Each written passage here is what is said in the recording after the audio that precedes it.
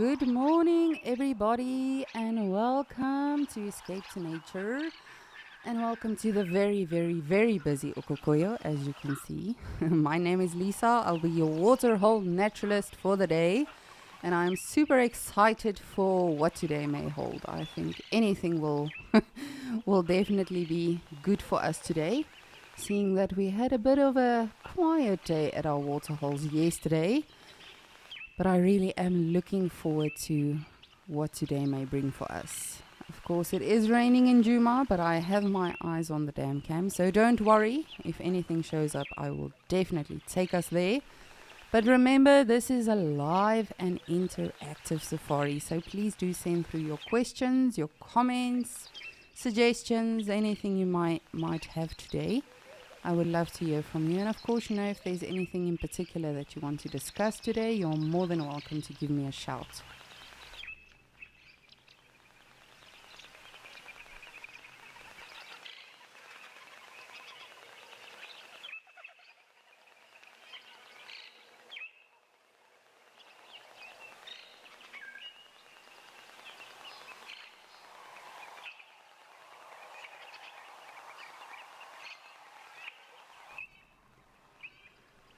So as I mentioned, unfortunately it is a bit gloomy in Juma, but hopefully the sun will come out for us today in Okukuyo and all of the animals will want to come for a swim. But what do I know? Let's take a look at today's weather.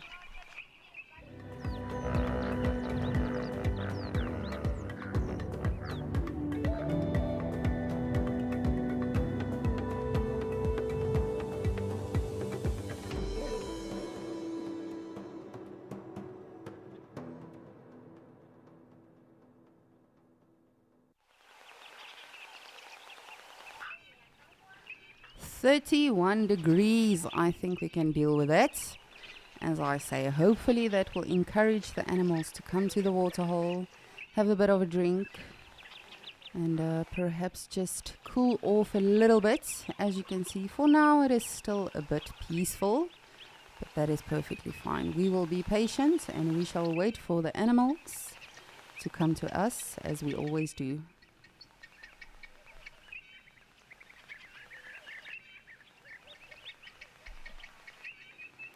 Marissa, good morning. Thank you so much for getting in touch with us. You are saying you are looking forward to the big and the small things today, as am I. Definitely want to have a look at what we can find, hopefully do some birding,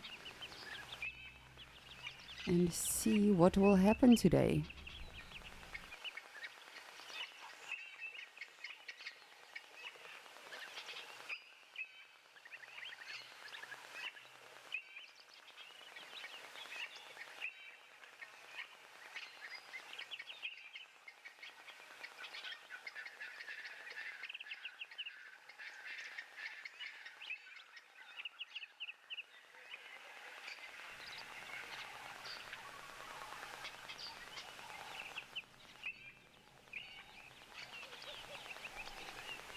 So just in front of our mini tree line, you can see we've got one springbok. We are off to a good start. Now, hopefully we'll see some lambs today. They really are adorable, as we have learned by now. And hopefully we'll get some zebras as well. I really do want to see a foal. It has been quite some time since we've seen a zebra foal. And I really would love to see some oryx.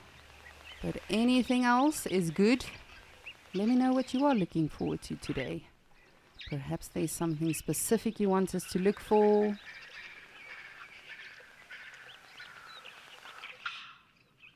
Anything really.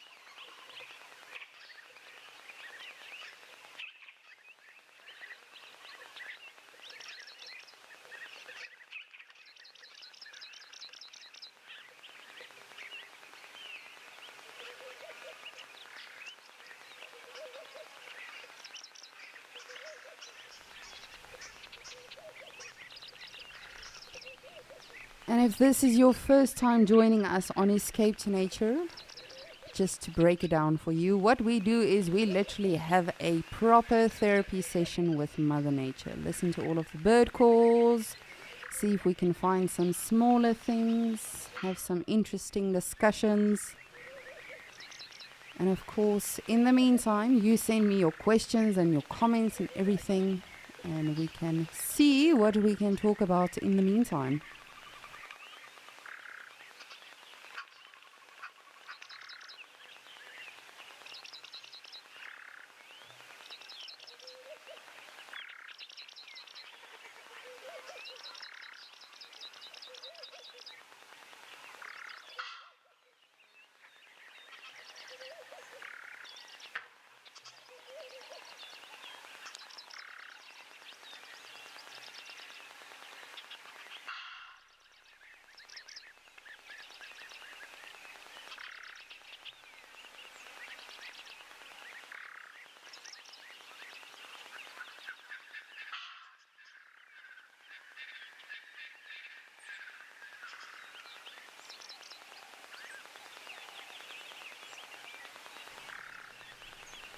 Moses, you would like to know how many birds are in southern Africa, if I understood correctly.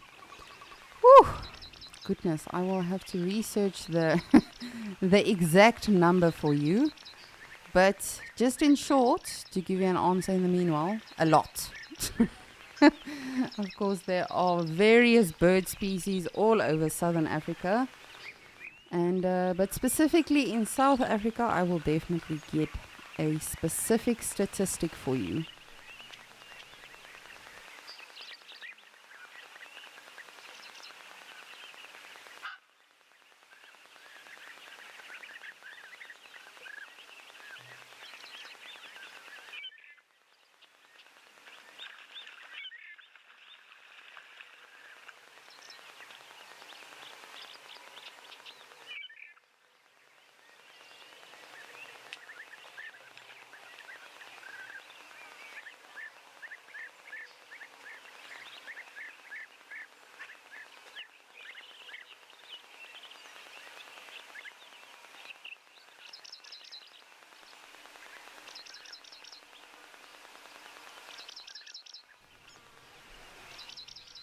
Alrighty, well, as I said, it's pretty quiet for now in Okokoyo, so I think let's head on over to Djuma and see what's happening on that side of the world.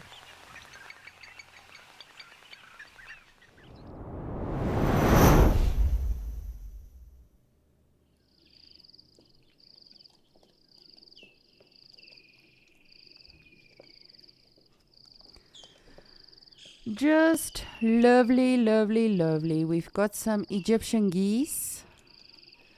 Of course, foraging for some seeds, getting their early breakfast, nice and healthy. I don't know if I want to eat seeds in the morning. I know it's healthy for you, but I mean really. Doesn't a cheesy omelette sound better?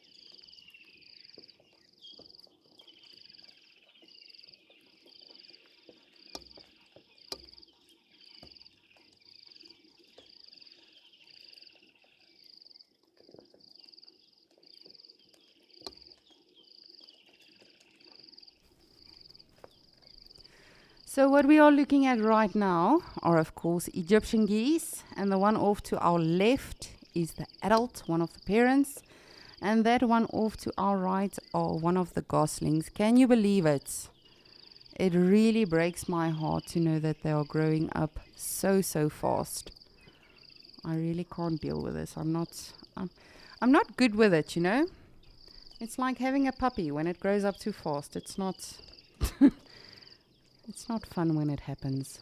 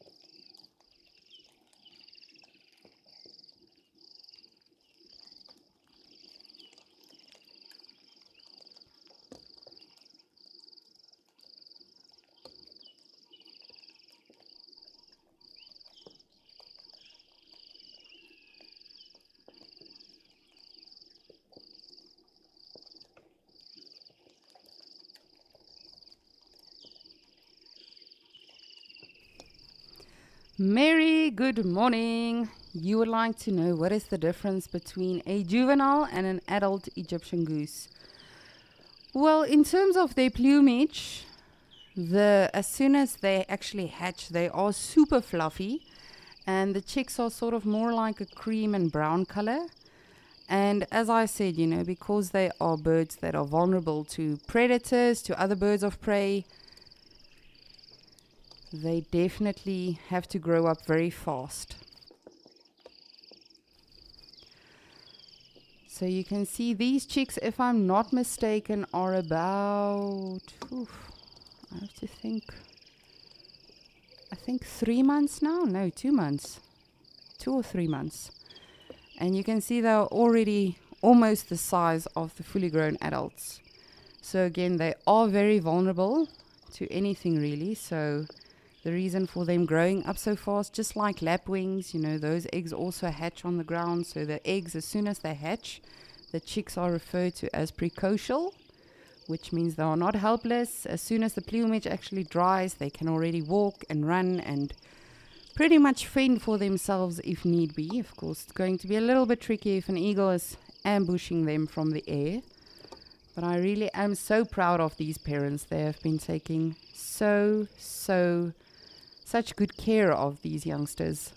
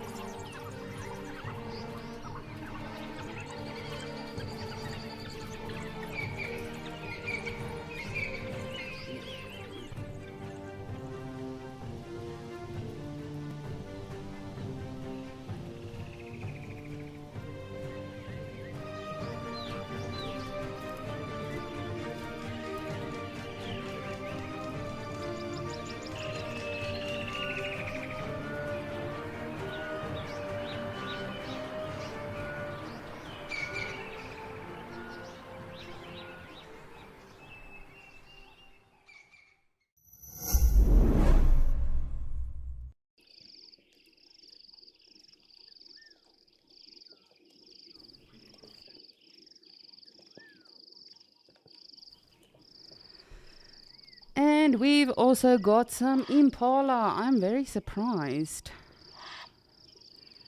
about the activity we are already experiencing today.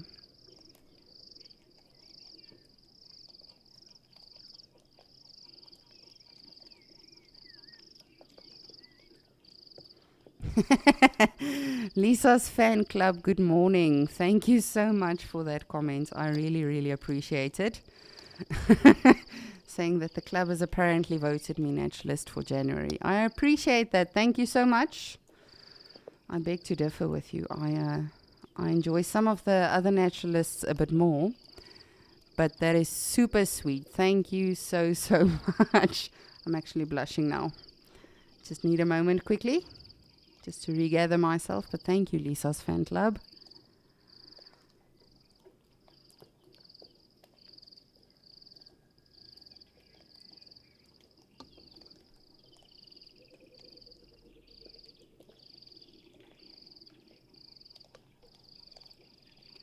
Quickly want to have a look, because it seems like the sun wants to come out. But of course it is raining as well. So in Afrikaans we refer to that as Jakkalstrou met wolfse vrou. When the sun is shining and when it's raining. I have no idea what you might call it in your language, but you're more than welcome to let me know. Hopefully I can pronounce it. That will be rather funny as well if I don't get it right. So perhaps we shouldn't go that route. Just bear with me. As always, I just want to check the vicinity. But I really am super thrilled that we already have the Egyptian geese on the move, the impalas.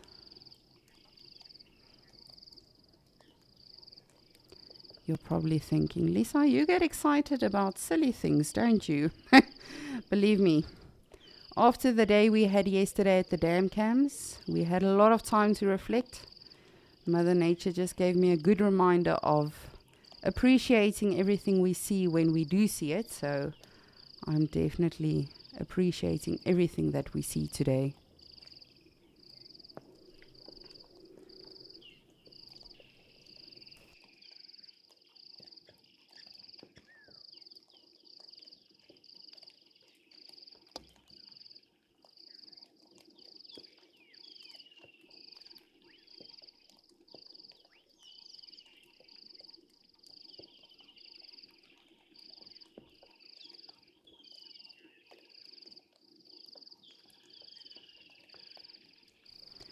Fred, you would like to know why is the mating season for impalas called rutting? So it's not. Rutting is when the males are challenging one another to establish dominance, to establish harems. But the actual, that happens before the actual mating season comes. So of course, after the rutting season, when there's been males that have been crowned the victors and the big and strong males, then they will take on their own harems, and of course then they will mate. You will, however, have other males that sort of sneakily intrude during that time, and mates with females in a harem that does not belong to them. But actual rutting is when the males are, sort of challenging one another around, specifically with the impala, when they are making that horrible noise, that when they are chasing each other around. So that is the difference between mating, rutting. Sparring, of course, is when the males physically fight with their horns. And that happens a lot during rutting season. But mating and rutting season is not the same thing. They fall very close together, though.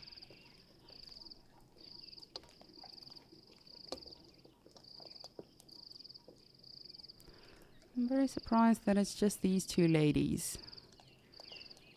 Probably the feminists of Djuma. We don't need any man to protect us. We'll take care of ourselves. Not the best idea, though. The less animals you are together, specifically animals that are potentially vulnerable to becoming a prey, they definitely have to be in larger numbers. I think it's a lot the same with humans as well. You know, if you're perhaps in a dodgy or a scary neighborhood, you'd much rather prefer going with a couple of friends as opposed to just going by yourself or with just one friend. But I guess two is better than one.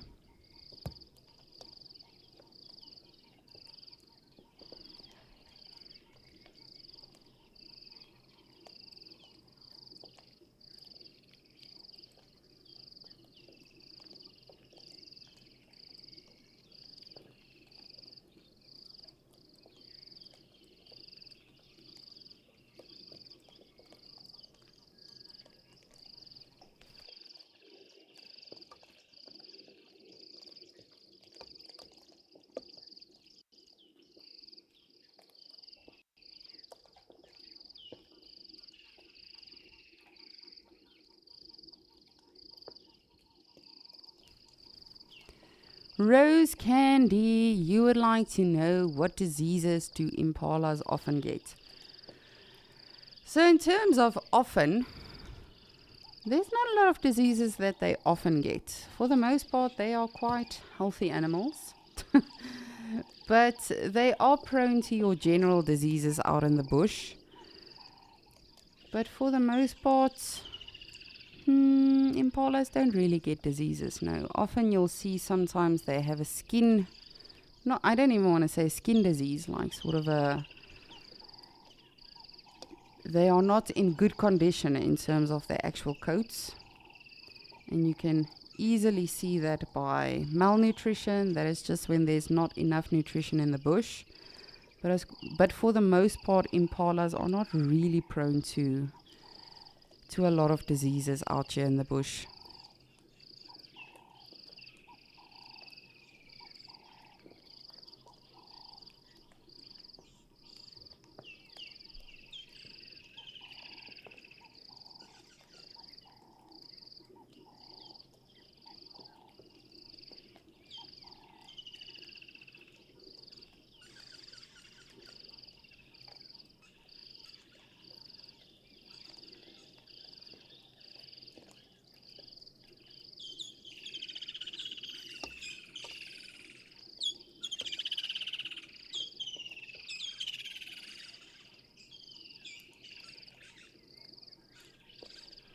And the kingfishers are teasing me again today. Yesterday I actually framed up on them beautifully. And of course, the moment we went live, they were not in sight any longer. So hopefully I can do that for us today. I think I must just stop overthinking it.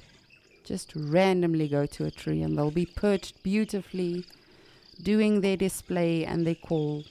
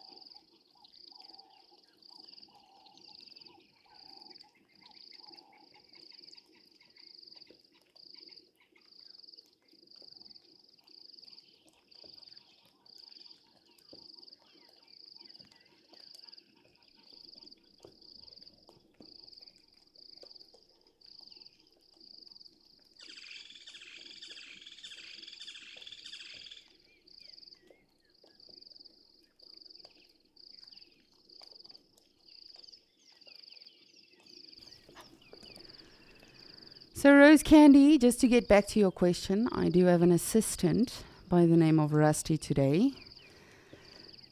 Two of the diseases that they can get is anthrax and foot and mouth. But just to get back to your question in terms of that they are really susceptible to or that they'll get often, impalas are very resilient animals. I know they seem very dainty, but those are often the animals that are not to be underestimated. So they can get those type of diseases, but it's not really all that common. I remember my first reserve that I actually worked on, there was 2 weeks of consecutive rainfall. Like every day it was just pouring down. And I think by the end of those 2 weeks we had, unfortunately, there were 100 impalas. I have to remember, this was like a good 10, 11 years ago. I think we lost 100 impala and something like 50 kudus. But that was not because they were ill or something. It was literally they died because of the cold. Because it was literally just raining the whole time. And as I've said, when it rains, animals tend to just sort of huddle into the bush, lie down, get their rest, save their energy, which is why I'm so pleased that we are actually seeing some impala active, even though it's just 2 of them. 2 is better than nothing at all. And as you can see, this one is busy regurgitating. So when you have days like that, when it is raining and it's very windy and it's cold and the animals are just sort of resting, they can, of course, just regurgitate their food to save their energy, to get as much nutrition as possible. And again, good stretch. That actually seemed very, very good. I got some satisfaction out of that stretch, lady. But yes, that is why I am super happy that we've got some impalas on the move. I'm worried that it's just 2 of them. But again, these might just be the feminists of Djuma. They are just doing their own thing. Perhaps they are not ready to commit to a whole harem and a ram yet. They are just figuring out what they want to do with their life.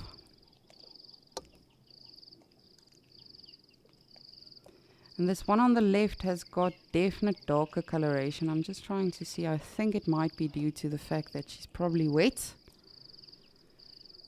It seems like it. I always feel so sorry for these animals when they have to sit in the rain and move in the rain and still do everything in the rain.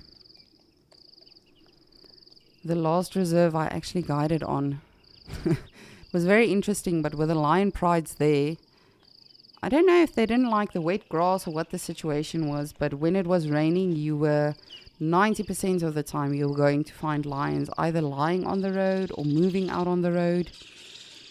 And particularly with those prides, it wasn't even just one pride, it was all of the lions on that reserve. They did not like lying in the wet grass.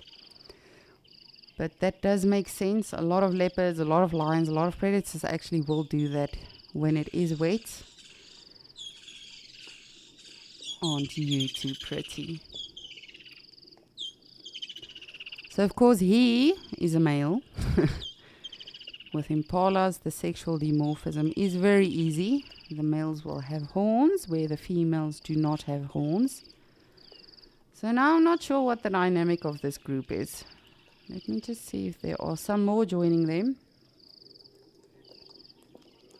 Perhaps they are the rebels in Djuma.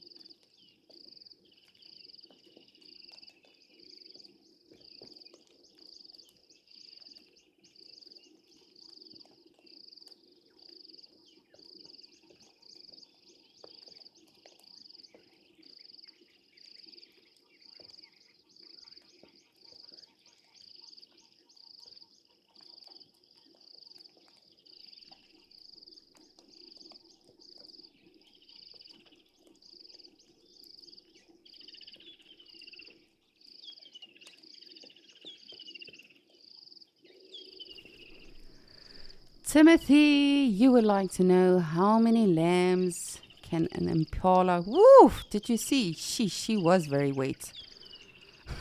How many lambs can a female give birth to? So generally in the rain season, they will just have one lamb. However, it has been recorded where, twins do occur. However, that is not a common occurrence. That is just Mother Nature's way of making a miracle happen every now and again. But for the most part, just one lamb every season, Timothy. And of course, they are rainfall lambers, or they have their offspring in the summertime or in the rainfall season, which generally here in this location in Sabi Sand, generally that falls anything from maybe October, but for the most part November, December, and that is the peak when your impalas, your nyalas, a lot of the antelope or a lot of the animals actually, that could be a prey or a happy meal to a predator, that is when they will have their young. And there's a lot of hypotheses around this. A lot of people say it's due to the rain that washes away the actual smell of afterbirth. So the predators can't smell that and get a hold of the little ones that quickly, which again is not a proven thing. For the most part, we believe it's due to the fact that with rain comes food, and then food will also be provided for the little ones, as well as the mommies who have now just given birth, lost condition. But they really are such underrated animals. I know I say that every single time we see them, but they are so resilient. And of course, they do unfortunately become prey or become food for a lot of predators, such as leopards. Leopards love impala. It's like the ideal size for them. It's not that difficult to hoist up into a tree. But lions as well, a lot of your other predators. One of my most memorable sightings actually was an impala female that had just given birth. And a python was in the area, and he just came slithering along, and unfortunately he got a hold of the lamb. So as we arrived to the scene, it was on Christmas Day. I think this was 2012, if I'm not mistaken, 2012 or 2013. As we got to the scene, he was busy swallowing the lamb.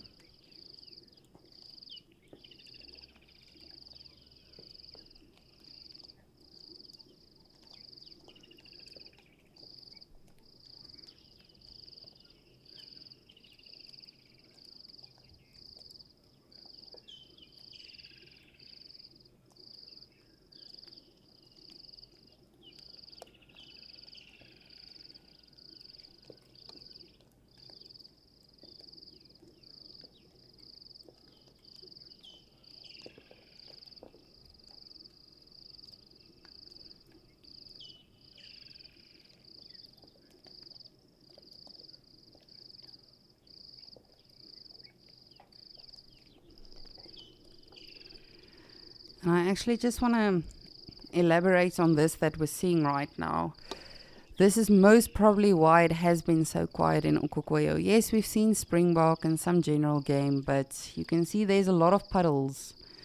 Not at the actual waterhole, but in the bush, in the grass for the animals. So that is what happens in rain season. Animals are no longer restricted to just come to one area and get their water from there. They've got water all around. So specifically something like elephants that are water dependent, they will then just thrive because there's berries, there's fruits, there's new grass, new leaves. So the rain really does wonders for, well, not just for the bush, for Mother Nature in general.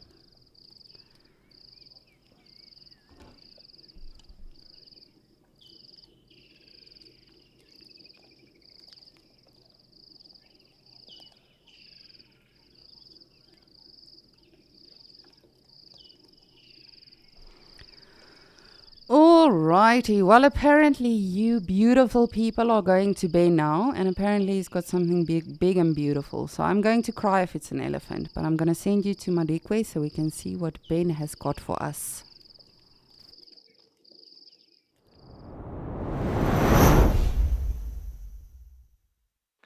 Good morning, everybody. I hope you are enjoying our Escape to Nature feed thus far, and welcome to Madikwe Game Reserve up in the northwest of South Africa, close to the Botswanan border. And we've started our somewhat wet, miserable and drizzly day with a beautiful pale chanting goshawk who is enjoying the views from atop his dead tree on his perch there. Highly unlikely to take flight under these conditions because, of course, being a bird, it's not really conducive to fly in the rain, especially when you're a big heavy bird like this, because it expends an awful lot of energy. It's like swimming when you've got your clothes on. It's not very easy. So quite what this individual is doing, we're not quite sure, just enjoying the view, I think. Possibly looking for a little rodent or something scurrying around in the grass beneath it. But I don't expect a great deal of movement from him or her anytime soon.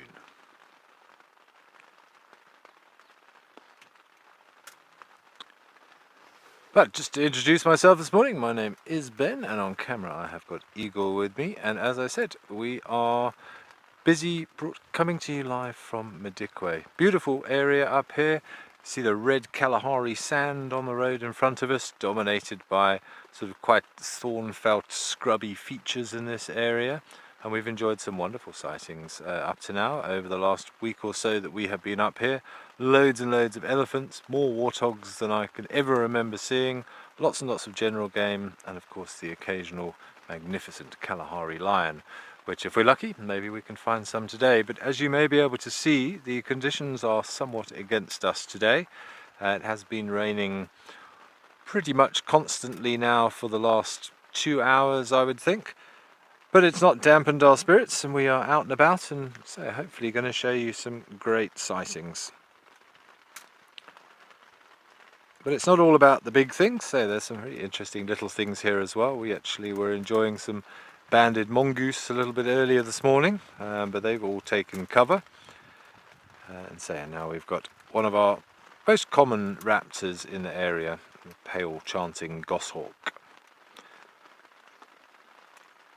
Somewhat specialised to sort of the western and central areas of South Africa. We have the dark chanting goshawks over in the Lowveld.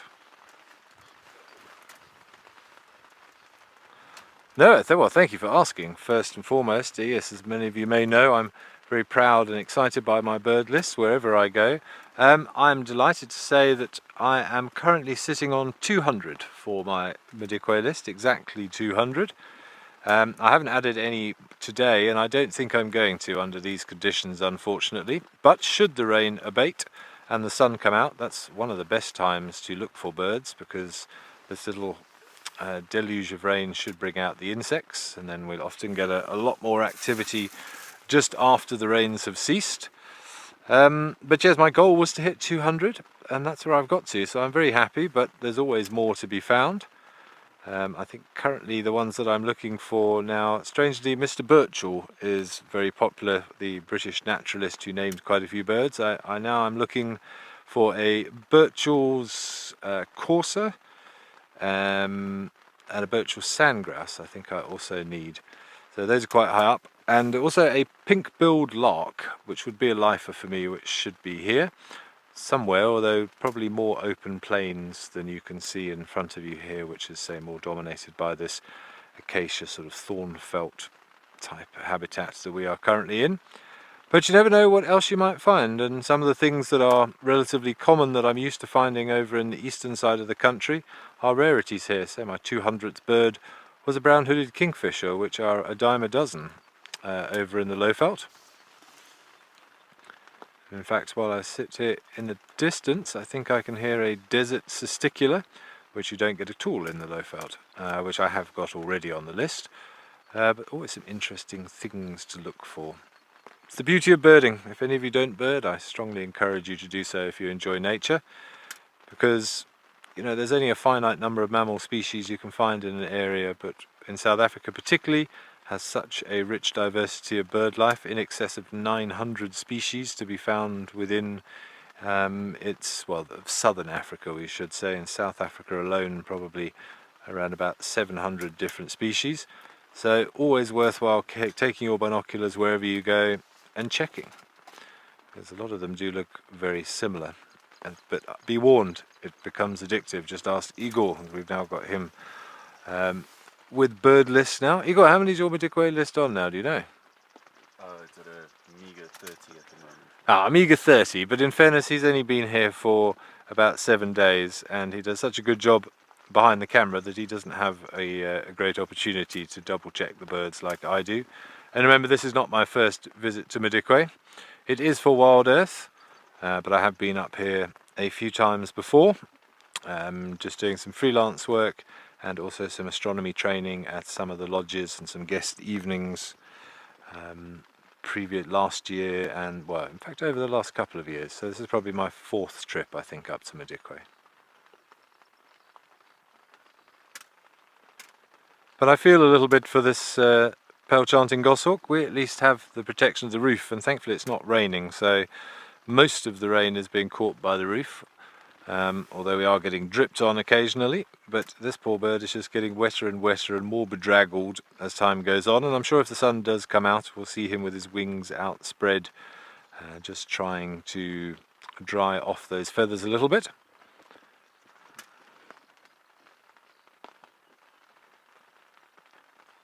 Of course, these birds are most well known for some of their associations with other animals, particularly the honey badger.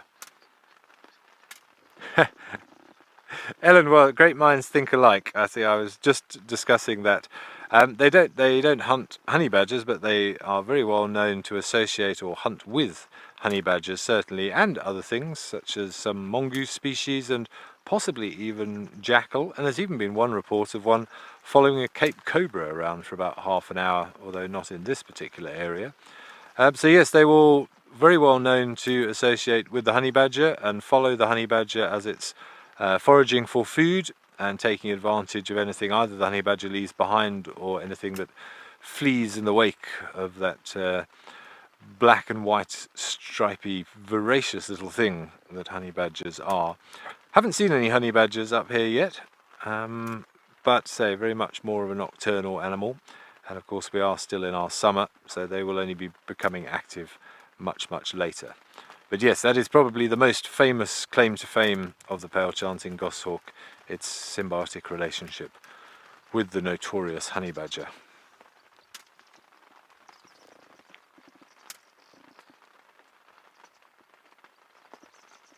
So if you guys do know the dark chanting goshawk from the eastern side of the country, this is very similar in appearance, but it is a little bit lighter, as the name would suggest, but still shares some of those characteristics in terms of the bright red legs and the bright red bill and that black cere that you can see. He's looking around at us, although I appreciate the light is not wonderful today.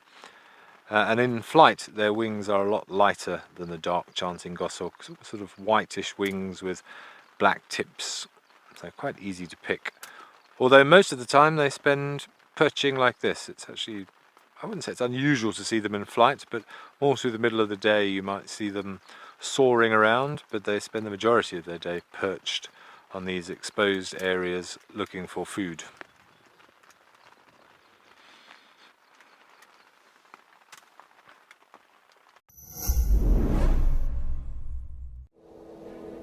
When was the last time you caught your breath? When were you last truly amazed? When last did you marvel at the wonder of nature? Wild Earth Epic Animal Encounters. Only available on the Wild Earth app.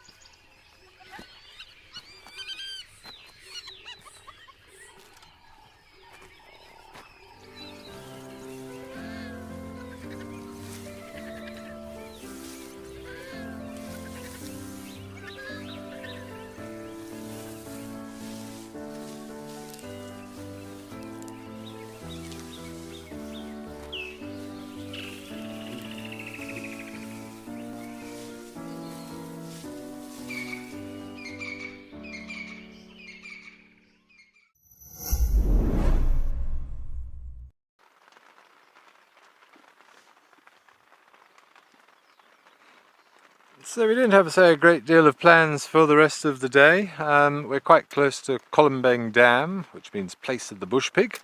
Not that we've seen any bush pigs here yet, but we'll go and have a look, although today is not a great day for checking the dams because obviously the animal's not under water stress when it's raining like this, but we will go and swing past, see what we can find. And then we were lucky enough to see a pride of lions yesterday afternoon, so we're going to head back into that area a little bit later. It's a bit far from where we are at the moment, but perhaps a little bit later on we'll take a swing past there and see if we can find any evidence.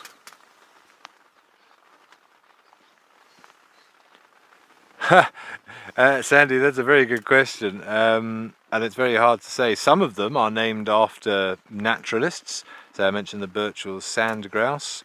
So William John Birchall was a British naturalist who documented quite a few things on his travels over here. I honestly forget what century he was even over here, but there are quite a few that are named after people. There's a Stark's lark, the Birchall starling, Levaillant's cesticula, and a Levaillant's cuckoo, so Monsieur Levaillant, who was a French naturalist. The rest of them I'm honestly not sure. Some of them are quite descriptive. Perhaps the Afrikaans names are even better because they are quite descriptive of what you're actually seeing. They tend to sort of look at the colours or the behaviour and name them after that. But those English names, I'm honestly not sure what sort of the history is. Some of them have onomatopoeic names, so that means they're sort of named after what they sound like. Where is it? That looks like a tawny-flanked prinia that just flew away. For example, the hoopoes are named after the noise they make. They go hoop hoop hoop.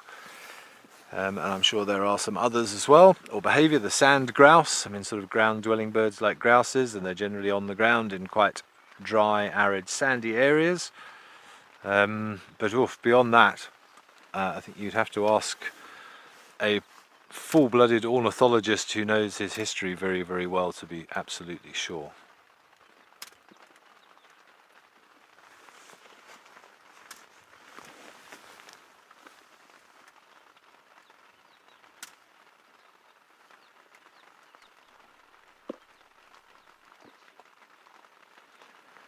Okay, we are going to continue in the rain, head towards Columbang Dam, see if there's anything happening there.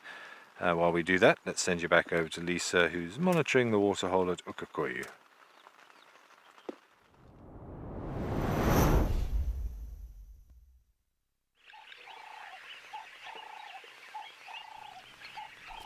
Thank you, Ben. Wonderful morning you are having so far.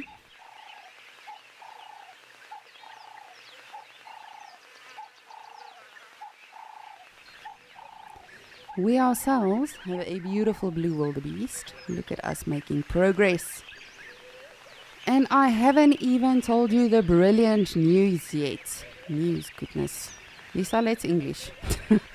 Yesterday afternoon late, we had a black rhino right underneath the dam cam. It was the most wonderful thing to see. And of course, I was just thrilled to know that they are still okay. They are still around. They haven't completely left us and forsaken us. But this wildebeest is just trying out. What should I do with my life today? Maybe I should chat up this springbok. Always so fascinating, the males, when they are hanging out with other animals.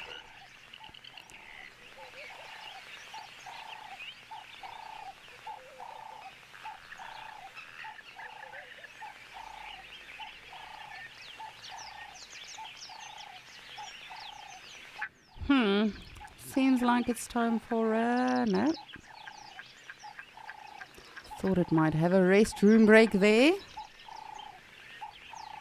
but it did not go as planned. And of course, these are not the wildebeests we see in Amakhala. Those are the black wildebeests. These ones that we'll see over here in Okukoyo, as well as Djuma and a lot of our other locations, those are blue wildebeests. And then they disappear behind a bush.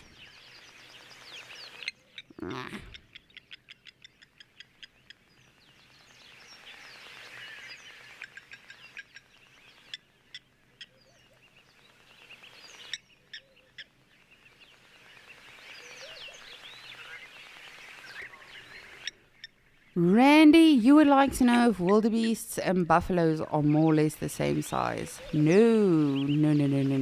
Wildebeests are like the second-hand buffalo. A lot of people confuse them due to their coloration and the horn structure and all of that.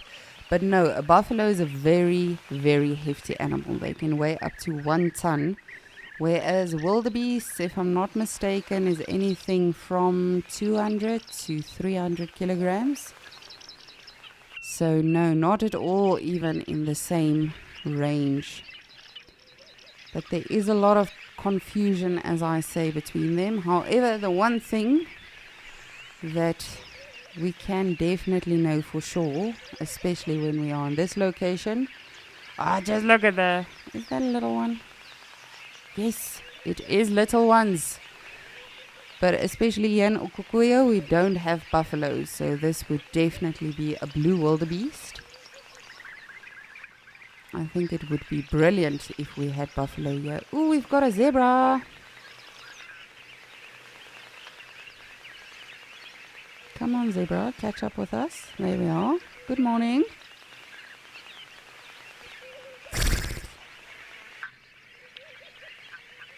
I like them. But there's definitely a lot more activity in comparison to yesterday. We've got some impala, springbok, wildebeest, zebras. So it's already turning out to be a super productive day for us here at Okukuyo. And remember to please send through any questions or comments you might have for us as naturalists. We would be more than happy to answer them for you.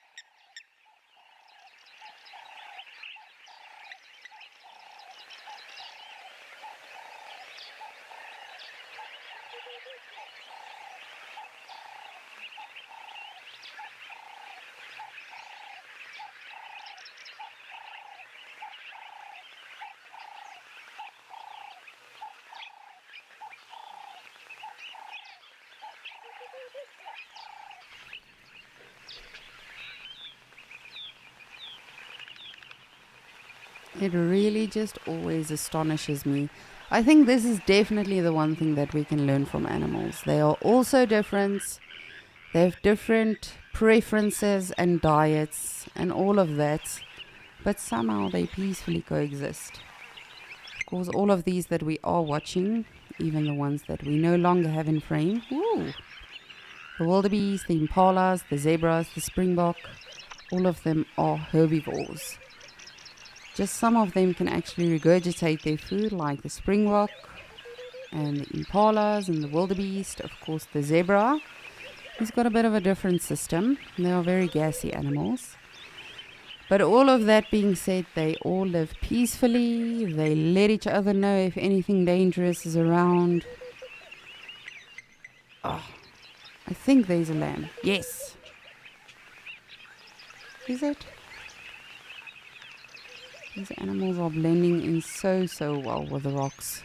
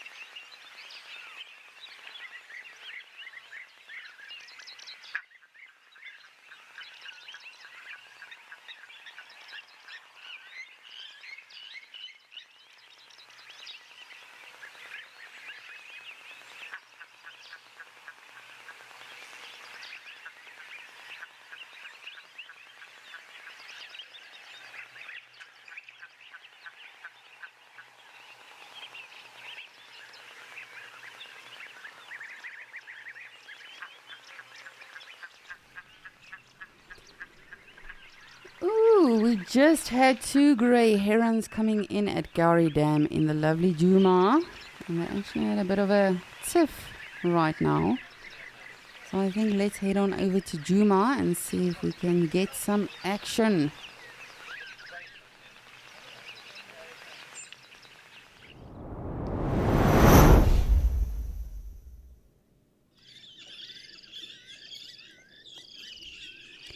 Not too sure where the other one is now. I just saw these two big birds coming in for landing, and initially I had hoped that it was birds of prey,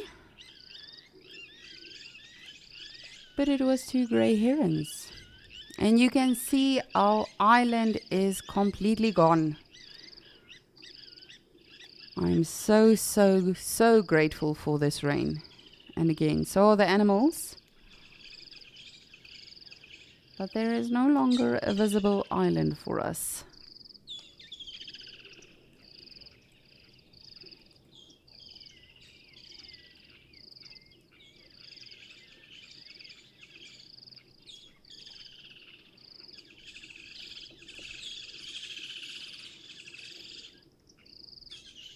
Oh, these kingfishers are rowdying today. Now this bird we currently are looking at is not a kingfisher. This is a grey heron, as I mentioned. And they really are absolutely fascinating birds. I think our record time that we had them on the dam cam in terms of hunting, we had 2 of them. But specifically the one that we had in frame for I think a good 10 minutes or so. Don't know who of you remember this, but we probably saw 7 kills just within those 10 minutes. So hopefully this one will give us a bit of a show too. And we know that they move stealthily. Nope, I won't be able to do that. If I want to eat, I want to eat now. No one has patience for that. But just like anything else in Mother Nature, there's method to the madness. Oh, goodness, you need a comb.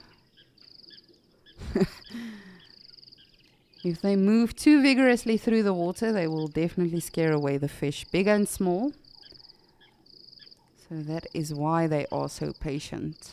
And it really does, of course, pay off. Oh, I would not be in the rain. I'm sorry.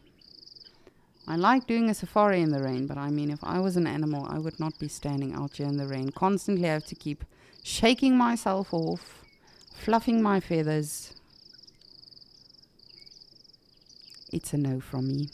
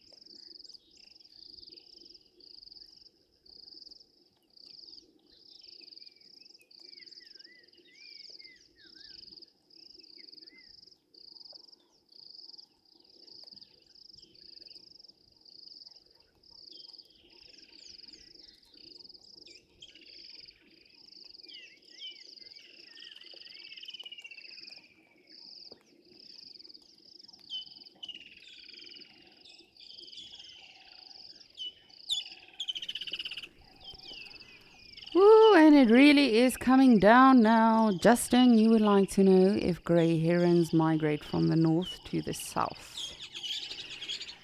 So, they are migratory north of the equator, but they are resident in South Africa. So I think in simple and in short to answer your question, yes. And it's a fairly common bird to see. It's not necessarily one that you will just see like the woodlands kingfisher in rain season. They are not that limited when it comes to their migratory patterns. If there's food around, they'll stick around.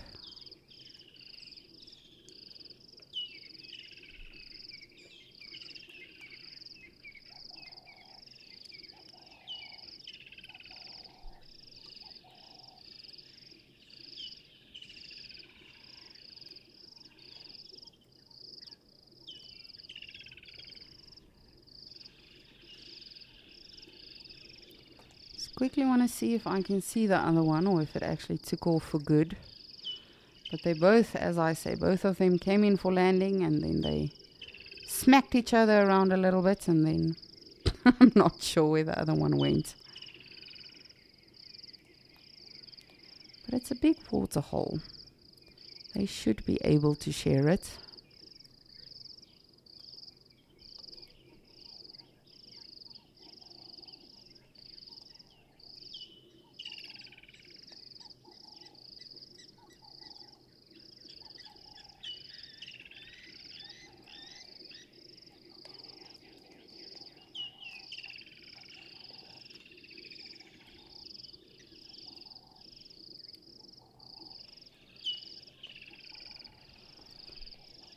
Ooh, we just had some more birds coming in for landing.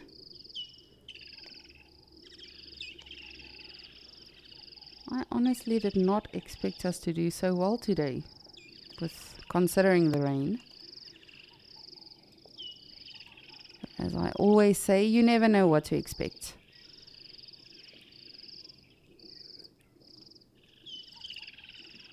I think it was just lapwings, I'm not too sure.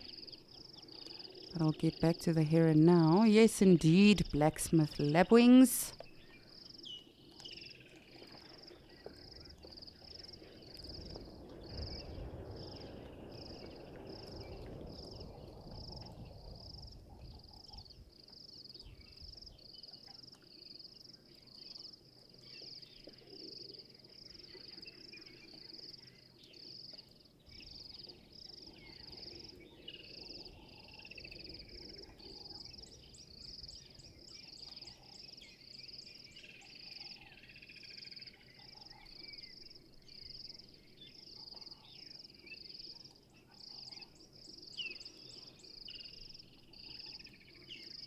My friend, I don't even know why you are still trying. If you are going to actively stand out in the rain, just get wet. And then as soon as you go underneath a tree or get some shelter somewhere, then you can do the whole feather thing. But no, there is of course a reason for him doing that. If he needs to take off for flight, whether it's because another heron's coming in or something happens, it gets a fright perhaps, or it just wants to leave. If he does not constantly shake and preen and clean the feathers, he might just be too heavy to actually take off.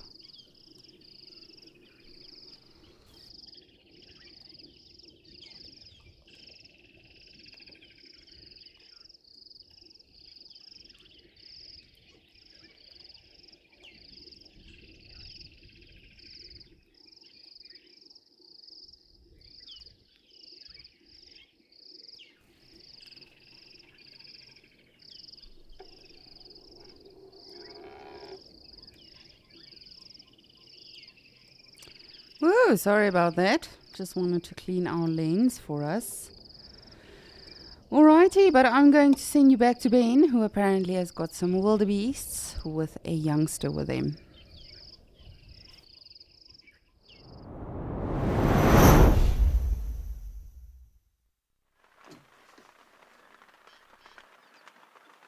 Alrighty, everybody. Well, we've made our way to Collenbang Dam, and just on the peripheries of the dam is a lovely herd of wildebeest with some calves. They're milling around, standing around in the rain, not doing a great deal, as most things are in these conditions.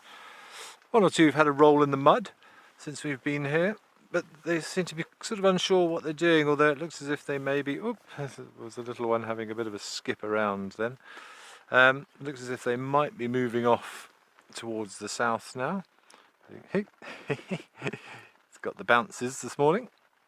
Boing, boing. Often happens actually when there is rain, you get some of these animals, particularly the youngsters, seem to enjoy it, and they have a little bit of extra energy, probably revelling in the fact that it's not oppressively warm like it normally is. And of course, wildebeest love rain and they respond to rain. That's how the Great Migration in East Africa happens. The animals follow the rain around, they can smell it, they can hear it, and they will move in response to it because they know that rain brings fresh grass, which is what it's all about if you're a wildebeest. Nice, short, nutritious grass.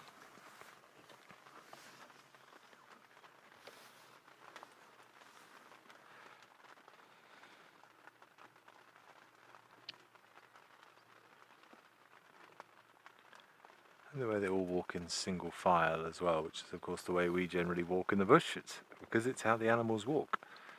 Easier to see one another, follow the path most travelled, rather than spreading out in a broad area, and you're far more likely to bump into something if you are walking in a broader sense. And you end up with these little caravans of animals.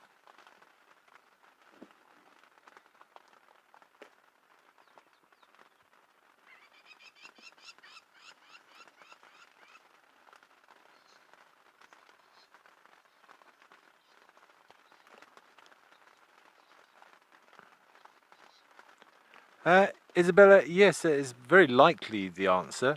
Their characteristic colour is this sort of darker, almost very dark brown to black, even though they're known as blue wildebeest, but in the right lights they do have this sort of blue sheen to them. But the calves are born fawn, which we think is just a better way for them to remain hidden in the grass and be less contrasty with the red grass. And by say, about 3 months of age they have developed a darker coat. Whether or not it's specifically melanin, I honestly don't know for sure. Difficult to say, because the females also are very dark in colour as well, so there's not a dimorphism, for example, that you see in an Inyala, where the males are that dark charcoal grey colour and the females are orange with the stripes. So whether or not it's a genetic thing or an excess of melanin, that I'm not 100% sure.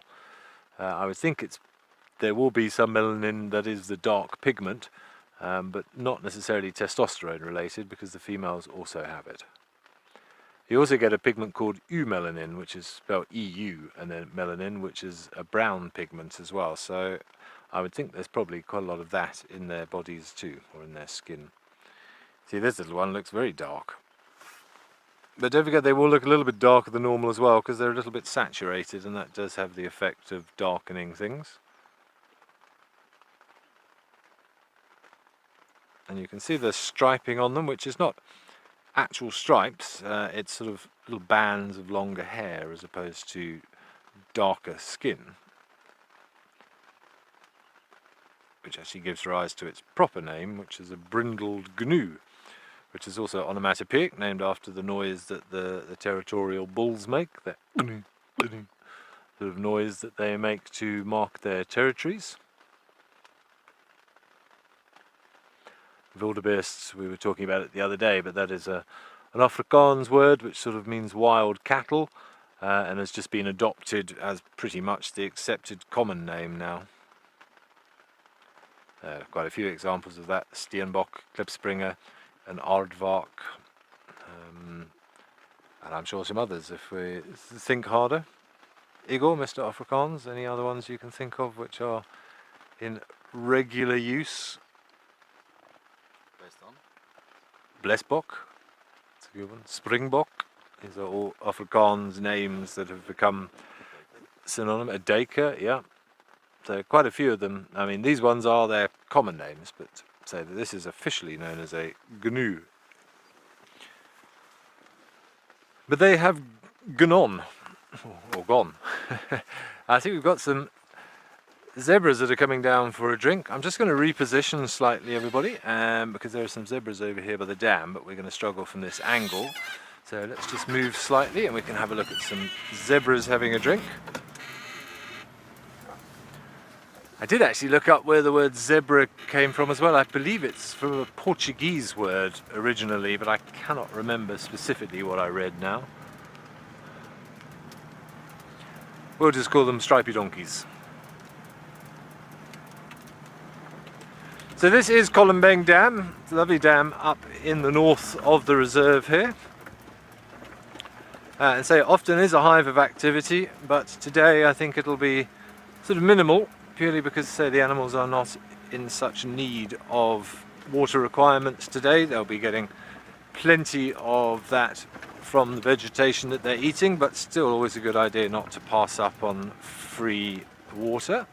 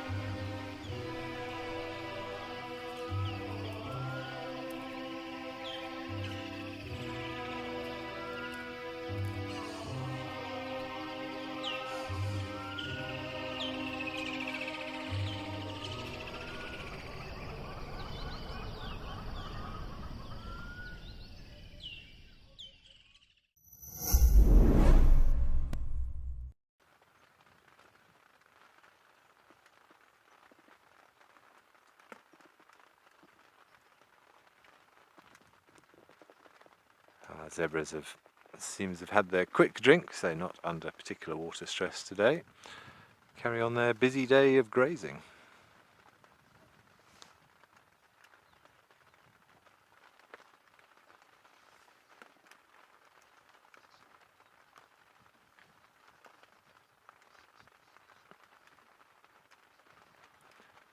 Evelyn, they don't really operate with a sort of specific sentry system, but inevitably that will be the case. You'll find that the stallion, because remember, a little group of zebras like this was 9 times out of 10 is going to be a stallion with his group of mares and his offspring, his sub-adult offspring there.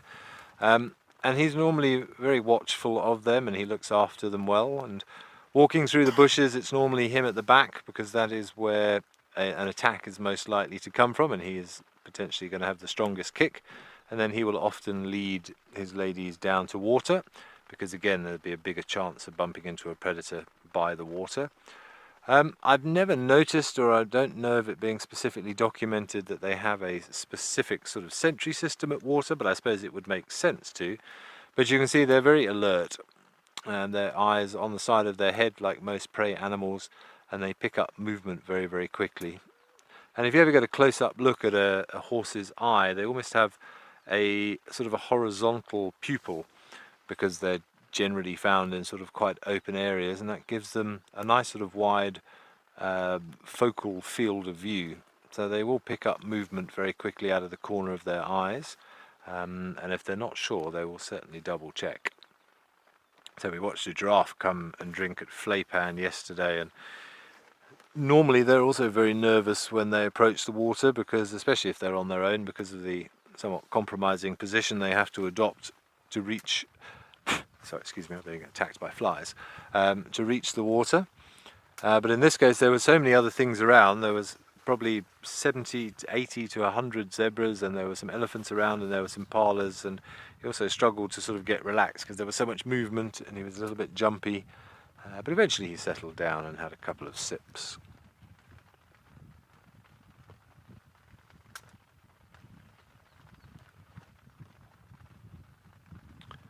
But it seems everybody has moved off. There's a couple of birds flitting around.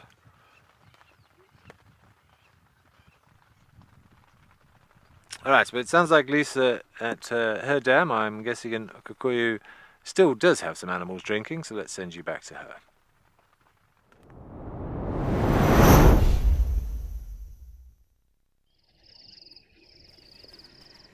Ben, our animals in Okukoyo are still slowly approaching the waterhole. So for now we are watching the beautiful impalas, or the rebels as I like to call them, here in Djuma, but they seem to be very alert about something. So we'll just see if we can have a listen out.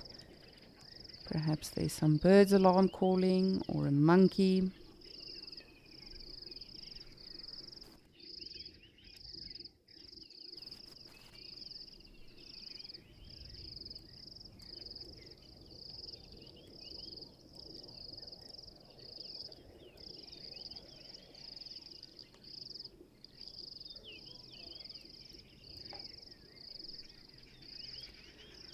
Just bear with me, I just want to have a look to see if I can actually see something that they might be spotting. It might just be that they are in fact hearing other impalas alarm call, or as I said, a monkey or a bird, but they are definitely not happy about something.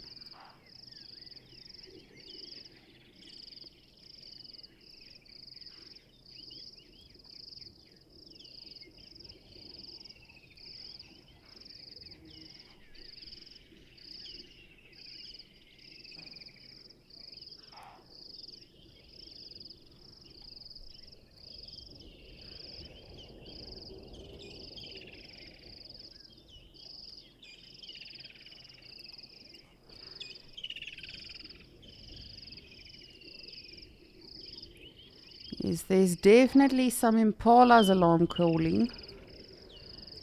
It doesn't sound too close by, but it also doesn't sound too far away. And of course these guys are responding.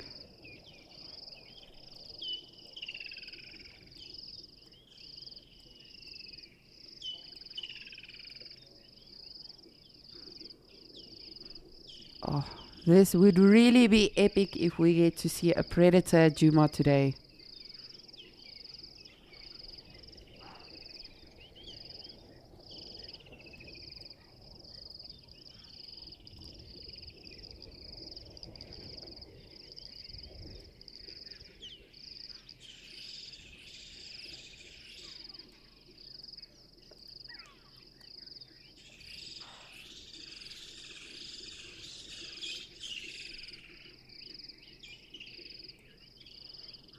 You can hear the birds are also now going a little crazy. I'm just scared that if I look for the predator, then we miss something with the impalas. I'll just slowly have a look around.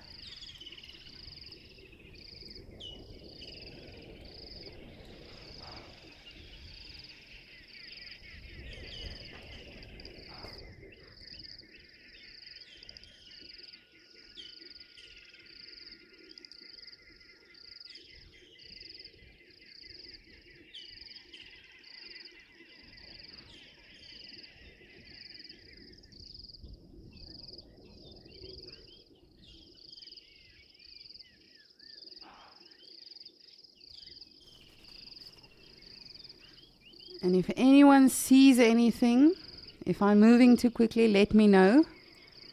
Of course, teamwork makes the dream work. Perhaps you see some movement somewhere. Just give me a shout. But I've got my eyes peeled and I'm ready for action.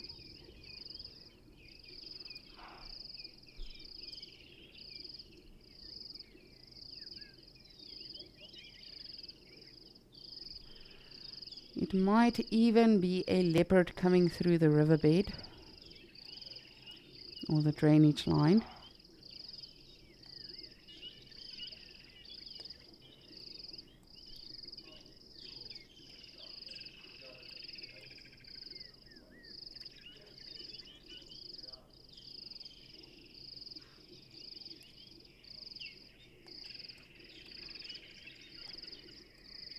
Right, just bear with me. I'm going to have a closer look to see if we can't see anything moving through the bushes, perhaps coming from the drainage line. This is exciting.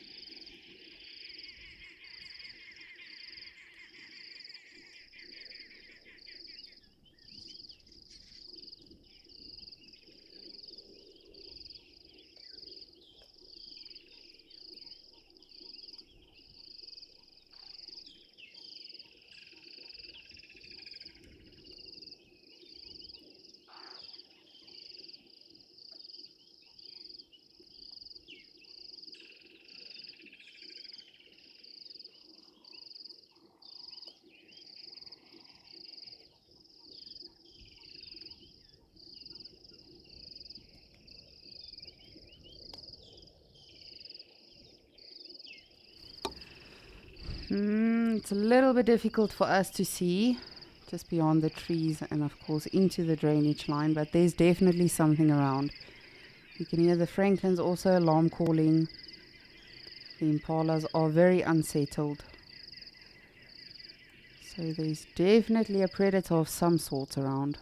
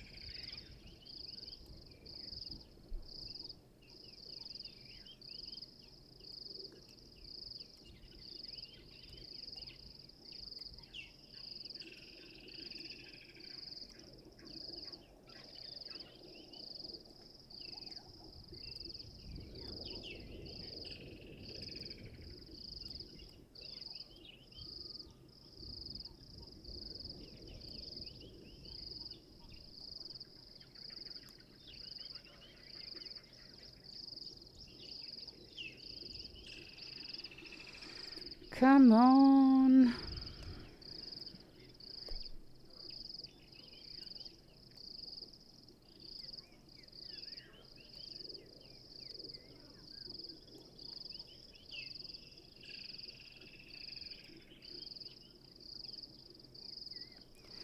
No, there's definitely something going on. The francolins are still calling. But of course, the thing about leopards are they are very, very elusive. They might just be under a shrub or in the bush. But we're definitely going to keep our eyes on the situation. You never know.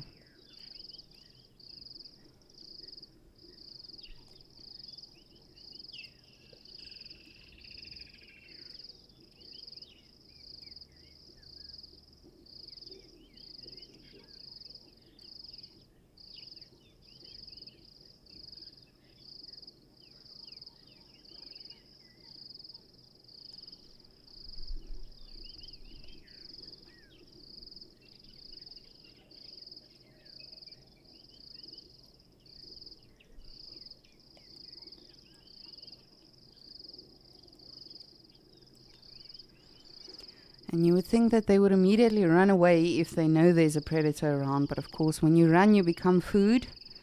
And by alarm calling, they've let the predator know, listen, we've seen you, we've spotted you. Again, I have no idea what might be around. It could be a leopard, could be lions. It could just be the wind. Animals are very on edge when it is a little bit windy and the weather is like this, because they can't exactly pinpoint where noises and smells and things are coming from. However, it is not as bad as it has been the past few days. So I definitely think, and I hope, of course, that they are onto something and that there is in fact a predator around.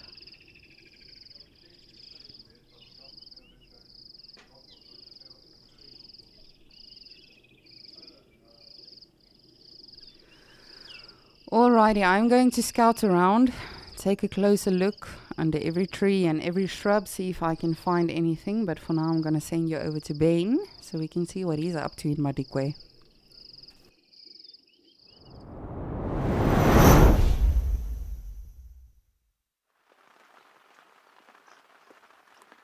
Yes, so welcome back to Kolomeng Dam. We've got no mammal activity, but we've got a little common sandpiper who's very close to the car, probably only about 7 or 8 meters away from us. We're sitting here quietly and he's sneaking up on us.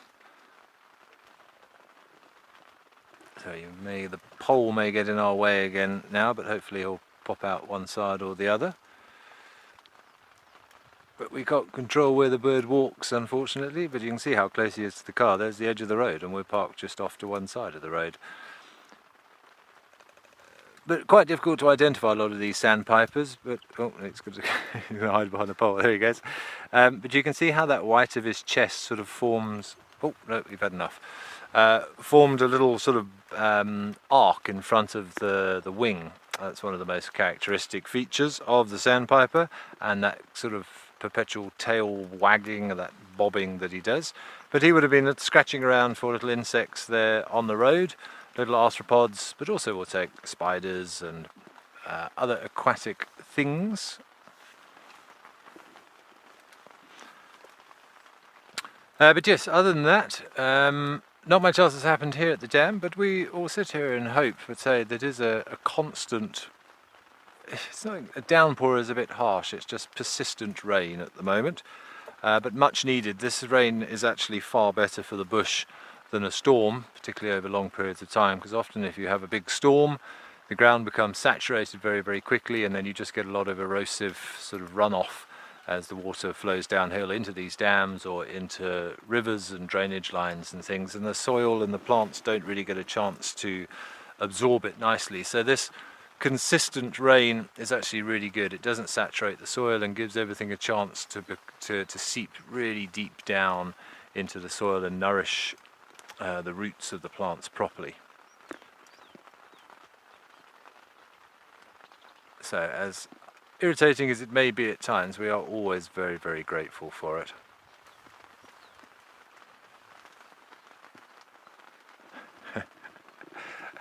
Calvin, well, there's not much they could really do. Hide under a tree is about as good as it gets. There is no other alternative here. Yeah, that is literally their only option. And obviously in an area like this where there aren't that many big trees, there's shepherd's trees, which if we scan the horizon for you, you can probably see some of the taller, darker trees. There we go, there's one. There's little shepherd trees, often in association with termite mounds as well. You can see one just off to the right there. Although the tree has probably sprung up because of the termite mound there, because that's become a little bit of a nutrient hotspot. Those are often where we find animals lying up during the heat of the day or in the rain, because there's very few other places to shelter here. Of course, we do have a lot of dense thickets of sicklebush and other acacia scrub things. We have little blackthorn thickets, we have umbrella thorn thickets, buffalo thorn thickets, which will provide a lot of respite as well. But, excuse me, but beyond that, there's not much else. So find shade. There are a few caves here on Madikwe as well. We have an area we call the Bat Caves, which I'm sure we'll show you at some point, which will provide perfect shelter for some things. But other than that, they get wet. But don't forget, we complain about the rain, but we are waterproof. Our skin is waterproof. We don't drown just if it's raining, thankfully. And the animals are quite used to it, and they probably welcome it to some extent as well. Often, you know, there'll be some activity. If it's really consistent rain, then they'll often just lie down and suck it up, to be honest. There is no alternative. I'd say it's good for them. It gives them a good clean, gets rid of some of that dust, and it does create not only areas of seasonal water, which is perfect for mud bathing and for drinking. That means you don't have to traipse across the landscape to an established perennial water source. But say that ability to roll around in the mud, and we often see animals doing that. The wildebeest we were watching earlier, a couple of them were having a bit of a roll around in the mud, and that's good to help dislodge parasites and everything else.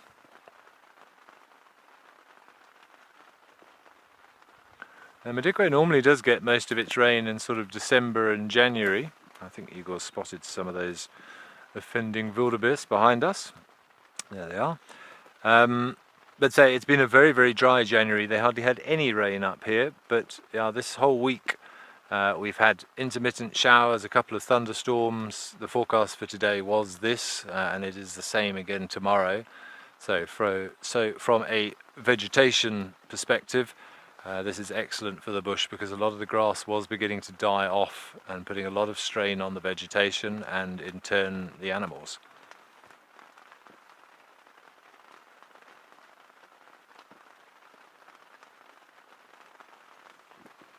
A little calf with a little bit of zoomies again.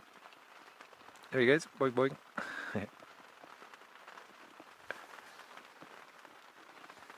And of course it's perfect weather for the predators, they don't mind. It's great hunting weather for the cats, covers their sound, covers their scent. If there's strong winds, it'll cover their movement as well, and sort of this rain almost sort of pins the scent to the ground so it doesn't travel so far. I remember one time when I was working down in KwaZulu-Natal, we had heavy rain for about 3 days, and we'd spotted the lions from the lodge in an area we couldn't get to. They were on a sort of a rocky hillside. They were there for about 2 days. They didn't move. They just hunkered down, curled up into a ball, and just waited the storm out. But eventually, an animal has to move. It has to eat. So they can't just hide inside and watch TV and hide under the duvet, unfortunately.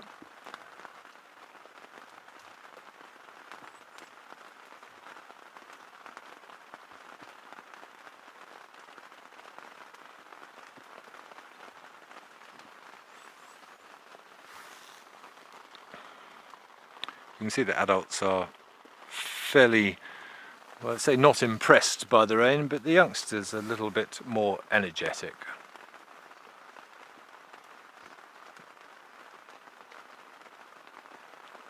Sorry, I didn't catch the name there, Tadiwa. Could you just repeat it for me?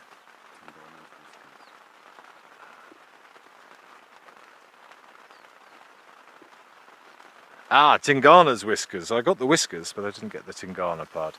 Some of them do. I honestly don't know which species we have here that originated in Australia or are also found in Australia, or how they ended up here, whether it was from explorers going from one way or the other. But yes, I believe there are some birds that also do occur in the West, and we have the same situation with a lot of vegetation as well. Of course, way back when the continents were all together as part of Gondwana before they split, Africa was adjoined to Australia, and there is similar geology on the west coast of Australia as the east coast of Africa, and similar vegetation types to be found there. I know I'm sort of avoiding the topic, but I honestly don't know the answer to that one. But that leads me on to one of my favourite irks of this rather, and I hope I don't offend anyone by saying so, but in my opinion pointless debate about the name of acacia trees, which we have had to change because of Australia's have decided that they wanted to use acacia because in terms of species diversity they have more acacias than we do. But that all stems from the fact that the rock types are similar, and I suppose quite literally, the seeds of those plants were planted millions of years ago. And that's why we both have them. The difference is ours having thorns and spines as a defence to large herbivores, of which Australia has none. So a nice example of evolution there, that our trees have had to develop a way to defend themselves from giraffe and kudu and inyala and black rhinos and all the other things that feed off trees. And then so the one that really gripes me is the fact that the word acacia, that is now only an Australian tree, actually comes from the Latin meaning thorn, and none of theirs have thorns. So no offence to any Australians watching, but yeah, that's kind of the kicker of the argument for me. But interesting to see how things have changed, and how the world has split, but yet we are all still connected. I shall take this back to an astronomical conversation I had with somebody recently as well. With some of you may know the very famous little star cluster called the Pleiades, or the Seven Sisters. And there was an article I read that how strange it is that something like about 15 different cultures, when discussing their cultural beliefs and the cultural stories behind that little group of stars, are the 7 females of some description. And we have Bushman and Khoisan sort of star lore dating back many thousands of years with those stories, and assuming that they were indeed the first people here, it is thought by many that that may be the oldest story of them all up in the stars. And as people left Africa and explored new continents and new areas and met new civilizations, those stories were passed on and adopted and adapted by different cultures. Because it is strange how almost every culture sees that little group of stars as a group of 7 women, even though you can only actually see 6 with the naked eye these days. But way back when, it was thought that you could actually see 7. The difference is that over many thousands of years, tens of thousands of years, the stars, which are moving very slowly from our perspective, have actually, 2 of them have become very close together, so to the naked eye they only look like 1 now. But through binoculars, if you do look at that area, which is high and prominent in the sky at the moment close to Taurus, you'll actually see that it's a group of about 500 baby stars, or baby astronomically speaking, a few million years old, that are just starting their cosmic journey. What we call an open cluster. But back to more relevant hands, we have some zebra. One having a bit of a good scratch under the chin.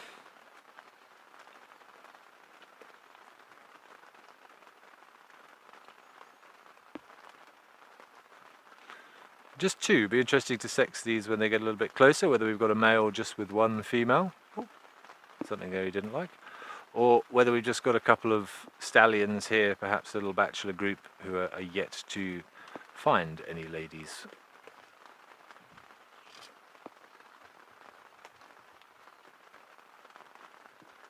Oh, no, I see another one coming from the right as well.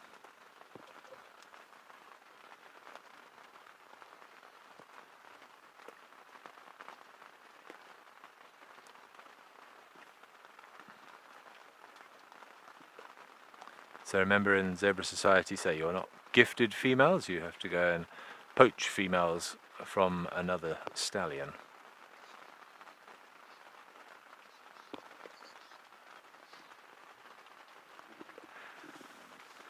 Paul, no, I wouldn't suggest you stargaze in the rain, because rain is synonymous with cloud cover, and if there's cloud cover, you won't see any stars, unfortunately. So best conditions, obviously the darkest skies are as possible, so far away from light pollution, which is measured on the Bortle scale.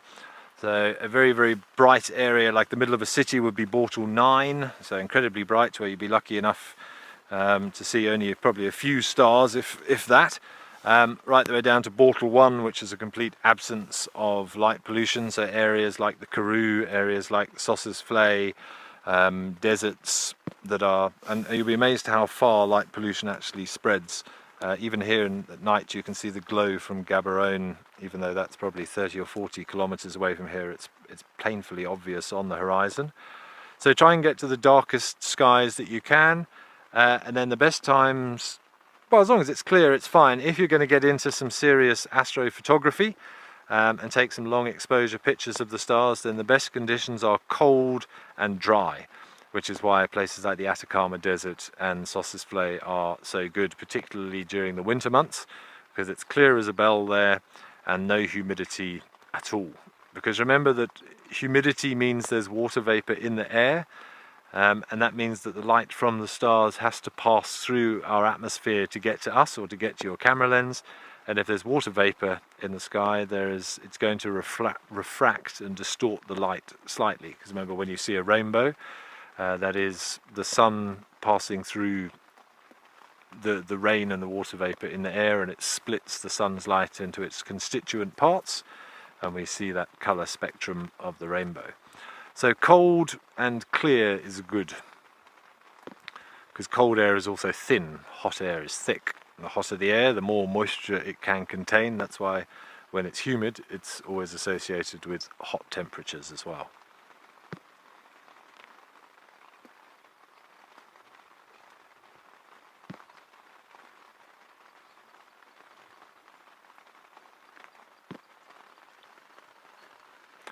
So Nadia, I got your question about the full moon. I didn't quite catch all of it. Excuse me, I've got some water in my ears and it's distorting the messages coming through. Could you just repeat it again for me?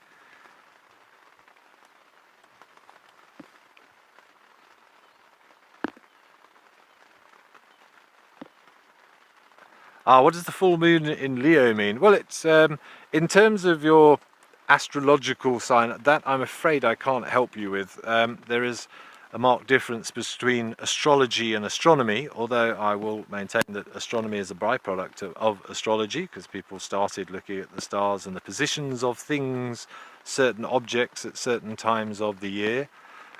It will mean at the moment that the full moon is in the constellation of Leo, or the behind the moon is Leo. So it's sort of the background of the full moon at the moment, but remember that perspective changes every full moon. It will be slightly different because our orientation has changed and we have moved a little bit further around the sun 1 month later, or 28.5 days later, when you do see the full moon. In terms of your specific character traits, I'm afraid I'm not really qualified to tell you of that, but that is sort of the origin of this idea of the zodiac signs. So theoretically, if you find yourself being a Pisces or a Virgo or a Leo or a Taurus or whatever constellation or star sign you might be, it just means that on the day that you were born, that were you able to look up directly at the sun, which I don't recommend you do under any circumstances, and see the stars behind the sun, because remember the stars are still there, we just can't see them because the gases in the atmosphere are scattering the light, making the sky look blue, but the stars are still there. But I, for example, am a Virgo, so by that rationale, if I went outside on my birthday, blocked out the light of the sun, in the sky behind the sun would be the constellation of Virgo. Obviously the upshot of that does mean that when the sun sets, so does your constellation, because as the Earth turns, our perspective changes. So ironically, you can't actually see your star sign really on your birthday. The best time to see it will be 6 months later. But you can have a look at tables now, because say the astrological star signs are a little bit different from actually where the sun is now, because of various factors such as precession, the Earth's wobble. So actually, if I look at where the sun is now on my birthday, or was when I was born, I am actually a Leo in terms of where the sun was, although in the sort of traditional dates I'm considered a Virgo. But I'm afraid I don't really know what that means about me. I'm just me.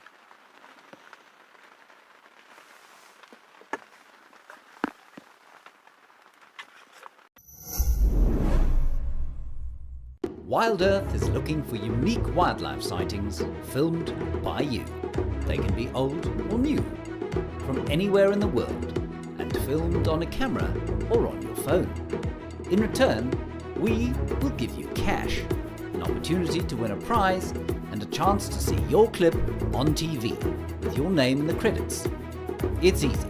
Head over to wildearth.tv/content to find out more.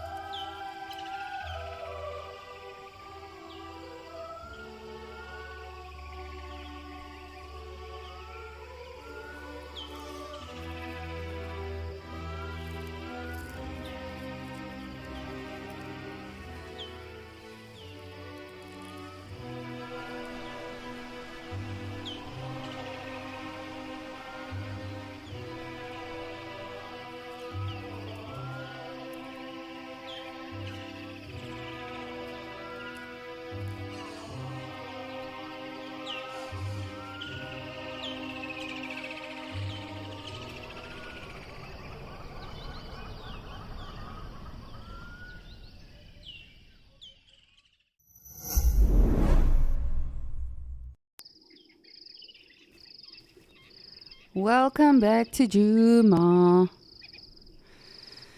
So, the impalas have calmed down, unfortunately. And the birds also are no longer alarm calling. I did check absolutely everywhere I could to see if I can see any movement. But as you can see, everything seems back to normal. However, we will, of course, keep an eye on the drainage line and that sort of area. You never know. If it was something, it might stick around for the day. It might come for water. So we will definitely keep an eye out. But as I say, they really have calmed down now. Sadly, I really was hoping for a leopard to come leaping out of the bush and Tan tan tan. But not yet. You never know. We still have time. The day is but a mere lamb.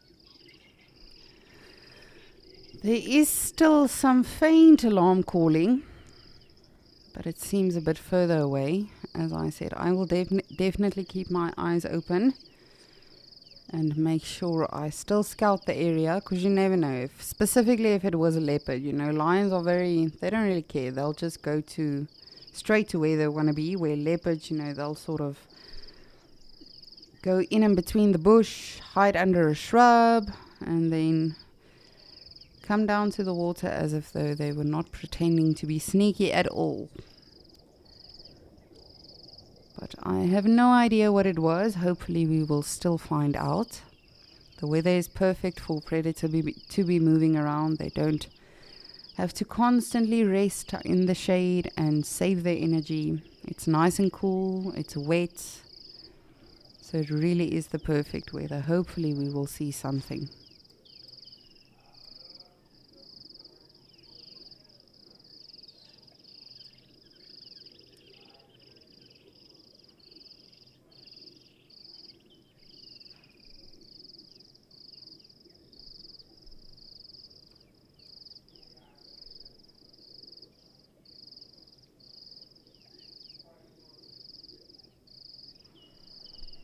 Luckily, our grey heron is still around.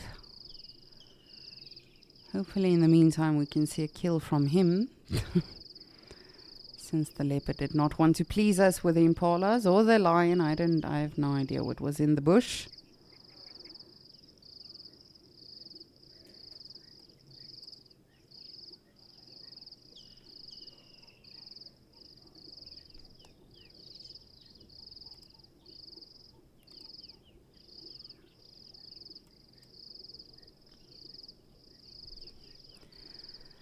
Ian, you would like to know if herons ever hunt terrapins. For the most part, these guys like amphibians and fish, but never say never. Anything is possible in the wild. However, that being said, terrapins in general is not something you see predated on often.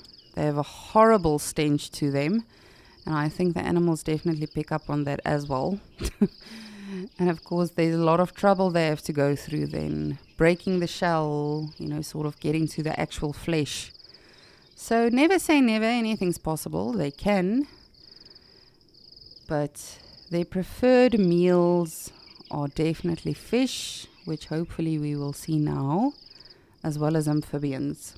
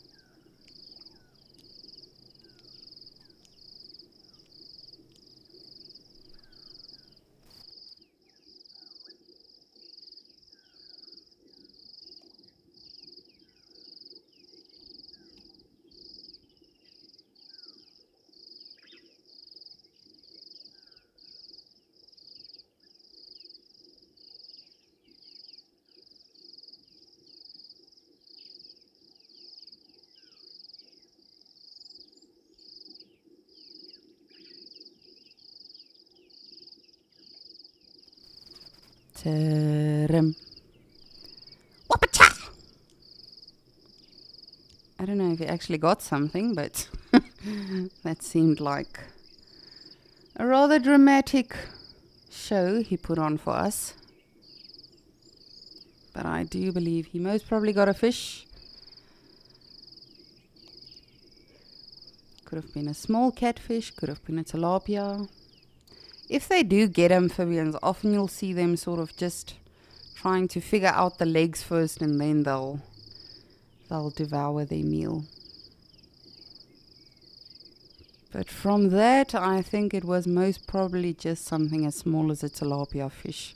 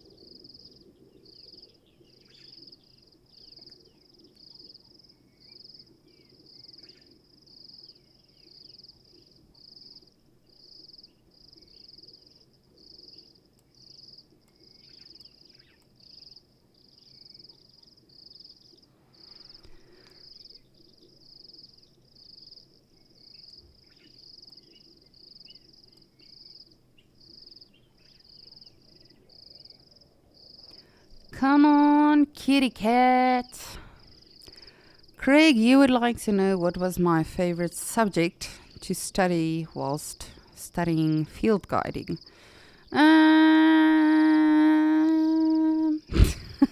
It seems like forever ago.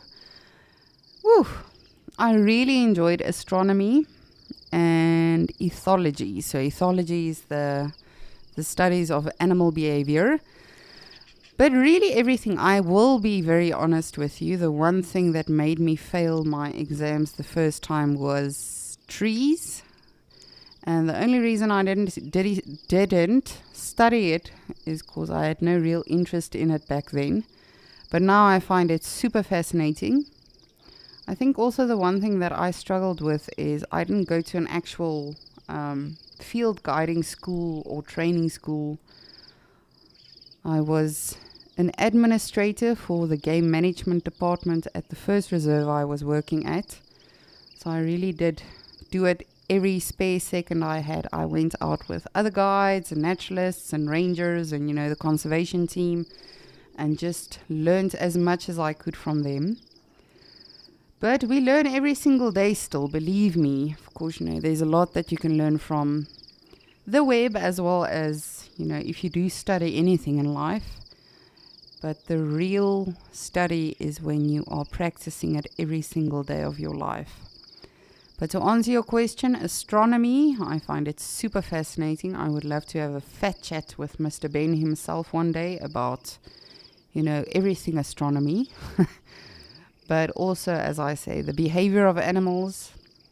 But really everything, I always have my guiding book with me as well, the one that we study to get an actual qualification and that we have to write exams on. And the thing with, woo, did we get something?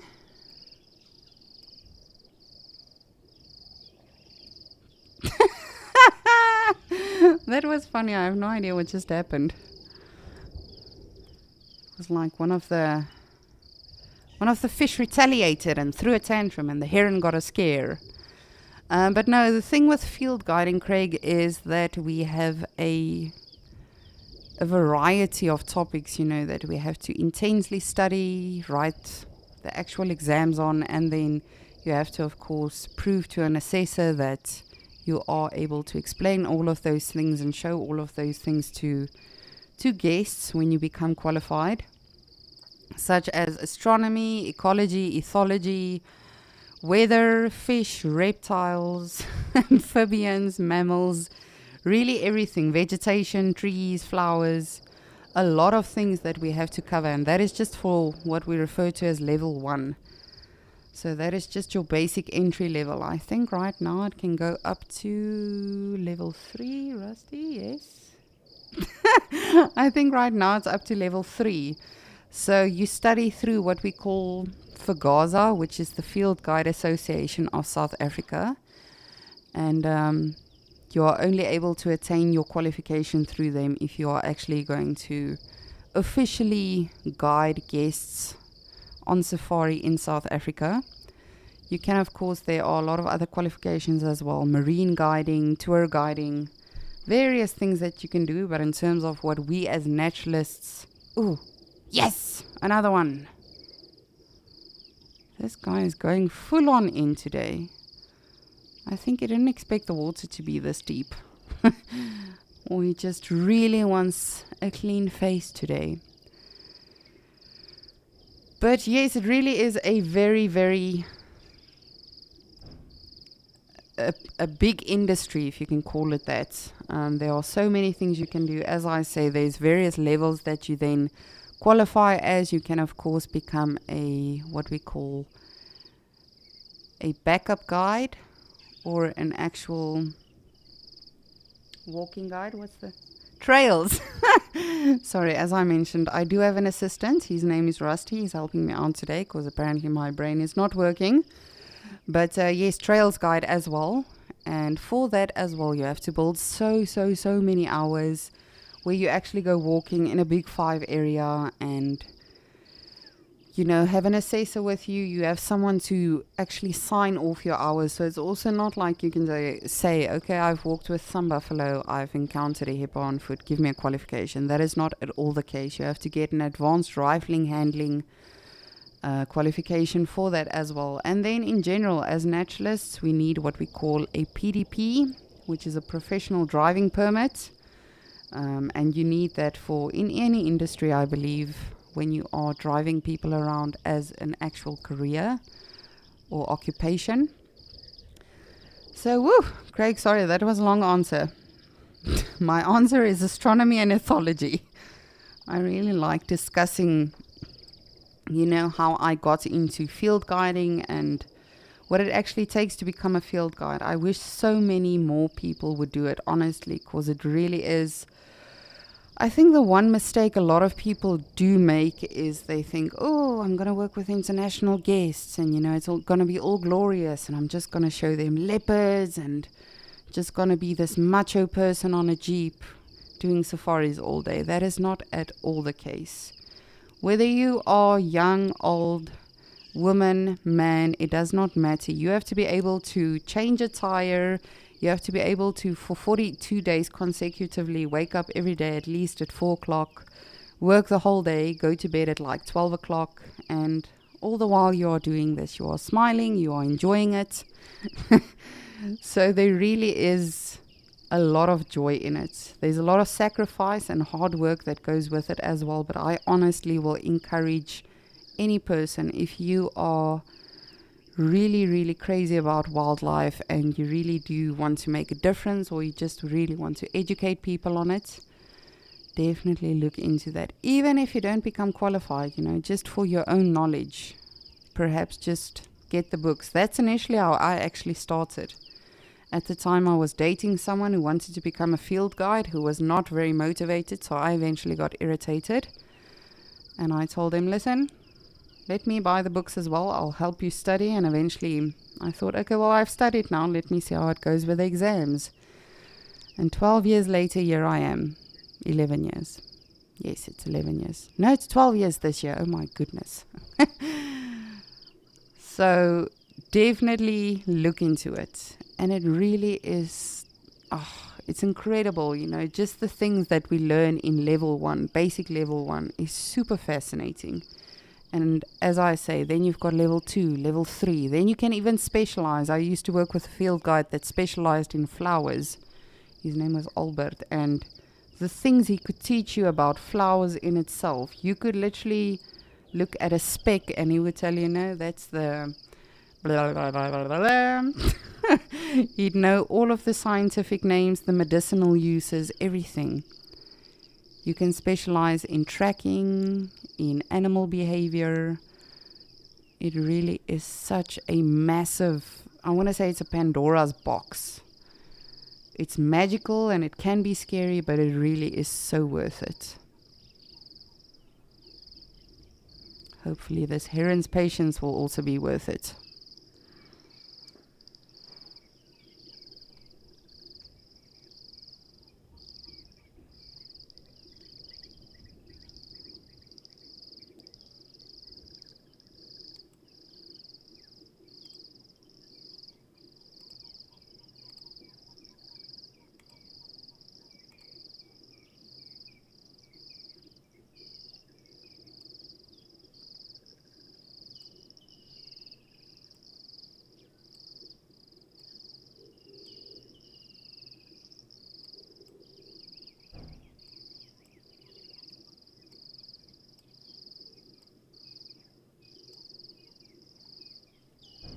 Not too sure. I think it's just impalas. Yes. Indeed. Just impalas.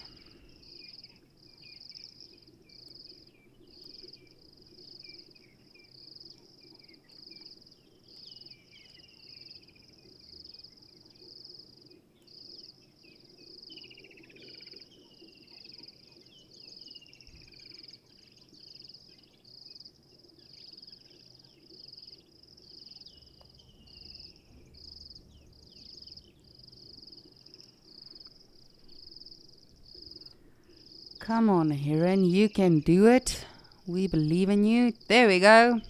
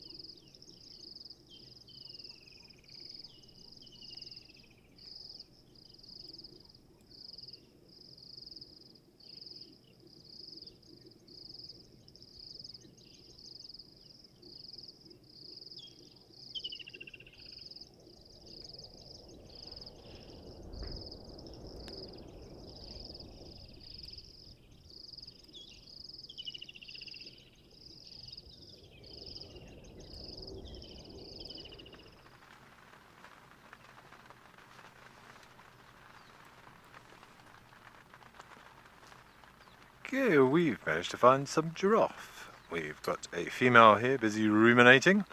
Watch for when she swallows and you'll see that lump of food, what we call the bolus, sort of ripple down the neck, and then probably a few minutes later she will regurgitate more and you'll see that little lump come all the way back up the neck. Very cool to see.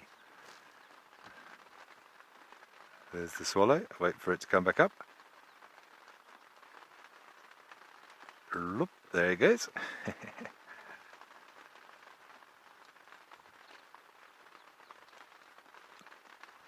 Definitely a female from the ossicones, and we've got a big male in the back as well. So possibly this female is coming into estrus, and that's why the big boy is hanging around. I don't see any others in the area, so he might be trying his luck. We might see him come over and sort of analyze her urine, check her reproductive status at some point. We'll have to see.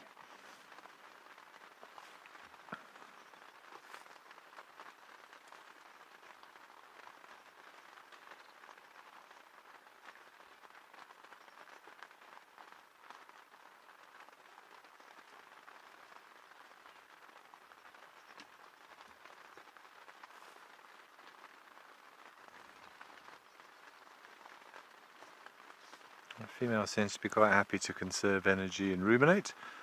Male probably taking advantage of some of these saturated leaves, just getting those water requirements in from the vegetation.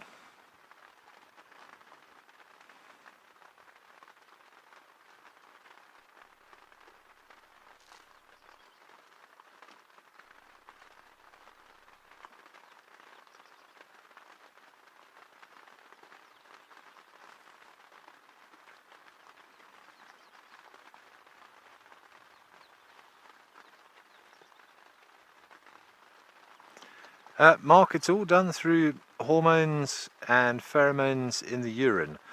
And that's the same for pretty much any animal. It's the same way that your dogs, when they greet, they tend to sniff each other's backsides as well. That's where all that chemical information is stored. So you'll often see a male giraffe come and rather inappropriately stick his nose where perhaps it's not always welcome, and he'll analyze that urine with what's called his vomeronasal organ, or organ of Jacobson, which is in the roof of the mouth. And he will be able to analyze that scent and those pheromones, and from that he will know whether or not she is receptive or not. So it's a little organ in the roof of the mouth, and you may have seen a lot of other animals do the same thing. Some of our cats will also do it, well, all the cats will do it. They will sniff something and they will kind of expose their teeth and pull up their lips in what we call a phlegm grimace. By making that facial expression, what they're actually doing is opening the little flap of skin which keeps that organ safe, and that diverts the scent particles through a different mechanism in the brain, or through a different channel, through what's called the accessory olfactory bulb, and within there is all the software, if you will, to decode that species specific information, it's worth saying as well. So it will only work for an animal of the same species. If a giraffe sniffs an impala's backside and tries to do the same thing, it won't really smell of anything except impala. You won't be able to get that specific information.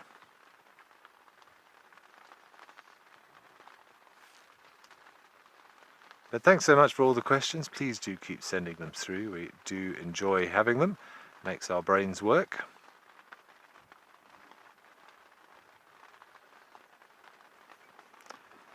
Igor, I'm just going to reposition to the side of the road because I see we've got a car approaching us just so they can get past us. But beautiful sighting. I see there are some other giraffes just in the distance now, a little bit further down the road. But this is one of the main roads in the park that leads to and from the gate. So I'm just going to pull over to the side of the road so this other car's got enough space to get past us and won't get in the way of our views of these giraffes. Oh look, there's a swallowtail bee-eater. It's just landed on the tree to the right of the giraffe, the dead tree. Very, very cool.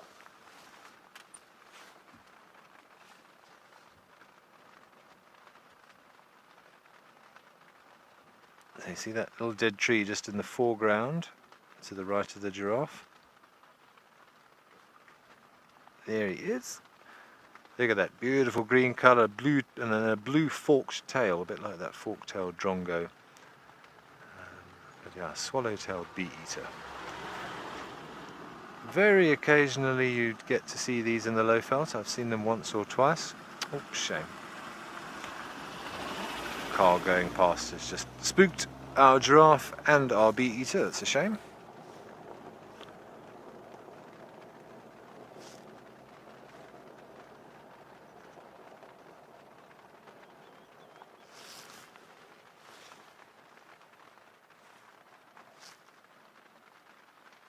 They've gone back to feeding, just on the wrong side of the bush for us.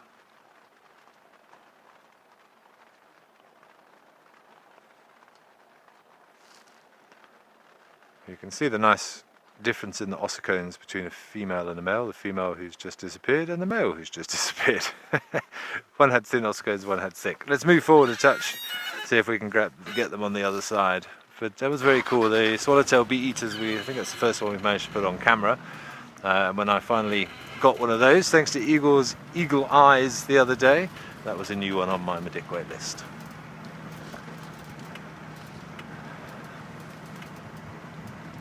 Okay, hopefully we'll get a view of these giraffe in just a moment. And I see there are a few more in front. In fact, there's a little one in front. Let's go a bit further up and have a look at this youngster. It's weird, we don't see giraffe for long periods of time, and then when we do, we suddenly get lots of them all together.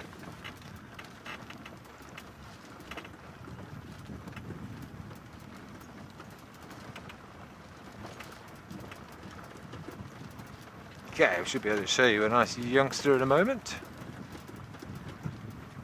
I love young giraffe, so ungainly.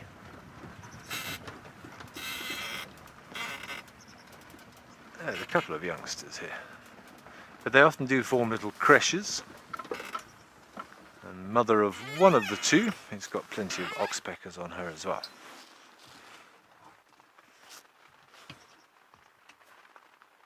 Oh, don't disappear, girls. A pygmy giraffe, or a giraffe, if you like. I think this is definitely mother and calf there. You just saw that little nuzzle, a little bit of tactile communication. And she's got quite a few oxpeckers flitting on and off her.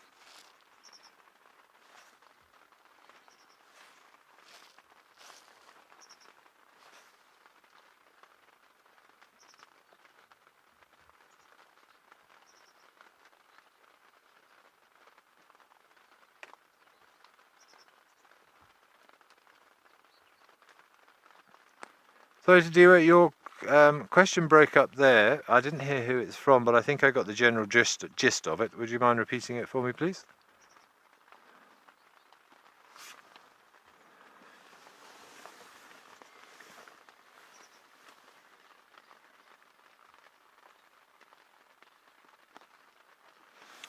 Okay, thank you.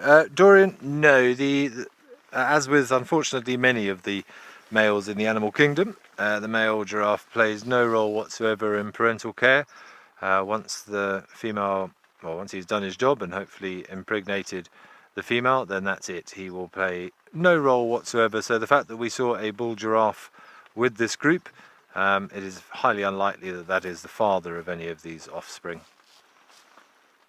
They tend to do their thing and move on. Remember that, as unpleasant as it may sound to humans, the meaning of life for an animal is to spread one's genetics, and the more opportunities you have to do that, the better. And giraffes aren't territorial animals, but males will fight amongst themselves for breeding rights, and obviously the biggest and strongest male will get a chance to breed with the most females and pass on most of his genetics, and it is therefore assumed that because he has had that opportunity, his genetics are good, and that is good for the species as a rule. Although we do want genetic diversity, what we don't want is for the same animal to father too many offspring in the same place, because then you end up with a genetic bottleneck. And that's why, not that we really need to do it with giraffe, because they are plentiful. But take cheetah, for example, which have there aren't very many of them, only about 10,000 in the wild, and they're fairly isolated in the areas in which they are found. They have had a bit of a genetic bottleneck, and we do the same thing with lions in a lot of reserves, that males are sort of exchanged between other reserves just to increase the genetics.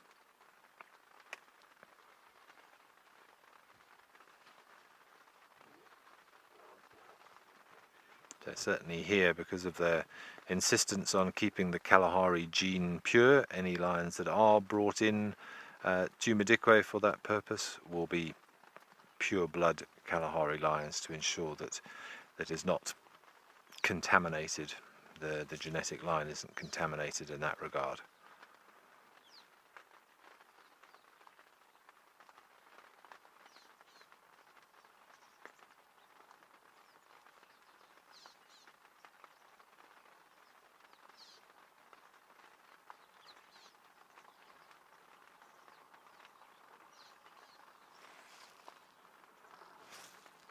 Oxpecker right on her forehead here.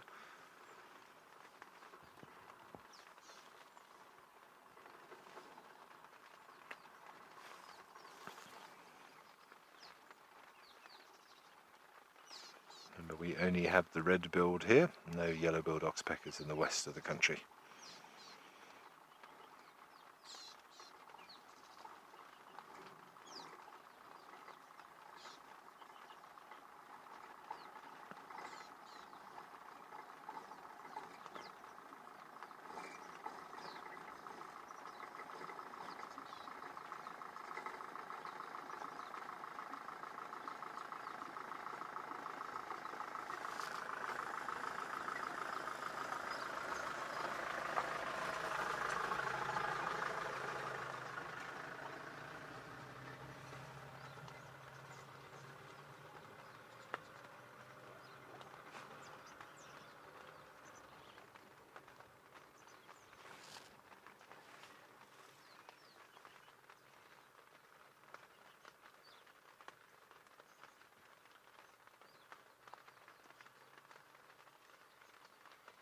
Look, did you see that ripple come up the neck again?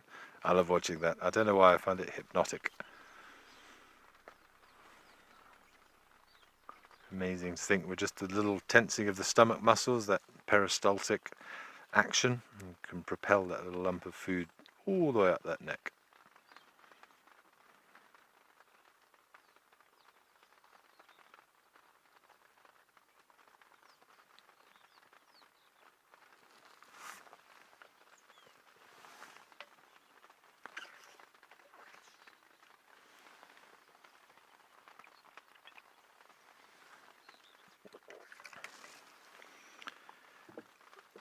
Jacinta, that's an excellent question, and one that I've tried to find a reason for, but thus far I have been unable to. I think it must be something to do with the fact that the strange proportions of their body must have something to do with it, because hyenas do the same thing as well, and they also have sort of elongated necks and a bit of distance between the head to the body. I mean, that's the only similarity I can think of between those two, but other than giraffes and hyenas and camels, I can't think of any other animals off the top of my head that have that stride pattern.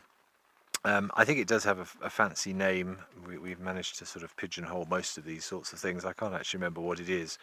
But quite how it happens, I don't know. It must be something to do with the weight distribution of the animal to perhaps keep it more stable. Of course, when they run, they gallop more like a horse. The front legs go down and the back legs come sort of splay out and propel them forwards. But it's quite what the physiological reasoning is behind it. I'm afraid that I am unsure of.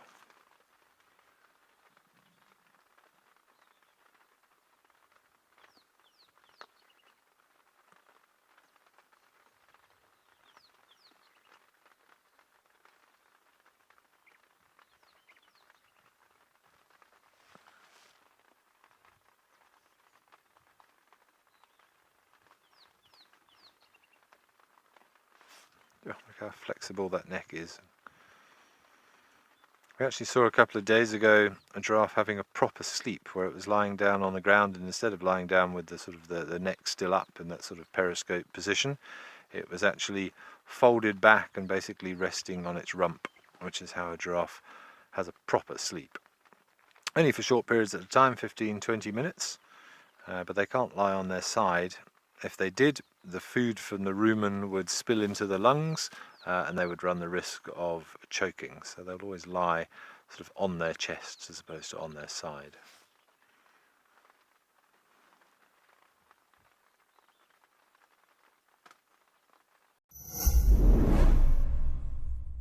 Thank you for joining us and have a fantastic morning. Did you miss all?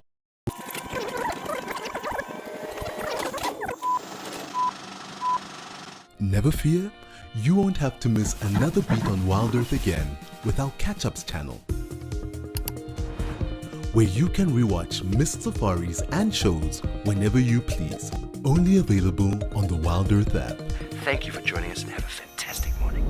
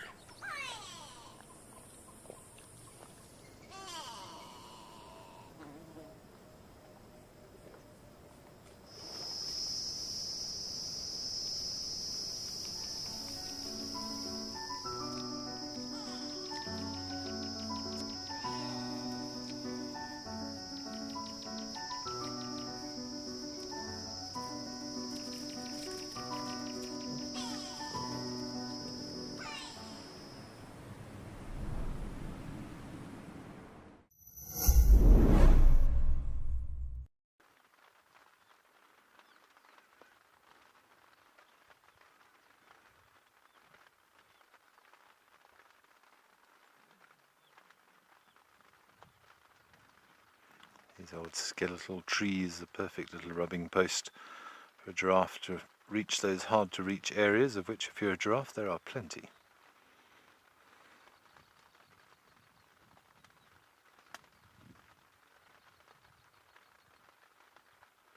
Again, I marvel how flexible that long neck is.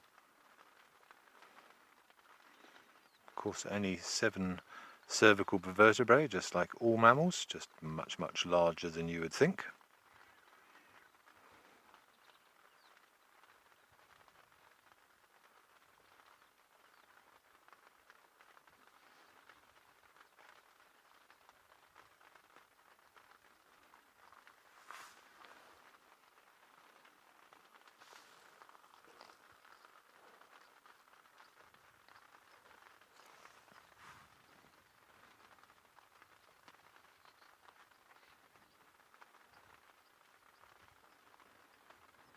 Yeah, if you are just joining us, a very warm welcome to our Escape to Nature on this Wednesday morning for us. I'm not sure where, of course, you are all viewing from, but if you have just joined us, you've joined us at a fairly wet and rainy Madikwe this morning, but we've had some nice sightings of some giraffes, some wildebeest, some zebra, and Lisa's had some activity on the dam cam at Ukukoyu, but we're just enjoying being out and about watching these giraffes, giving us a little bit of animal therapy this morning. And we hope you're enjoying it, and we would, as always, still love to hear your questions and comments. So please do send them through as and when you can.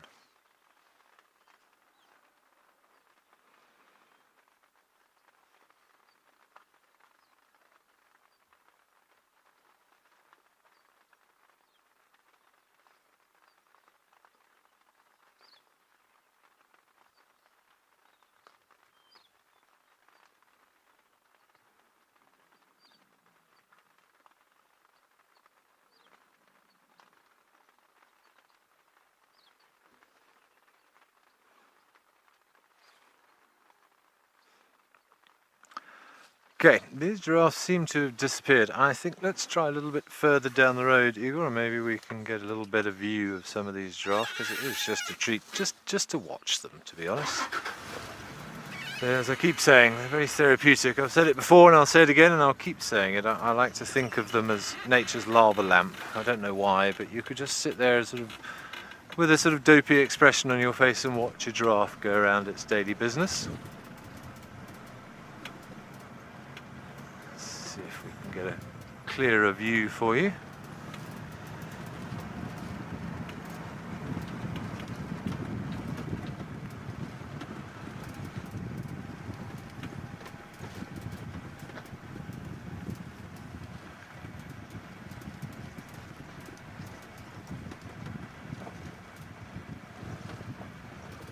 That's somewhere off to our right. A little bit further it might open up, and then hopefully we'll have a better view. Okay, but whilst we do that, let's send you back over to Lisa in Ukukoyu and see what's happening over there.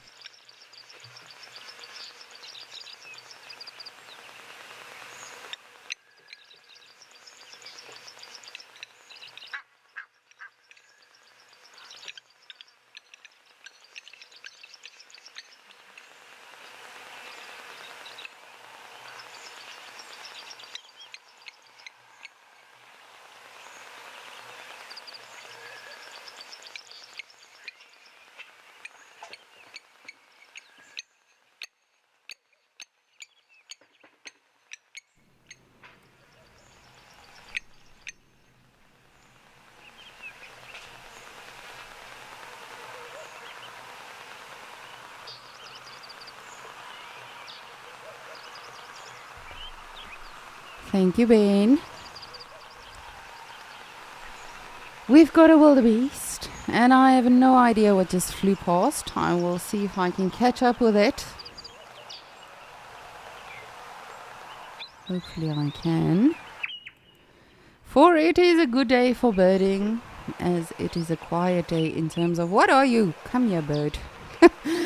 In terms of actual mammal activity again today in Ukukoyu. I want to see if I can catch up with that beautiful bird. I'm not too sure what it was. It seemed like a hawk of some sort. Of course, it was brief. Let me have a look-see.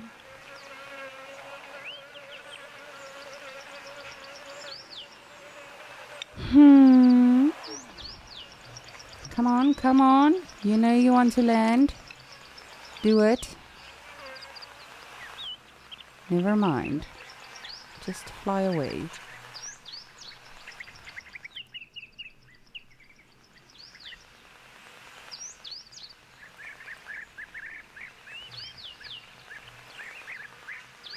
Ugh, man.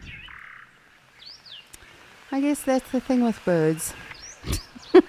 They're always on the move. If they are not perched, it's difficult to actually catch them. But it seems like he likes the waterhole. It likes the waterhole, I should rather say.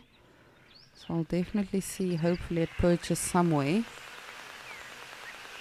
But as I say, to me, it seemed, just from first glance, it seemed like a hawk of some sorts. Definitely a bird of prey.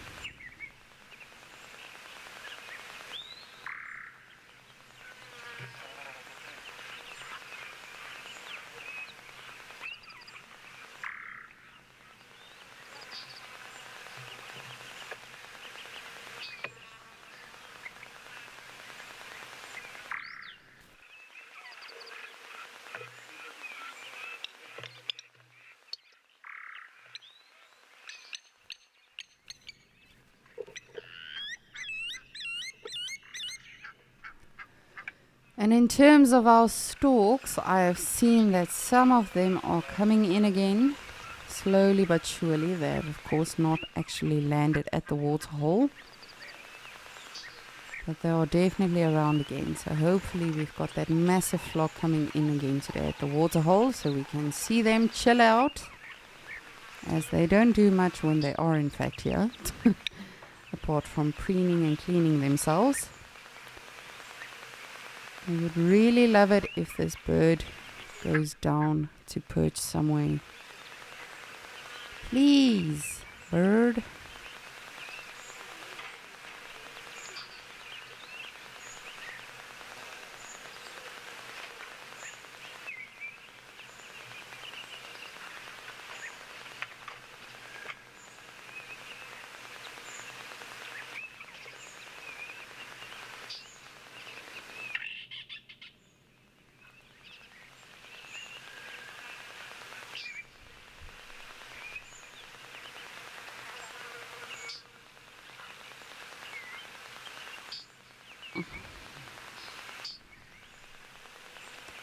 Why? Do you not like us?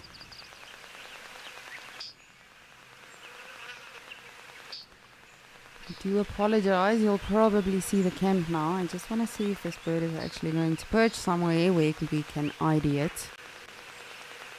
But it does not seem like it wants to. Not today.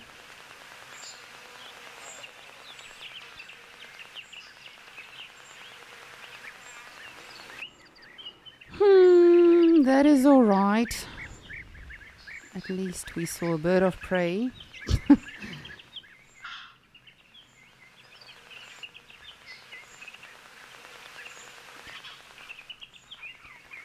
But remember, we are live and we love hearing from you. So please do keep your questions and comments coming. We really have loved chatting with you today, and we hope to do so for the rest of Escape to Nature as well. So get in touch with us. Let us know what you would like to see or what you would like to know, whether it's about the animals or perhaps the locations, about us as naturalists. You are more than welcome to ask us.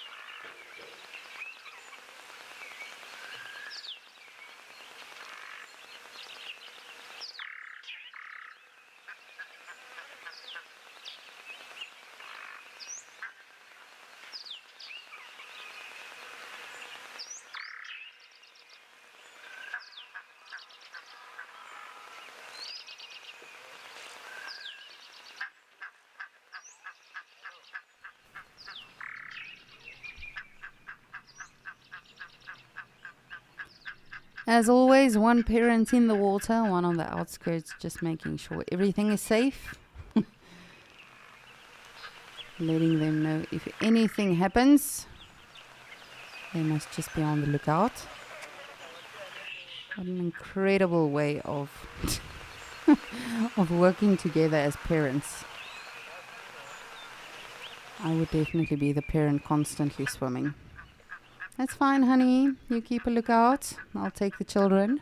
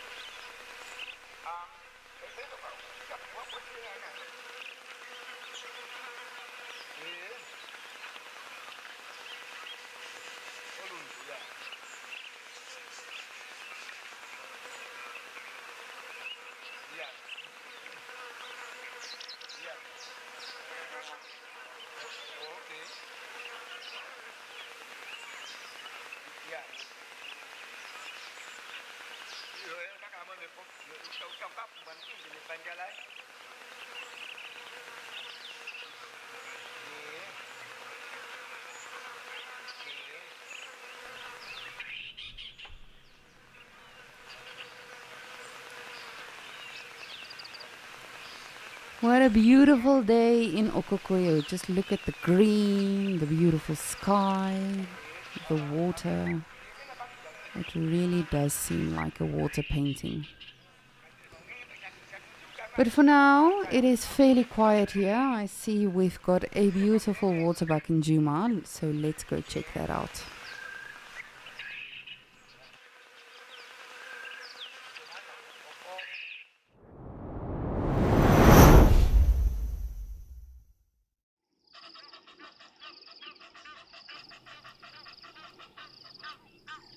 Oh, calm down. Jeez. Imagine you had an Egyptian goose as an alarm. That would be horrible. Probably not worse than a hadida, but not much better either. So we've got a beautiful waterbuck lady. These are one of the antelopes that sexual dimorphism is fairly straightforward, with the males having beautiful horns. But you can see, as I mentioned earlier, when the weather is like this, a lot of your animals will just sort of lie down, save their energy, and regurgitate their food. That way they are getting as much nutrition as possible. And of course, just building their energy. Should something happen, they can immediately run away. But in terms of predation, this is not really a popular species. Again, it depends on where you find yourself, or where they find themselves. A lot of reserves, I know, waterbuck is predated on quite often. But for me personally, in my time of guiding, I have not seen a lot of waterbuck kills. They do use water as a defense mechanism, but they've also got a secretion gland. So if they feel threatened or a little out of place, they will secrete a scent or a certain secretion that gives off a very foul smell. And I definitely do believe that predators too can smell that. I've seen lions hunting waterbuck, and as soon as she was down, they immediately left it. Now, that could be for various reasons, but I personally to this day believe it was because the lions were snobbish and they thought that buck had expired.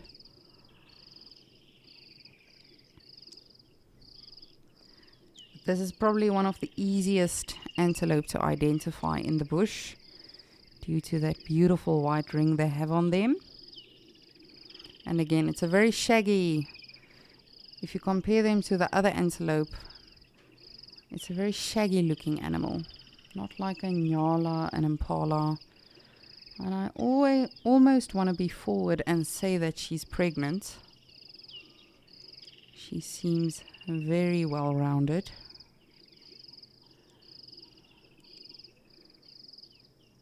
Imagine we can see that birth live. I've been hinting a lot about impalas and inyalas and zebras and all of the other antelope giving birth live, but imagine we could see a waterbuck giving birth here at Gowrie Dam. Oh yes, she's definitely ready to give birth.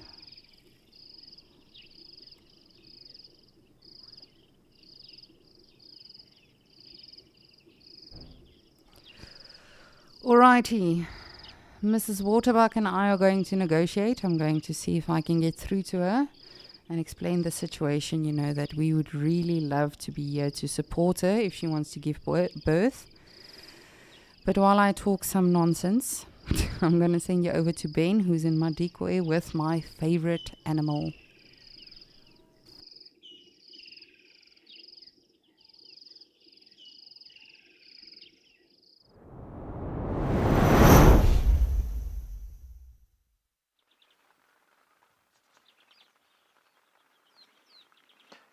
Yes, Lisa, mine too. Never get tired of watching. There are plenty of those here on Madikwe. We've got a young bull feeding next to the road here. Probably in the shade of this blue thorn, now known as a Senegalia erubescens. And plucking, looks like, what's he eating there? He's one of those little herbs, those 4B things that he wants in there.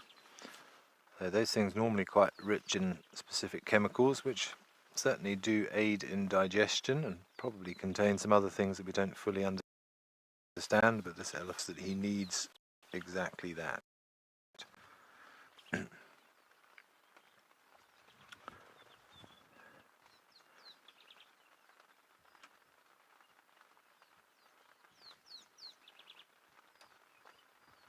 You see the way you've got all that sort of thicker vegetation growing underneath the tree. It's one of the benefits of these acacia trees, known as a pioneer species. One of the first things to pop up in areas that are not perhaps as nutritious soil-wise as they could be. Okay, but we're going to send you quickly back to Lisa in Okakoyo.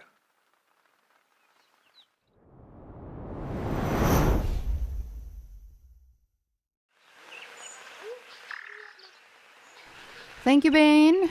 Yes, no changes outside. Still negotiating with a waterbuck in Juma, just to see if perhaps she wants to do that for us. But I'm actually just also waiting the storks to come to the waterhole here in Okakoyo, the Abdom storks. We've been seeing them the past 3 days, arriving in a flock of easily 1,000. But nothing yet, which is fine. We have got our patience pants on, as we like to say at Wild Earth.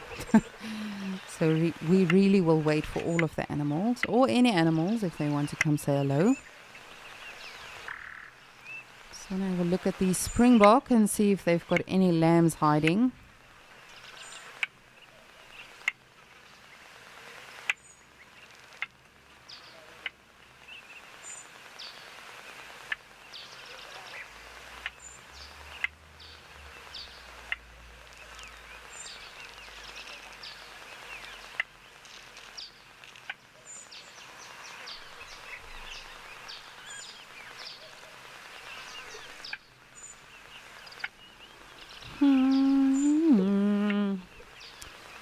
The one springbok off to our right, I would personally say is definitely still pregnant. That is just me throwing a guess out there. But these lambs hide and camouflage so well.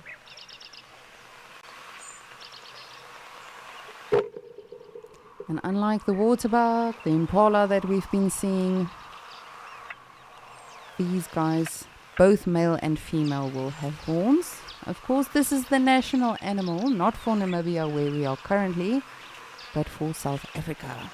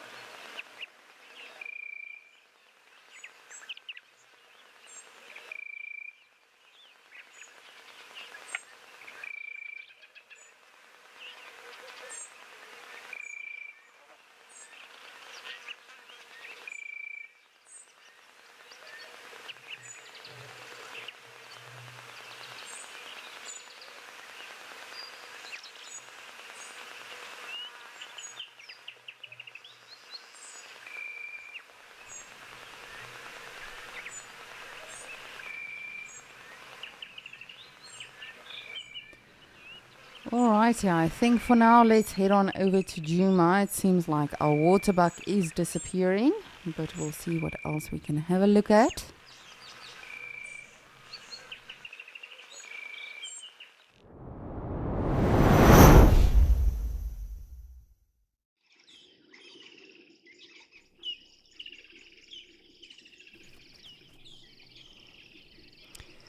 She has literally just disappeared behind the bush. Probably going towards the shallow end to get some water, perhaps feed a bit. And I really do hope whatever was around earlier on is still around. Hopefully she will also alarm call.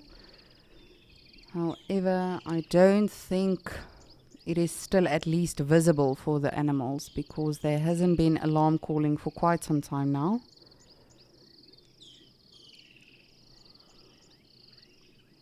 But you can see how the Egyptian geese are still enjoying foraging for some seeds.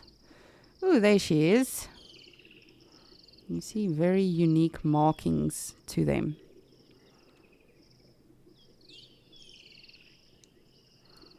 And that, to our knowledge and interpretation, that is a follow me sign, so that when they are in fact in the bush, they can just look for that white ring.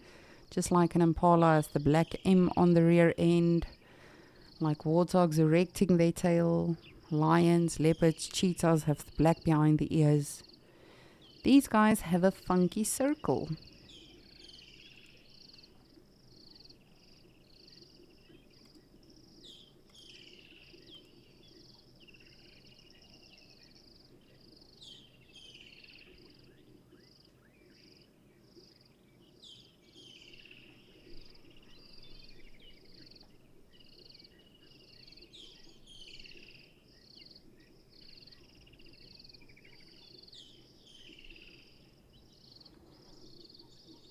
Motusi, good morning, and thank you so much for joining us on Escape to Nature. You would like to know what is the difference between a waterbuck and a lechwe. So both of them are antelopes, but in terms of coloration, your waterbuck is a more grey color. Of course, they've got the white ring on the rear end.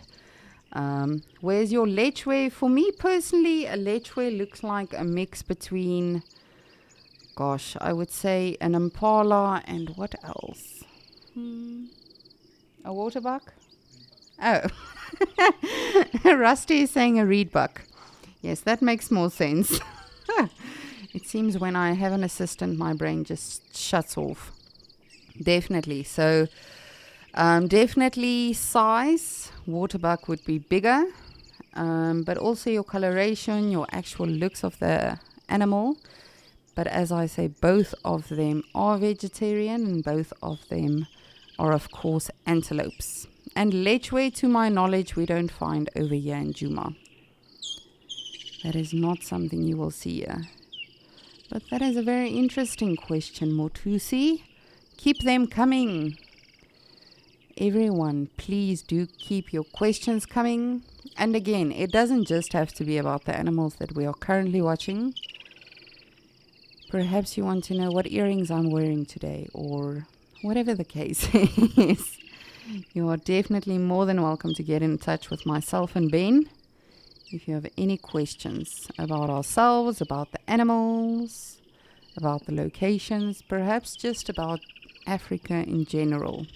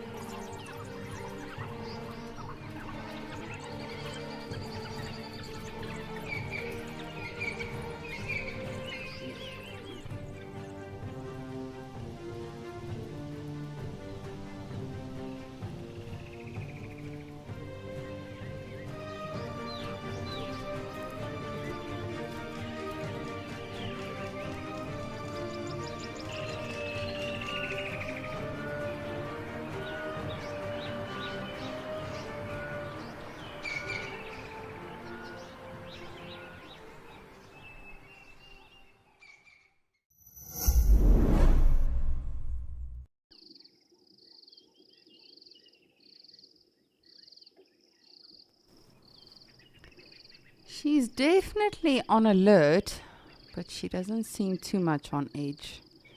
You can see she's still moving around like we saw with the impalas earlier. You know, if they know something is around, they'll stand still, stop everything they're doing, and just start alarm calling to where they see or hear the predator perhaps. But you can see she's definitely listening.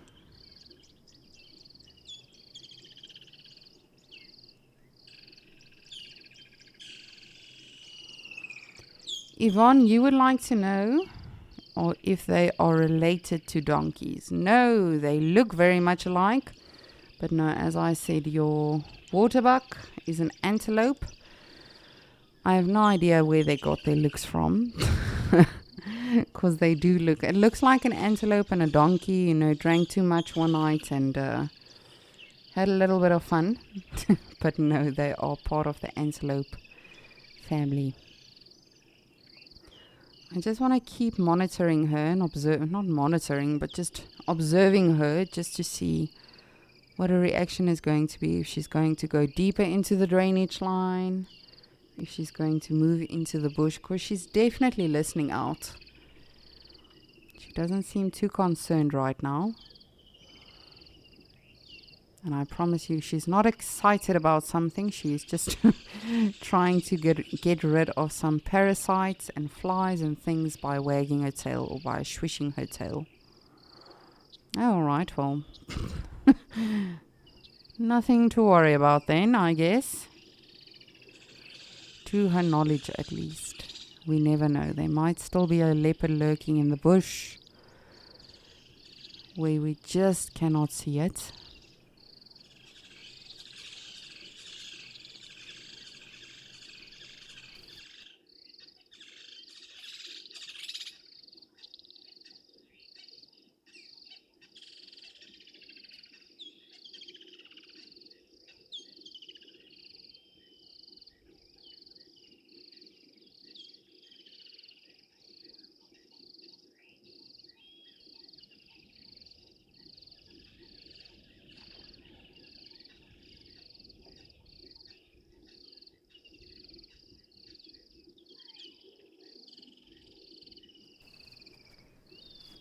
We're just going to have a look around. See if anyone else is arriving to the party.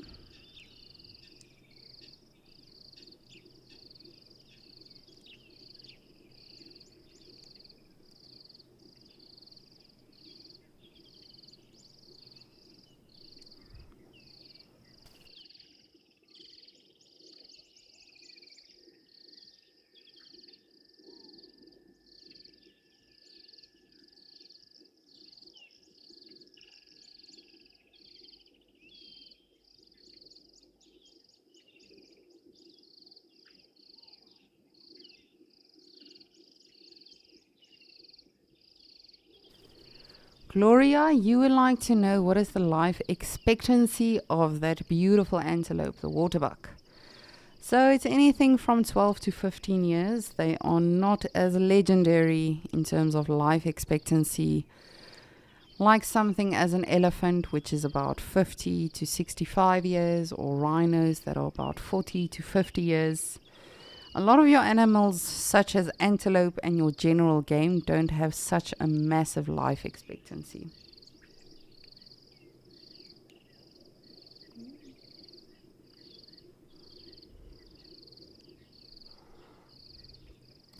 But that being said, any animal that is in the wild is definitely going to have a shorter life expectancy than one in captivity. Of course, you know, in captivity, animals don't face as many dangers and fights and things like that. They really are pampered. So it definitely can be way longer in captivity. But on average, anything from 12 to 15 years, even 18 years perhaps. But that would be the life expectancy. A lot of your antelope would be anything from 10 to 20 years.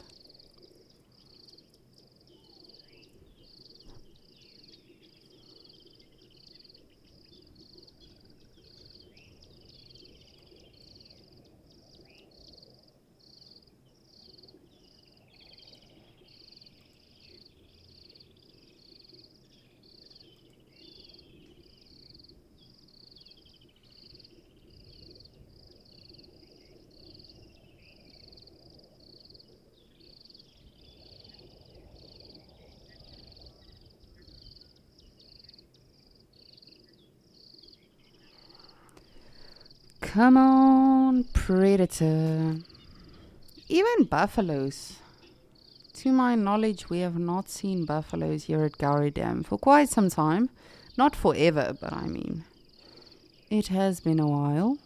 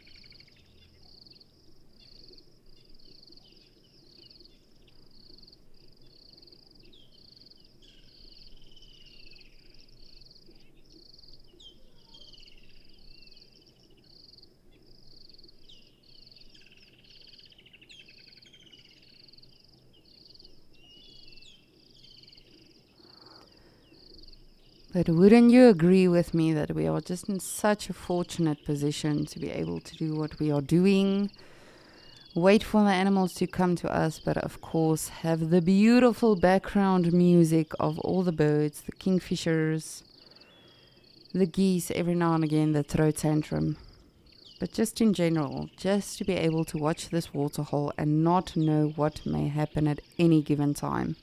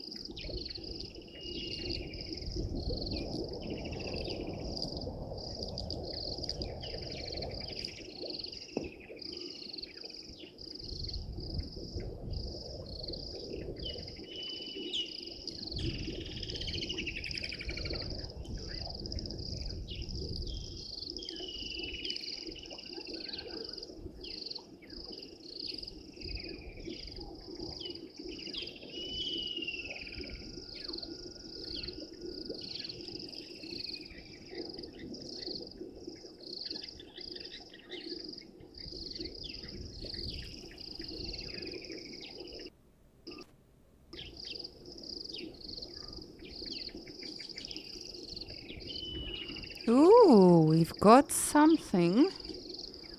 A bird of prey.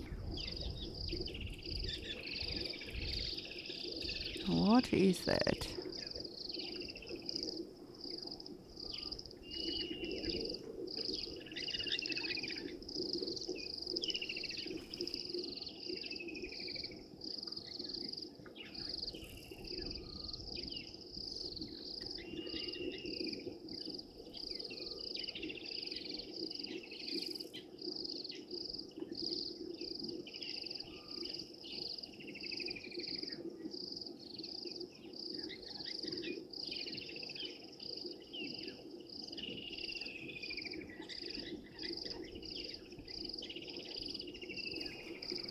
Look over here, you silly bird.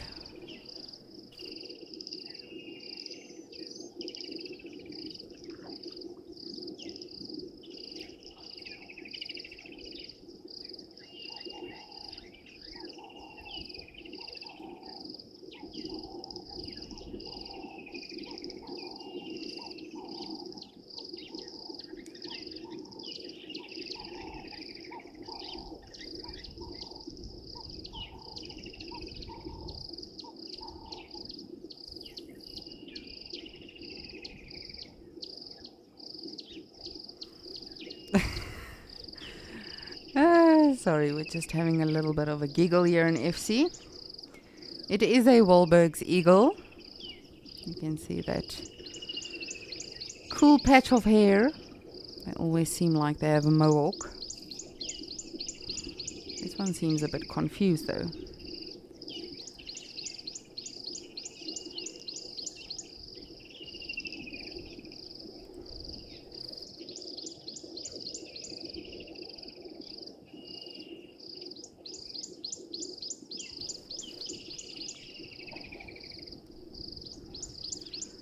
Now, just like a lot of our other eagles that we see on safari, such as the Marshalls, the brown snake eagle, the black-chested snake eagle, a lot of the eagles that we see, this guy is, of course, a bird of prey, or what we refer to as a raptor. Right now, he doesn't seem very intimidating. Seems like he's very concerned about the looks. But they feed off anything they can get those talons on. So snakes, lizards, squirrels, chicks of other birds. I've unfortunately seen a Wahlberg's devour an Egyptian goose chick, which was not too fun to look at. But I guess everyone does need to eat. I'm struggling today.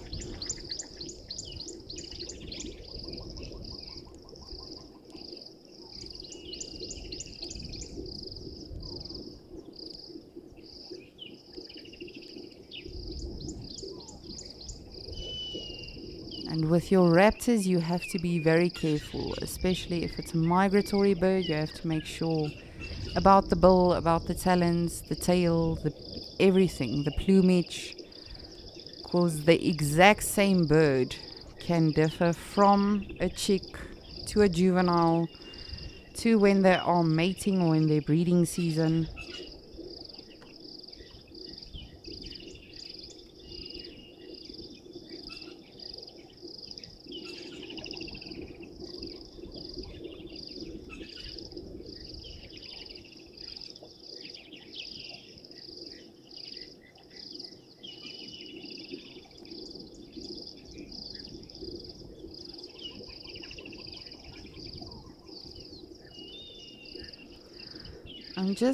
I apologize for the silence. I just want to have a listen. I'm trying to figure out, I don't know if it's my imagination or not, but I can hear a faint alarm call from vervet monkeys.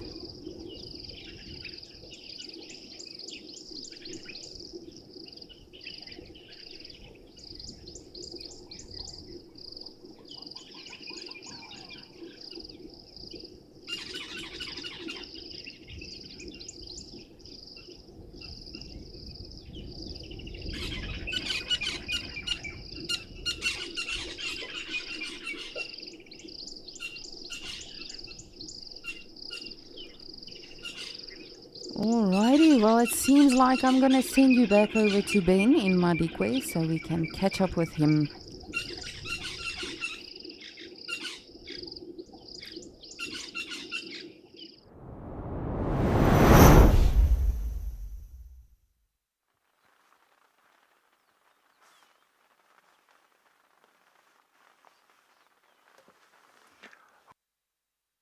Well, everybody, what a treat this is.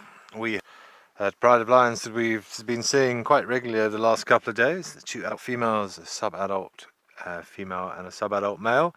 And somewhere in the bushes, possibly where this one is headed, in which case we will go that way as well, is the remains of what looks like it was once a wildebeest. So these ones are all fairly fed and satiated. I just want to see where the carcass was. I want to see if that there, we should be able to see her from here if she is.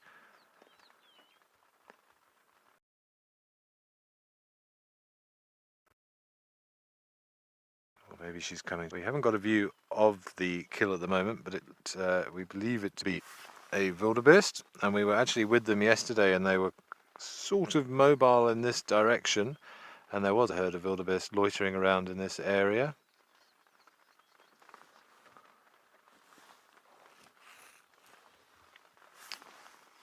Okay, you can see that nice full belly.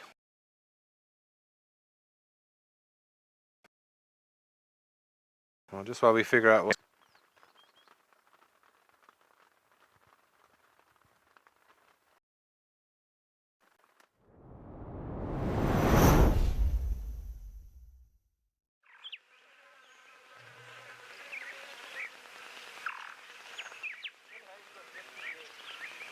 Day with signal, but we'll definitely try to get Ben back as soon as we can. As I said, it's just a little bit difficult when it comes to weather and signal, as you know. But we are just watching some beautiful springbok in Okokoyo, who have all been enjoying this green grass, as I'm sure you've seen the past couple of days, well actually weeks. And they are grazers, of course, as you can see. And this is actually a very resilient animal. Earlier on we spoke about impalas being very resilient. But I think all of these animals really, I have so much respect for them because it really is adapt or die. And specifically in a location such as Okokoyo, you know, it can get very hot and humid and super, super dry here. Right now it looks beautiful because it's rained a little bit, but in the actual dry season, this is not at all the picture we have. Which is not too shabby for us because a lot of the animals come to the waterhole, as this is then the only water resource for a lot of animals. But right now, all of the animals are pretty satisfied and content, I would say. But your springbok, they can survive even in very hot, humid, arid, dry areas. They have no problem. So right now, this is just a picnic for them. They should not get used to it. This is just rain permitting and will only last a couple of months. It is said up to April, so we'll see. Hopefully the rainfall is good this season and it actually carries us through to April. And it is enough for the rest of the year, but we'll have to see. We never know. But although this location does not look like much, of course this is the largest salt pan in Africa. All of these rocks you see around, that is calcrete. There's a lot of nutrition and minerals in the actual soil and in the rocks. Sometimes we'll actually see the animals licking the rocks. So they'll always make a plan. If there's no food around in terms of the green grass that we're seeing right now, they'll always make a plan.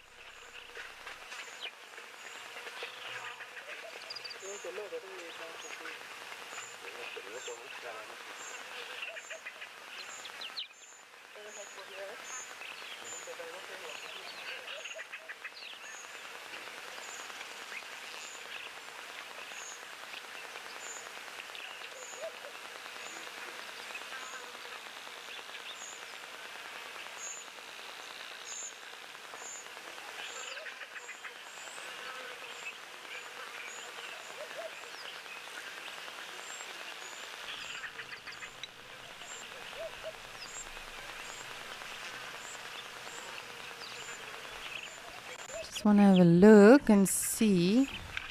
I think those are zebras in the background.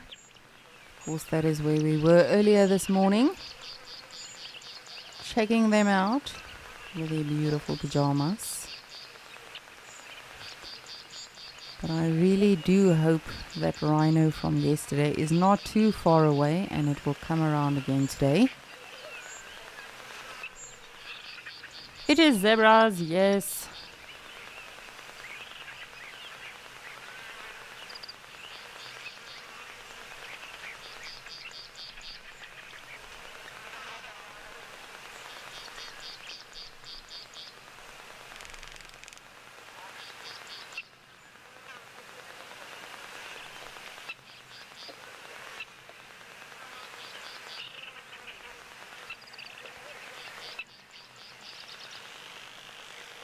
Woo! And just to keep you in the loop, it is now pouring down in Djuma. Woof! Got quite some rain coming down. But I will of course just keep my eye on the dam cam, making sure we don't miss anything.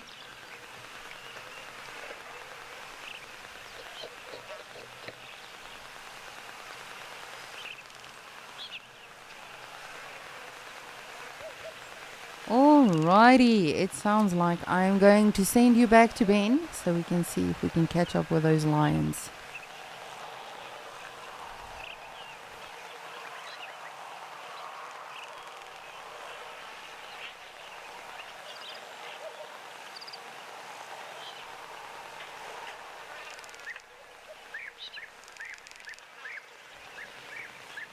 Never mind, I knew you would miss me too much. Therefore, you shall stay with me. No. Our apologies. The signal is giving us some difficulties today in Madikwe due to the weather. Of course, there's only so much we can control. So we'll just continue watching all of these beautiful animals. And something I also have not seen in quite some time here in Okokoyo was a wildebeest calf. Man, it's been so long.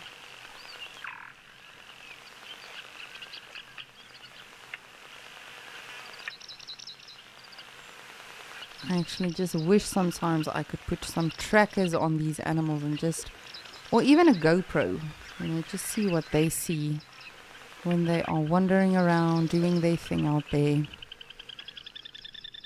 But that really would take the fun out of all of it. Often we had so many guests at my previous lodge asking us, specifically if you have a more quiet safari, they'll ask you, why don't you just put trackers on the animals? But what fun would that be if all of the animals were just tracked and you could just find them right on cue? It is definitely way more rewarding when you track an animal, you followed the tracks and the dung and everything for hours, and finally, you find it. But if you are perhaps just joining us now on Escape to Nature, welcome. We are in the lovely Okokoyo in Etosha National Park in Namibia. And we are currently live with some beautiful springbok, wildebeests. We did have zebra, but they moved off now. And it's for the most part actually been a fairly quiet day overall. We've had some impalas in Djuma as well as heron. Ben has seen some elephants and lions. However, we have been struggling a little bit with signal over there. But nonetheless, we do what we can to bring all of this live to you. And again, how lucky are we to be doing what we are doing? Just watch these animals as they are doing their thing every single day. I was so jealous of all the visitors here at Okokoyo yesterday, because that rhino was super close to the actual fence of the camp.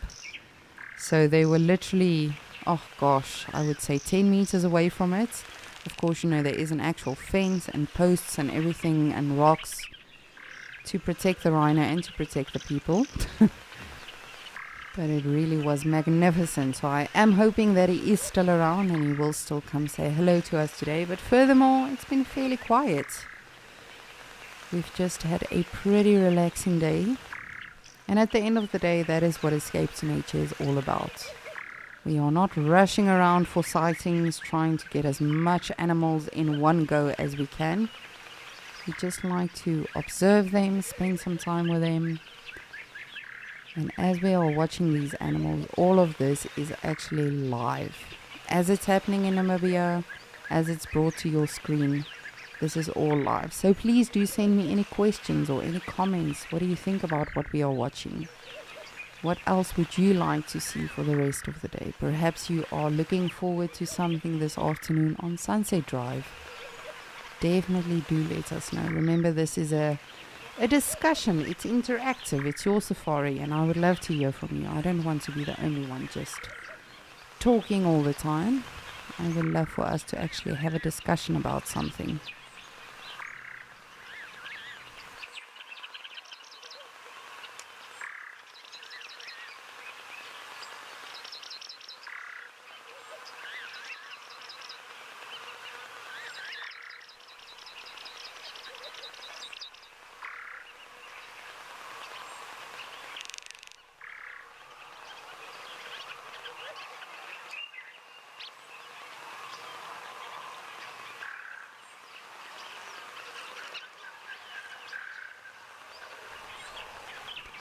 Letabu, you would like to know why the wildebeests are always alone. So wildebeests are very funny animals, especially these ones we are looking at, the blue wildebeest. So the guys, the males, are very cheeky, or at least that's what I like to refer to when I talk about them. So what they do is they don't actually actively go look for ladies, put themselves out there, put themselves on a dating app or anything like that.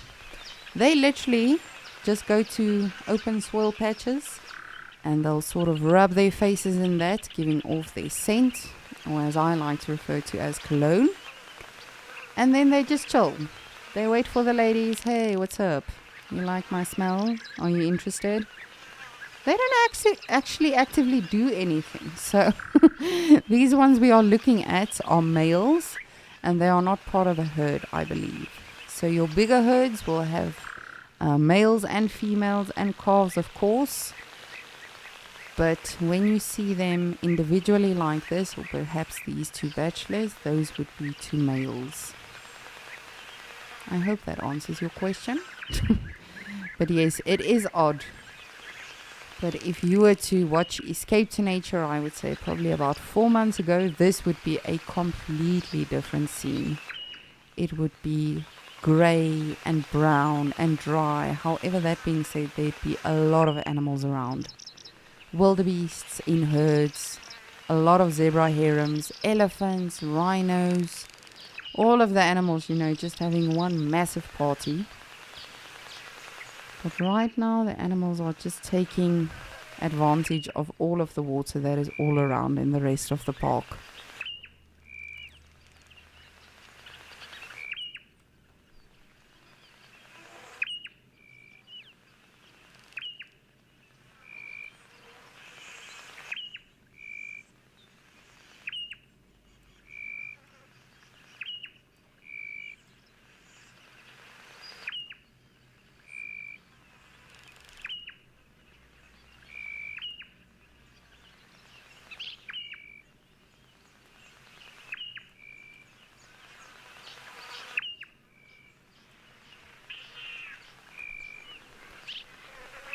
Now, if you were not with us yesterday, we had a troop of baboons in Djuma on Escape to Nature as well as the Sunset Safari. And I actually made mention that I think that in terms of the ugly five, which is the vulture, marabou stork, hyena, wildebeest and warthog, I definitely think that a baboon can replace any of them, but specifically a wildebeest. Because really it's maybe you differ from me. You do not think I'm correct in saying that, but I really think they are atrocious animals. I would much rather look at a wildebeest than I would a baboon. But perhaps you like them. I apologize if I offended you. But these guys, I don't believe they deserve a spot in the ugly five.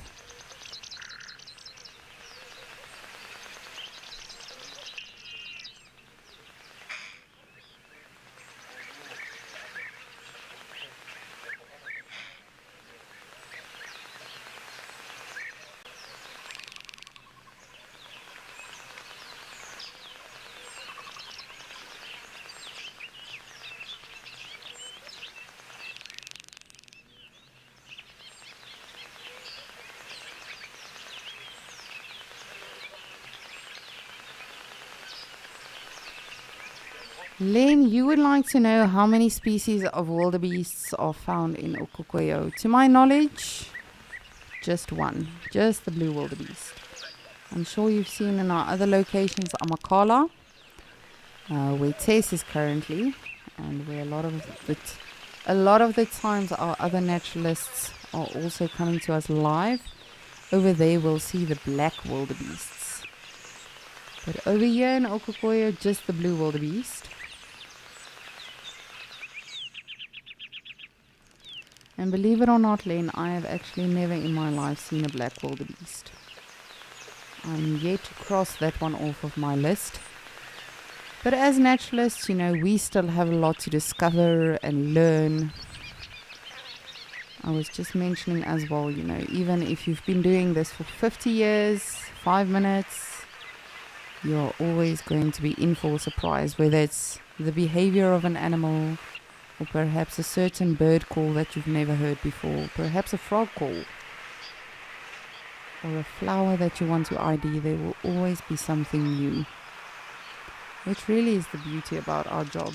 It's not a 9 to 5, that we do the same thing every single day. We never know what's going to happen. Well, I guess that's the case for all of us in life. You must really just take it on with the greatest mindset, because you never know what's going to happen.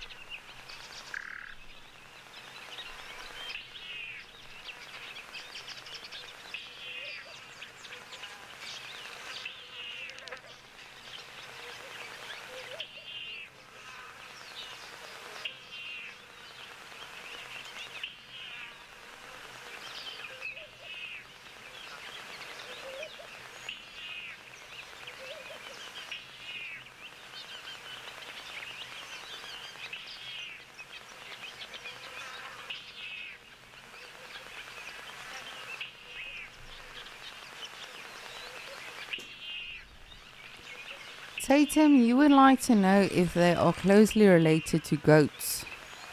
I assume you're talking about the wildebeests. No, not to my knowledge. I'm not too familiar with goats in terms of hands-on experience. But no, they are not. Again, to my knowledge, if you have any additional info, please let me know. But no, those are two completely different things.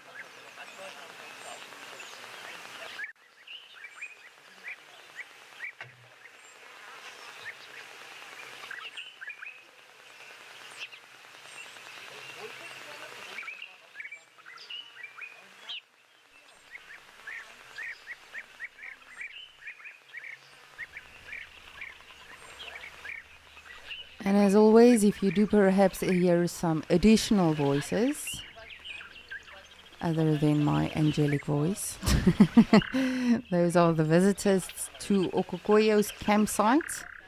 So they are also having a look at these beautiful animals.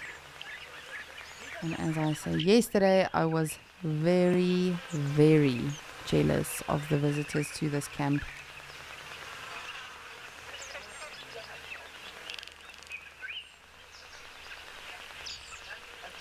Seems that one Impala ram constantly has an identity crisis. He's always blending with the Springbok.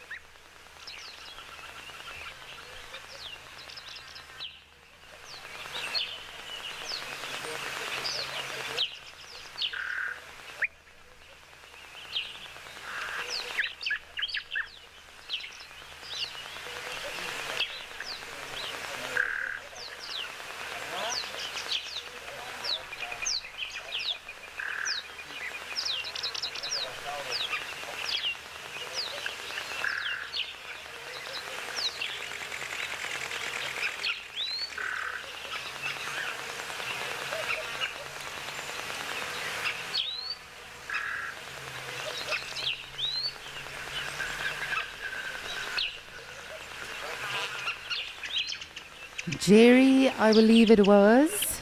You would like to know, does Okokoyo have a meaning? So the actual word. So a lot of people refer to it as Elephant's Bath, which, of course, right now we wouldn't think that is the case. For the past couple of months, actually, you would not think that is the case. However, the actual word, the Wambu word in Oshuambo language, means the place where a woman gives birth every year. So that is what Okokoyo means. And I guess it's still relevant, the fact that that a lot of the animals are giving birth here, a lot of the females are, whether it's elephants or springbok or impala. But a big misconception is that it refers to elephants bathing, or elephant's bath, but it actually refers to the place where a woman gives birth every year.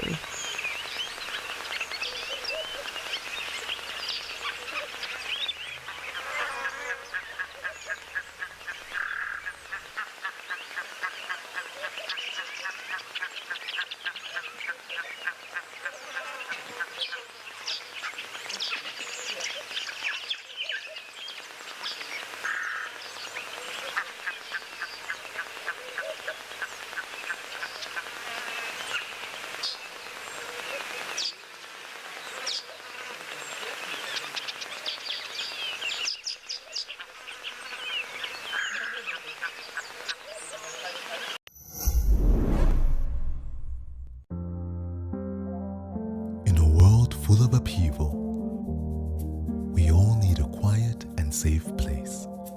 A place where anxiety and stress don't exist. A place where life carries on. Slip away into a brand new show exclusively on Wild Earth. Just Nature.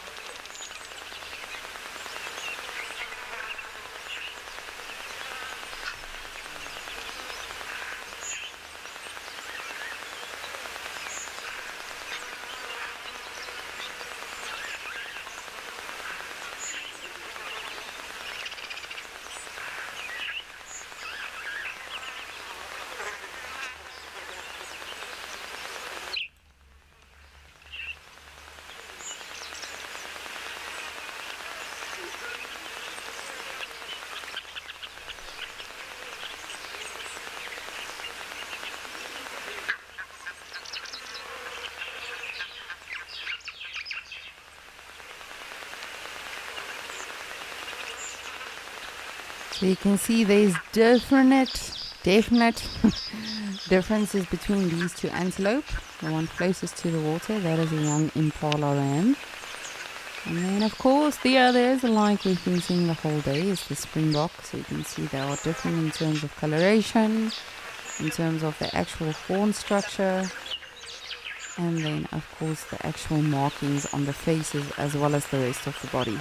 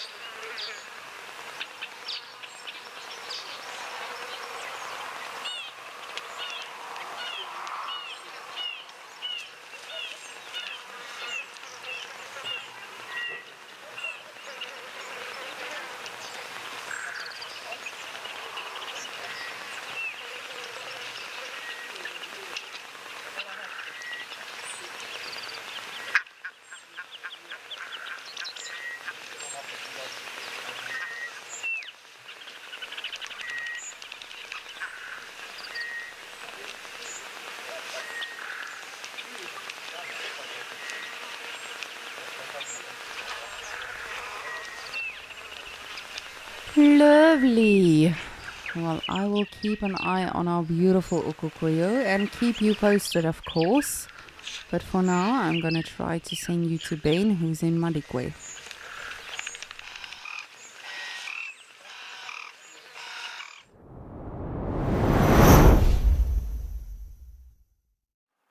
Well, everybody, welcome back to Madikwe, and quite the scene in front of us here. Look at this. We have got one lioness and two sub-adults feeding on, so what was a wildebeest carcass. Well, it is a wildebeest carcass, was a wildebeest.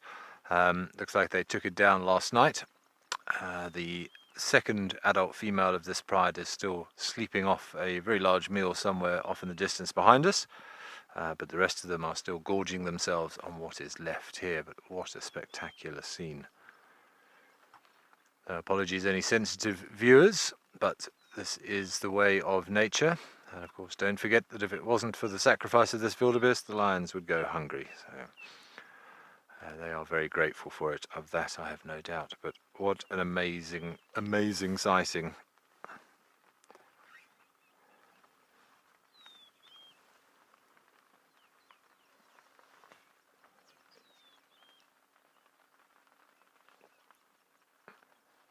You can see the young male in the middle. He looks to be around about 2 years of age, and he will be putting away just as much as the adults. The growing boy, he will need many, many kilograms of food in a sitting, probably on average work out to be about 8 or 9 kilograms a day for a big male lion, but a youngster like this will be filling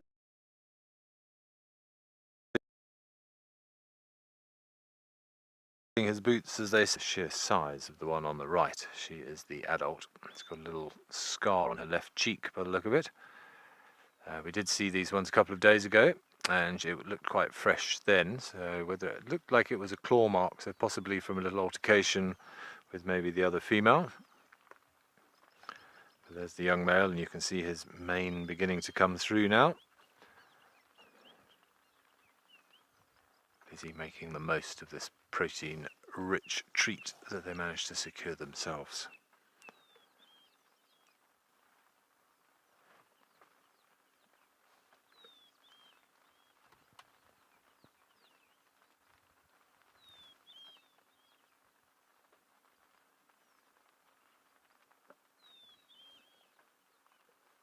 The young female on the left is just tugging at the skin there. Of course, there will be some sinew and some layers of fat and things there that she's be keen on. You can just see her having the occasional lick of the rib cage there and what looks to be the pelvis. Remember, she's got a very, very rough tongue which can literally strip flesh from bone. And the female seems to have opened what looks to be the chin sort of area and the neck. But there isn't much meat left. They've pretty much destroyed this in the space of 12 hours or so.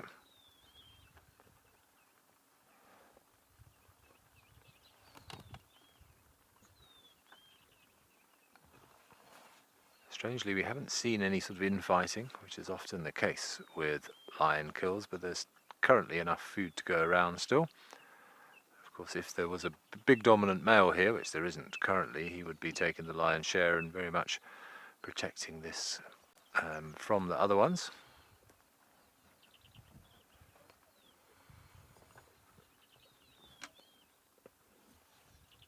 Amazing stuff.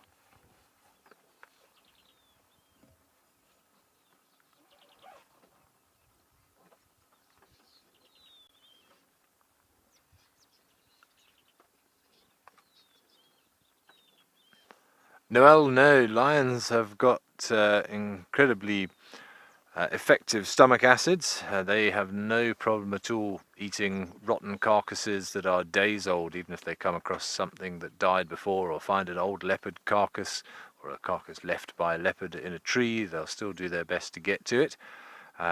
They seem to have incredibly strong stomach acids and can deal with all that sort of bacteria that tends to build up in these things.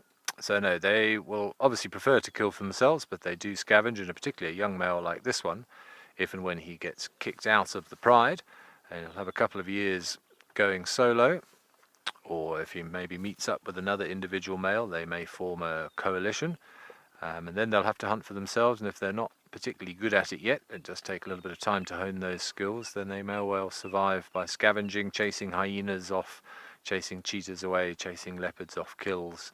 That is going to be their, their fail-safe if they can't catch something themselves. So it will be a difficult time for him when he leaves the safety of the pride and doesn't have the experience of these females to help provide sufficient nourishment for him.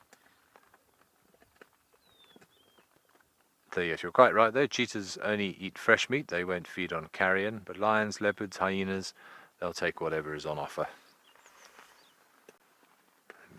You don't want to pass up a good opportunity for a meal where possible. You never know where the next meal is going to come from.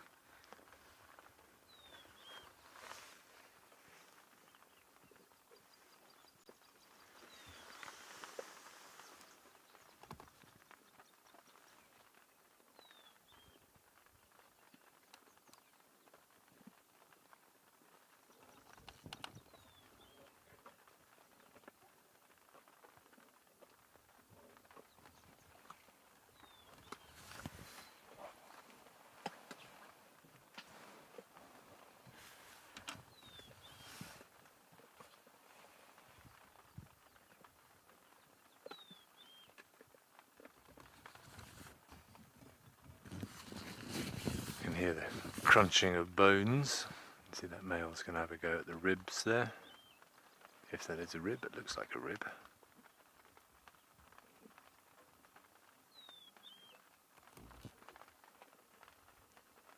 They're not as strong a bite force as a hyena, but quite capable of cracking through some of these ribs.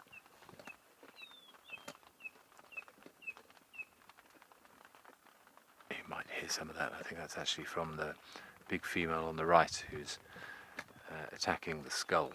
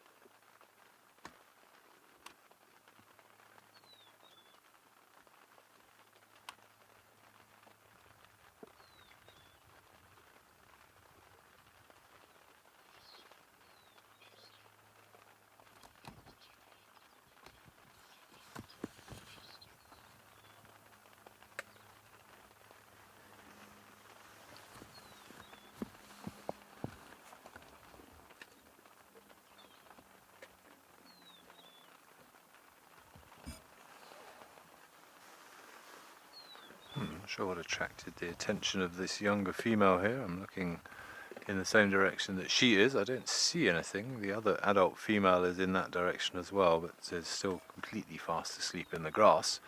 I can barely see her, but there must be something in the distance perhaps.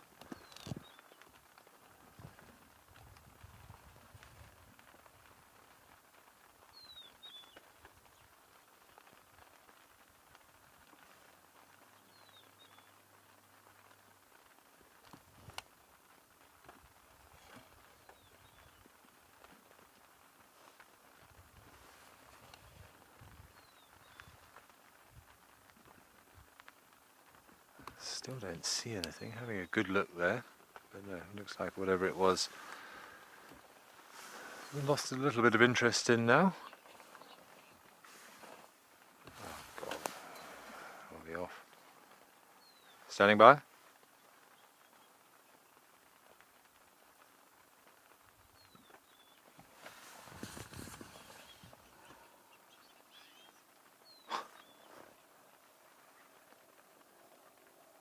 Copy that.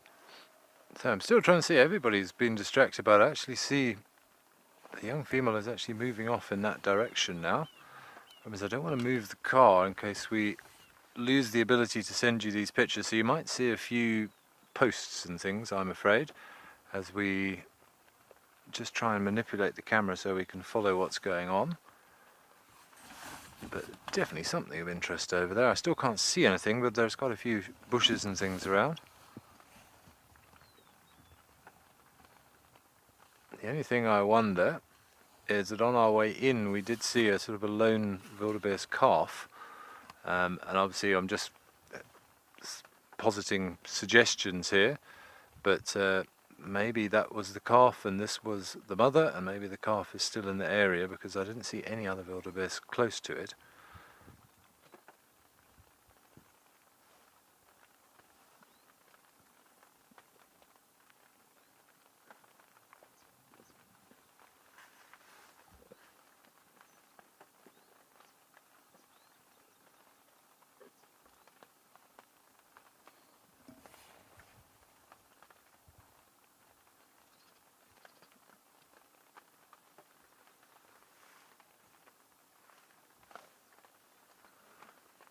There's the collared female, the other adult.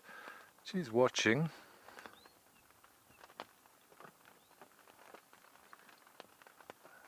But still not quite sure where the other ones. The other ones have pretty much disappeared from view, so I think we'll stay with the ones that we can see for fear of losing them.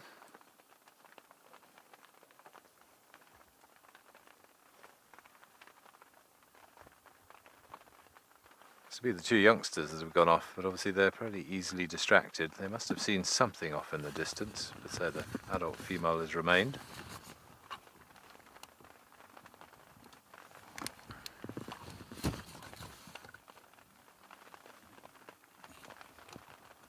Everybody's getting distracted. Look at the size of this girl. She really is one of the biggest lionesses I've ever seen. Not so much in height, but just obviously she's got a very full belly. But look how stocky and strong she is, and the size of her skull. She's almost got the size of a skull like a male. She's just monitoring the kids and seeing what they're up to.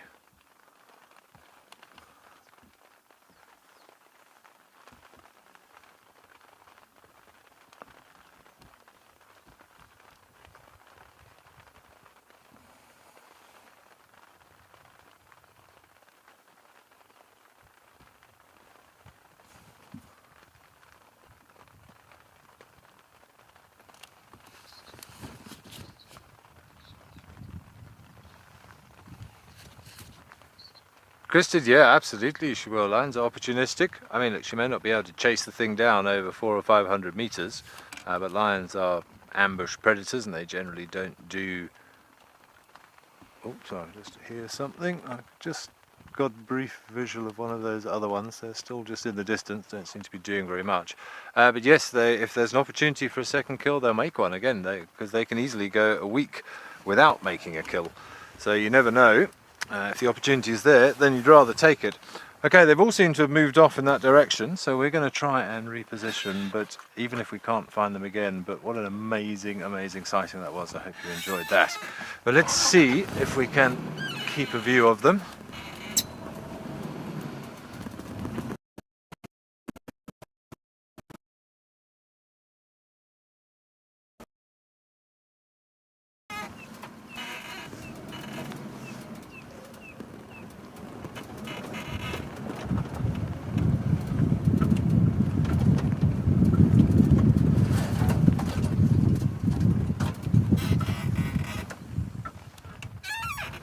Alright, whilst we just see if we can keep up with these four, let's send you back over to Lisa at Kikuyu.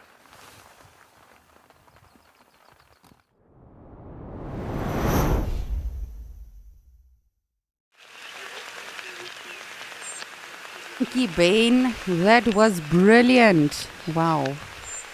I'm very jealous. But I feel like you go out in the mornings and you think probably, what can I do to make Lisa jealous today? Yesterday it was your elephants, today it's your lions, tomorrow will probably be a leopard. Who knows what you've got up your sleeve, mister? But no, it's pretty quiet still this side. Apart from our beautiful springbok. I've been trying to find some birds as well. But with no avail. No success yet. I've actually been hoping and praying that the storks come back as well, which I actually expected them to do today. It's fairly hot. This is where I would want to hang out for the day. But what do I know? I'm not a bird.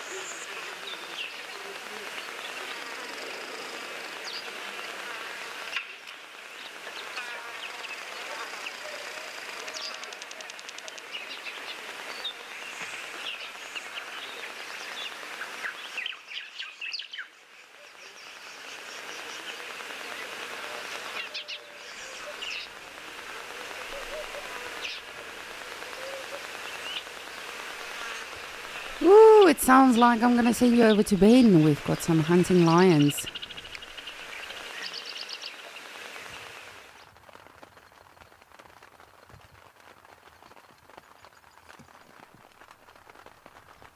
Alright everybody, well we managed to reposition.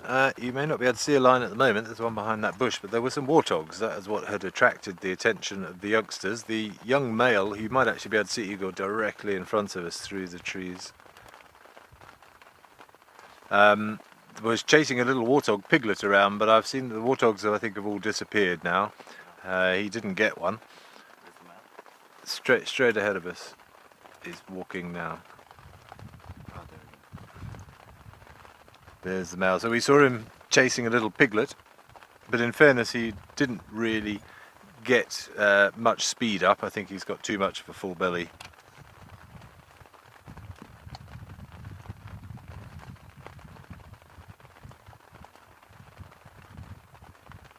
So yeah, I think it was the youngsters got distracted just by the movement of that little family of warthogs. But as I said, it was a very half-hearted attempt by the young male there. He kind of trotted after the little piglet. The little piglet was running for its life, in fairness, but managed to get away unscathed as far as we can see, and the rest of the family has all now disappeared off to the left. So I would imagine that order will be restored, and they will probably head back and finish off what they already had. But I forget the name, unfortunately, but somebody did ask would they still hunt on a full belly, and well, there is your answer, absolutely. Particularly the youngsters. I think the adults probably know better, rather stick to what they've got. But again, if something is unfortunate enough to stumble into that area, then why not? As I said, you never know when the next opportunity may arise. So the youngsters easily distracted by movement.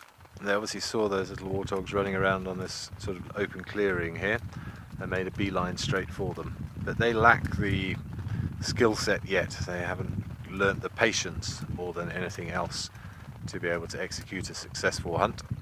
And those little warthogs are strangely resilient. They can get up to quite a pace. And so a young lion needs to be careful, because mum will come and try and defend her little ones if she has to.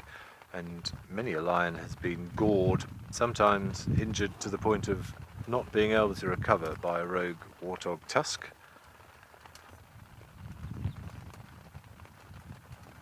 Sorry we can't have a really clear view at the moment, but obviously what we don't want to do is move around too much in case there is something else that they are looking at.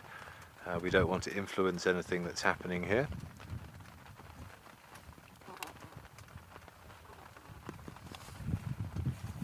At least we've got the head and shoulders of this monstrous female, who I'm sure to some extent leads the group, although I think the one with the collar that you saw is the elder of the two. But this one is mightily impressive. I would not want to walk around the corner and find her in the way.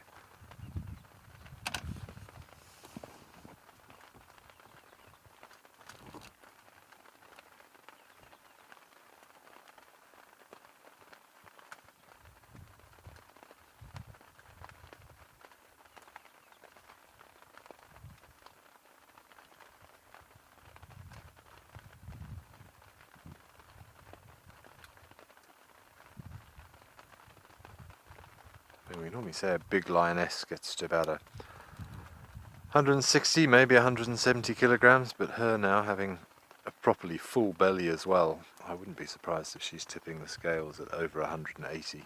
She is so muscular. If you see her from walking down towards you, she looks like a bodybuilder. She's very sort of squat and square.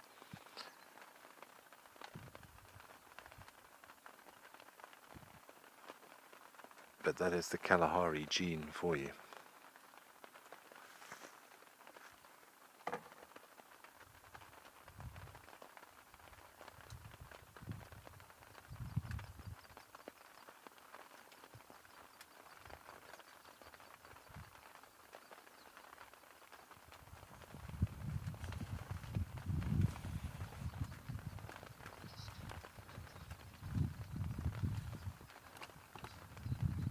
Just monitoring carefully whether or not these warthogs have disappeared or whether it's worth having another go. But I think it's a lot of unnecessary energy to expend on a little piglet for the adults. The youngsters I see have both laid down in the grass now, I think. The other adult's also on the move now. She looks as if she's walking with purpose. Maybe there's something else down there. What a treat to be able to watch these coordinated patterns now. Now the adults are here, the chances of success of whatever might be down there is far, far greater than it was with the youngsters.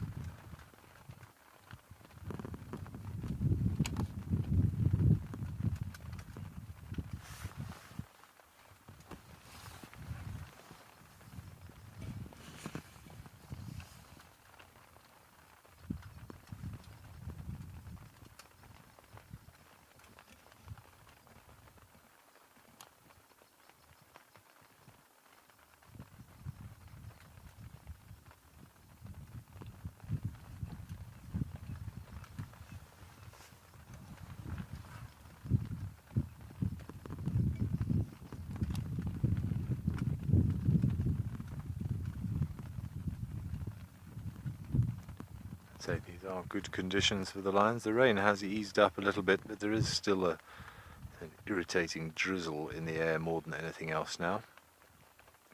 A little bit of a breeze blowing, but all these things will cover the lion's movements. But that warthog family is certainly very much aware that there is danger in the vicinity.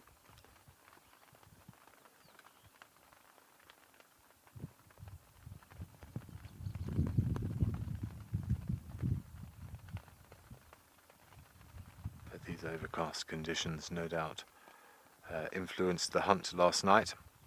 Of course, the lions can see so well at night time, and that's when they do their best hunting, when the conditions are against the prey.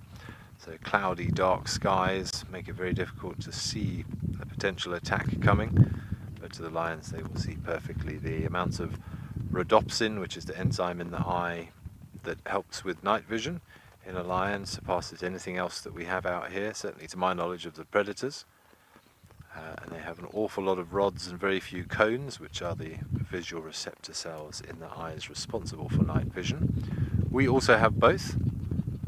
The cones concentrated in the centre of our eye because they pick up colour vision, and the rods, which are just sort of pick up light, so monochromatic black and white light, are clustered around the outside of our pupils. And they are not very efficient. But it's why you tend to see movement out the corner of your eye. If something walks past or there's movement and you'll see light change to shadow, that will attract your attention, and then your head will turn, and then the cones, which are going to resolve colour and detail, will be what then tell you what it was that you saw.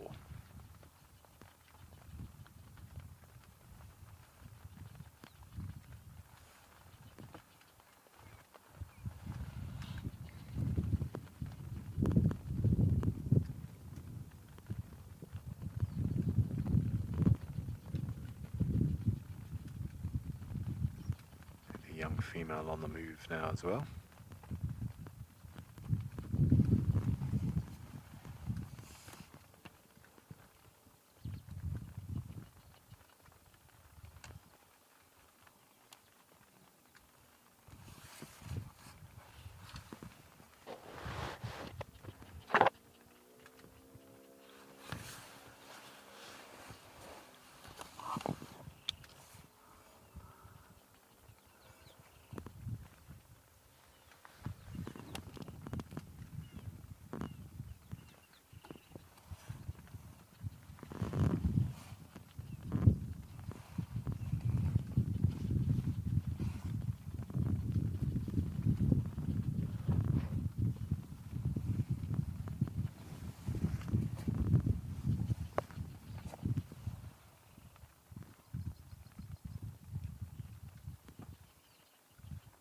Lost visual of the youngster now, but possibly she's still eyeing something up. But you say this one seems to have relaxed a little bit. She's not quite as focused.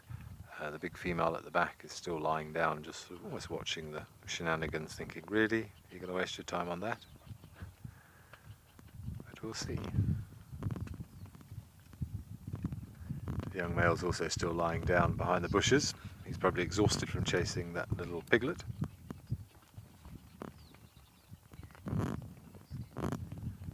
Stephanie, it's a bit of both. They're born with that instinct to chase things and to stalk things. You can see that in a kitten. The situation is exactly the same, but they need to hone their skills, and they can only do that through experience and by spending time with the adults and learning from the adults, be that just literally from watching. But we know there's an awful lot of communication that goes on in a hunt which we are not privy to. Is this unspoken language, and you can kind of see it. They'll just stop and look at each other, and then they'll split up and go their separate ways and start encircling their prey. But every pride will have a slightly different hunting technique, and a lot of that will be dictated by what their primary source of prey is. I mean, whether you're hunting a zebra or wildebeest or something, it's relatively similar, but the example I always give is the technique to hunt a buffalo would be very different to that of a giraffe. So you often find that a particular pride, and therefore those animals that splinter off from that pride, if it does so, will specialize in one of the larger animals because they have been taught that technique. So it's a bit of a mixture of both. I've seen it before when I was working down in KwaZulu-Natal many years ago. We had two young males who split away or were chased away from their natal pride early by a new male who came in. And we watched them. They didn't eat anything for about 10 days. We watched them have failed hunts repeatedly because what they didn't have that the adults have is patience, especially when they're hungry. They're young boys, they're hungry, they've got a big appetite, and they would start stalking something and then sort of spring the trap and start chasing long before it was time, giving the prey plenty of time to get away. So just that experience and particularly patience is what they'll learn from the adults.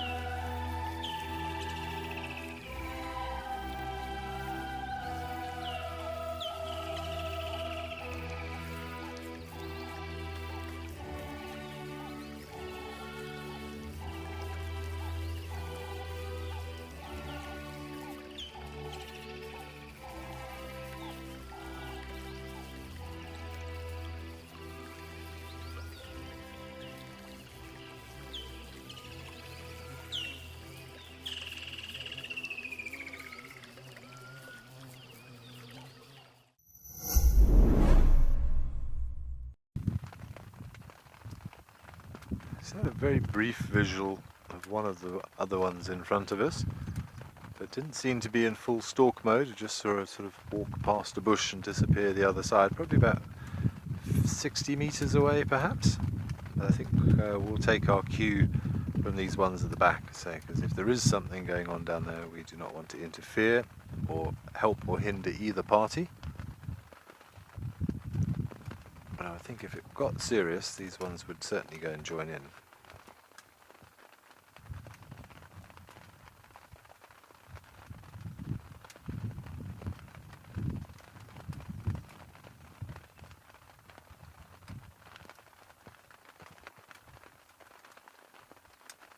Another question we often get asked is how often do lions eat and how successful are they when they hunt? Well, they hunt a lot more times than they eat, that's for sure. Sort of on average they only catch about 20% of what they chase, so they will have quite a few failed hunts, and Documentaries may have you believe otherwise, but of course they are showing you the choice footage that they have captured over a much longer period of time than you might think. And probably I would say on average, obviously it depends what they have killed and eaten. Is it an impala or is it a giraffe? A big difference in the amount of meat and how full you are and how satiated you're going to be after you finish that. But I would say on average, from finishing one kill to having something else of a reasonable size, say like a zebra or wildebeest, which does make up the majority of lions' diet, particularly out here, you're probably looking at about every 3 days they will make a kill of substantial proportion. Remember, that's one of the... There's pros and cons of living in a social structure like a pride, where you have lots of members. It makes hunting bigger things easier, and you can use coordinated attack patterns to increase your chance of survival. But on the downside, there's lots more mouths to feed. So if you're sort of 4 or 5 of these lions, or these 4 lions took out an impala, I mean, it is gone in about 10 minutes. There's nothing left. So you and I having a sort of an afternoon snack rather than a proper meal.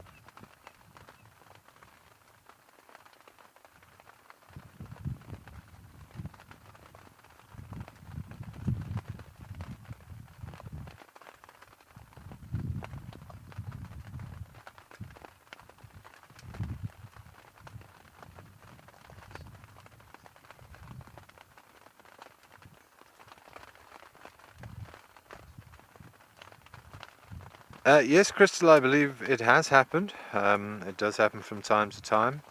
Certainly we often see that sort of opaque colour after a fight if a claw gets in the eye and the lion does lose sight. But I believe, stand to be corrected as always, but I believe they are susceptible to that sort of thing as they get a little bit older. But more often than not, when you see a lion with a sort of a silver eye, it's because something's happened in a fight. A rogue claw has just nicked something there and she's lost the sight in it.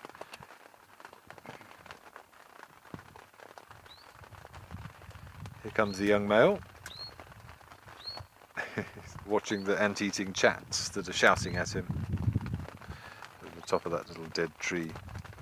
Apologies for the aerial on the front of the car, everybody, but if it wasn't for that we wouldn't be able to communicate with the others. Getting very distracted by those birds. Of course, the nice thing about being out at this time is that we are pretty much the only people out. Game drive time generally early morning and late afternoon. So we don't have to share it with anybody.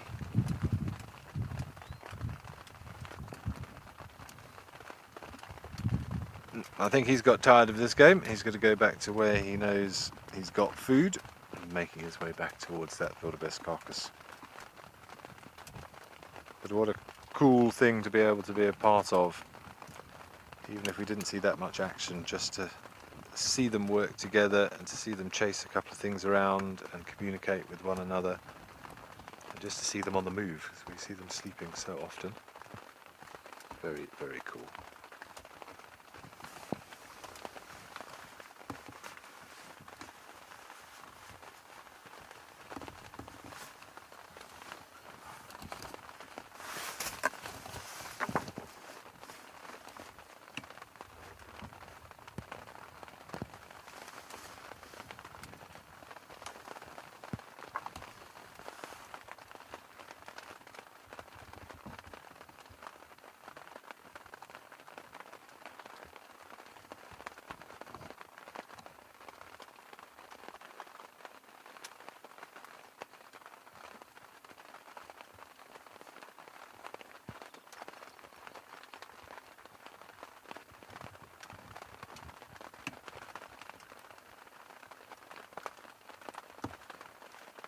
The other female is still lying down. I still don't see the other two. Some are off in the distance. But yeah, I think this boy's decided, hang on a minute, everybody's left this carcass unattended. Should we be worried about jackals or hyenas?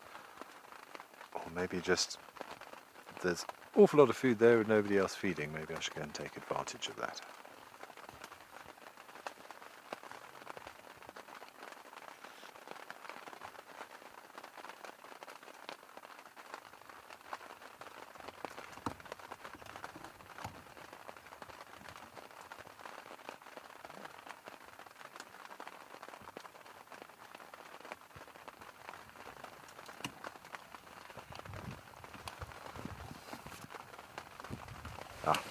female is up now. She's also going to have the same idea.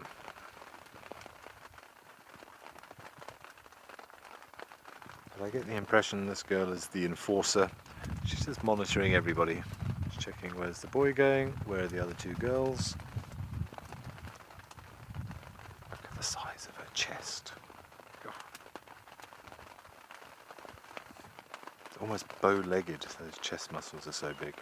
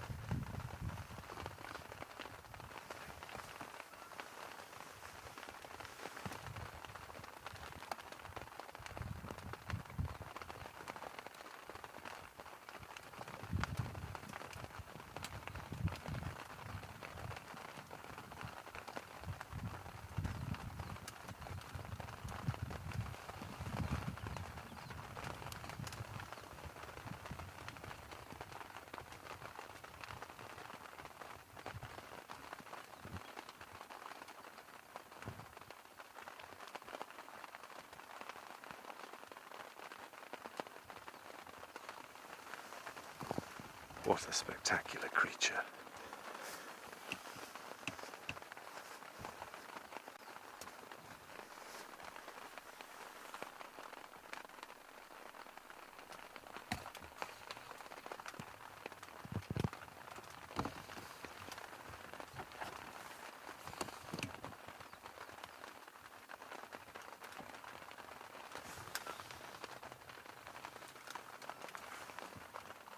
I wonder if perhaps the other two have sort of looped back towards the carcass there that we haven't been able to see. I just thought if there was something happening, this one would also be in on the act. So perhaps that's what's happened. We'll go and find out shortly.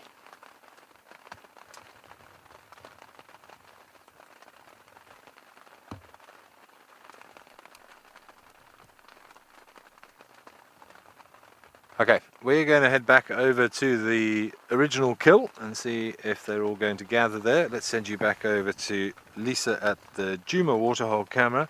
But thank you for joining us for that. What an incredible, incredible half an hour or so that was.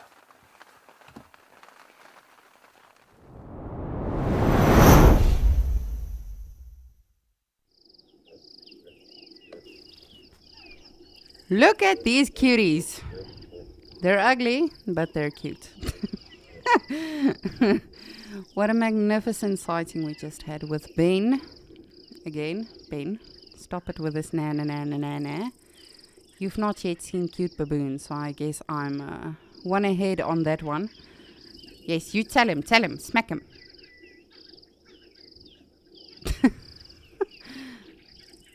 Whew, that's a feisty little one. Oh, yes, no. See, that would not work for me. I would smack you if you bite me on my ear. Or in my eye. Ow! Of course, this is a way for baboons to bond. As you can see, this one off to our right. Mommy's cleaning the little one. That is also a form of bonding. And, of course, cleaning it. But I must admit, even though I'm not fond of these guys, they are very interesting to observe. Especially when they... What is that one doing? Especially when they have little ones. Now baboons, specifically these ones, the Kechma baboons, they form what we call oligarchies. So I always refer to it as a mini mafia within a troop. So there's a lot of hierarchy and ranking that goes on. And it's not just males that have the actual hierarchy in a group. There's big females as well, and often you'll see younger baboons coming up to the females specifically. Oh, wait for me, Mom, I'm trying to get onto you. Especially when they've had the youngsters, you'll see young baboons like this one now. They'll attempt to groom the little one, and that is actually a show or display of respect to the female, so she can sort of put in a favor or a good word with the big males in the troop. I never know how they hold on to their mothers.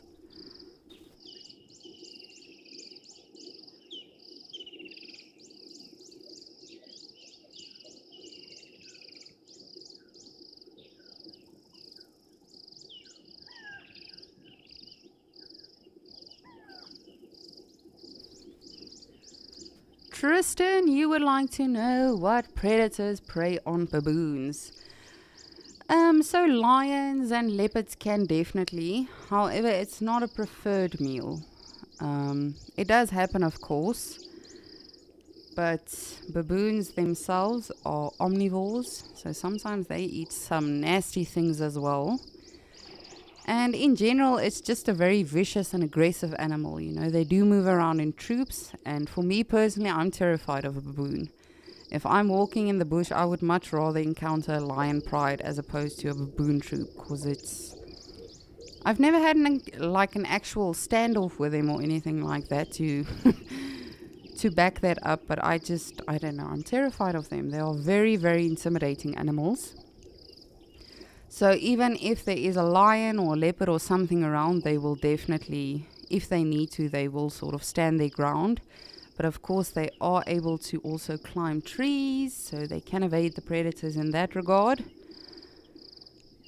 And just like the impalas we saw this morning, as soon as they do spot a predator, they will start alarm calling just to let it know, hey, we've seen you, you have been made, you are not going to sneak up on us. But a couple of years ago, I know there was a sighting in Kruger of a leopardess that caught a baboon, and she hoisted it into a tree, and as soon as she turned it over, it actually still had a baby attached to it. And the interesting thing was, because, you know, the people that initially saw the sighting followed it, and she did not start devouring the mother or anything. In fact, she sort of picked up the baby and just, I almost want to say, caressed it. And I think it was a good 2 or 3 days that she just took care of the baby, didn't eat the mother or anything like that. But unfortunately, the baby eventually passed away because it did not have mommy's milk. Of course, the leopard had no idea what to do with it. But it just goes to show that we must never put these animals in a box. They will always do what they feel is right.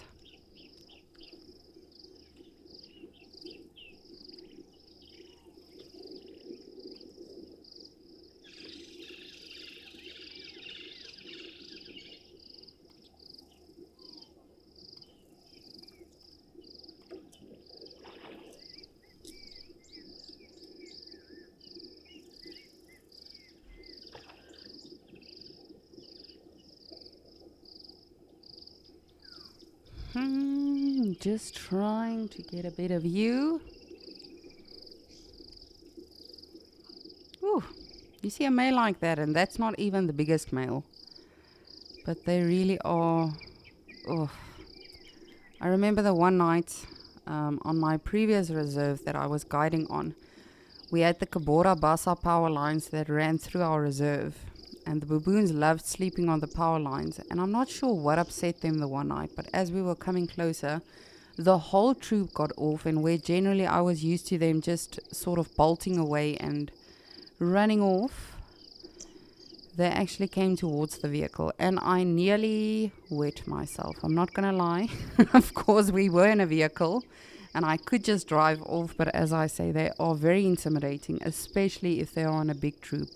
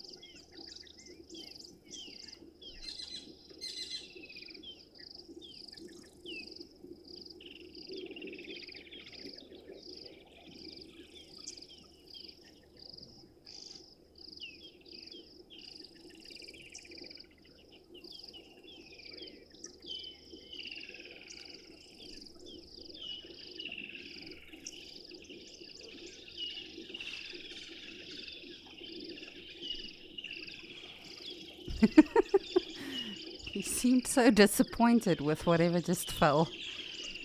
I definitely feel you. I have days like that as well.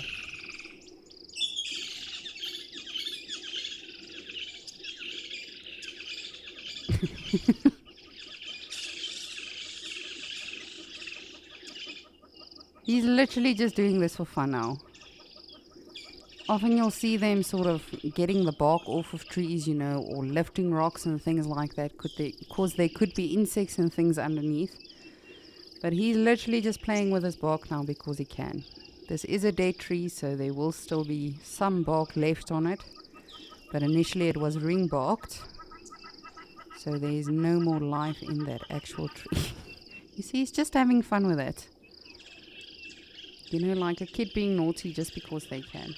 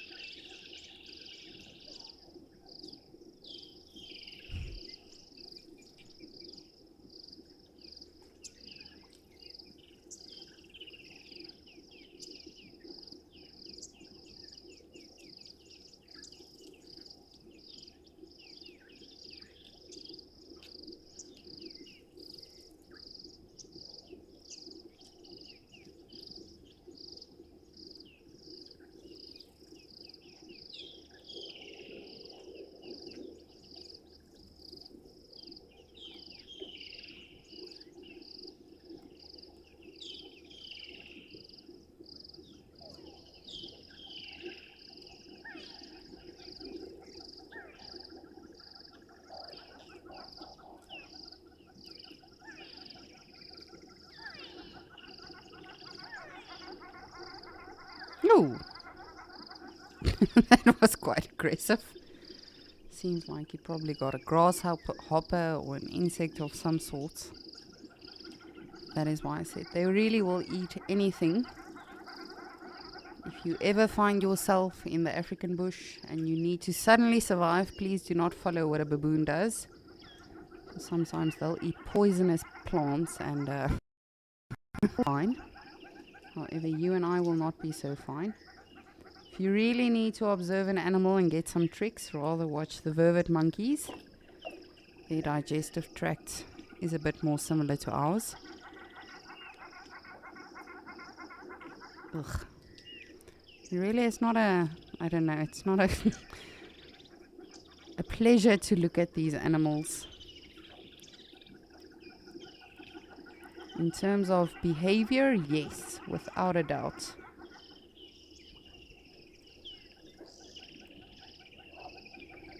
Oh, that's a big male. And that is why I don't like them. Can you imagine that thing has to bite you? That's even more intimidating than a lion, for me personally at least. Maybe you differ? You are of different opinion perhaps? Perhaps there is an animal that scares you a bit more, but this for me, that in itself, that yawn was... Nope.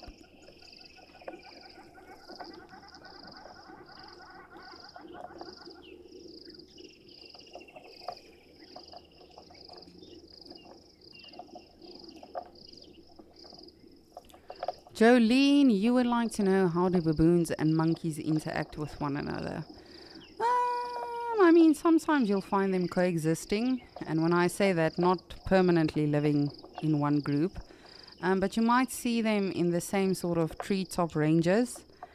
But for the most part, from what I've seen at least, the vervet monkeys tend to keep their space, as you would. These guys are super big, much bigger than the vervet monkeys themselves, and again, much more aggressive. Don't get me wrong, the vervet monkeys also have sharp teeth, and they can attack something if they need to. But for the most part, they stay out of each other's way.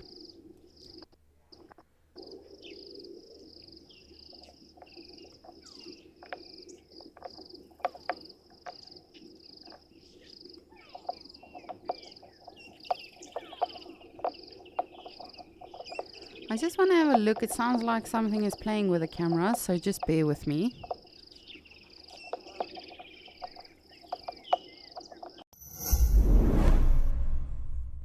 Wild Earth is looking for unique wildlife sightings filmed by you. They can be old or new, from anywhere in the world, and filmed on a camera or on your phone. In return, we will give you cash, an opportunity to win a prize, and a chance to see your clip on TV with your name in the credits. It's easy. Head over to wildearth.tv/content to find out more.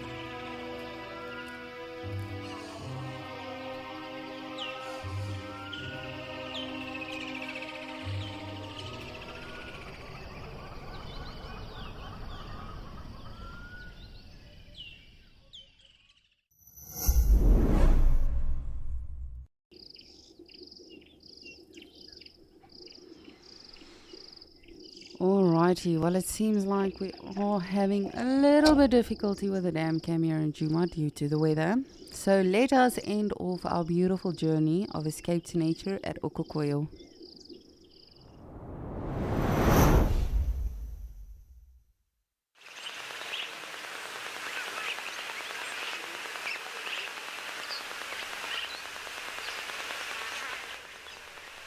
And it's still the same. We've got some. Let us see. I think it is springbok. Yes, most probably.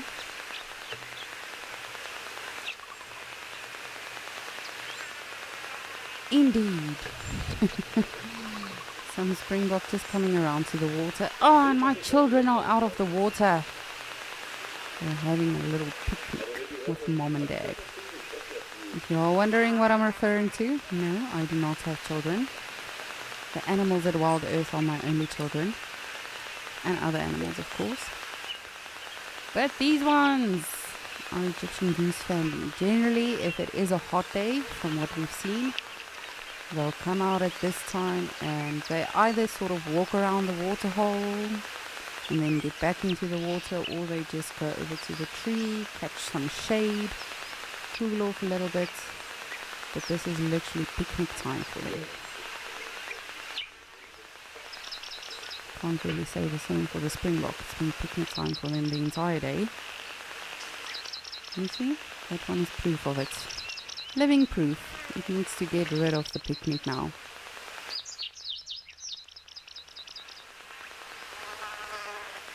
Erin, good afternoon. You are saying sending me some elephant energy for tomorrow. Thank you, Erin. I think I must just forget about elephants it worked a little bit yesterday. As soon as I said I don't want to see them anymore, I don't care about them, it actually, we got one elephant pool at the Juma Dam camp. But thank you, I appreciate that.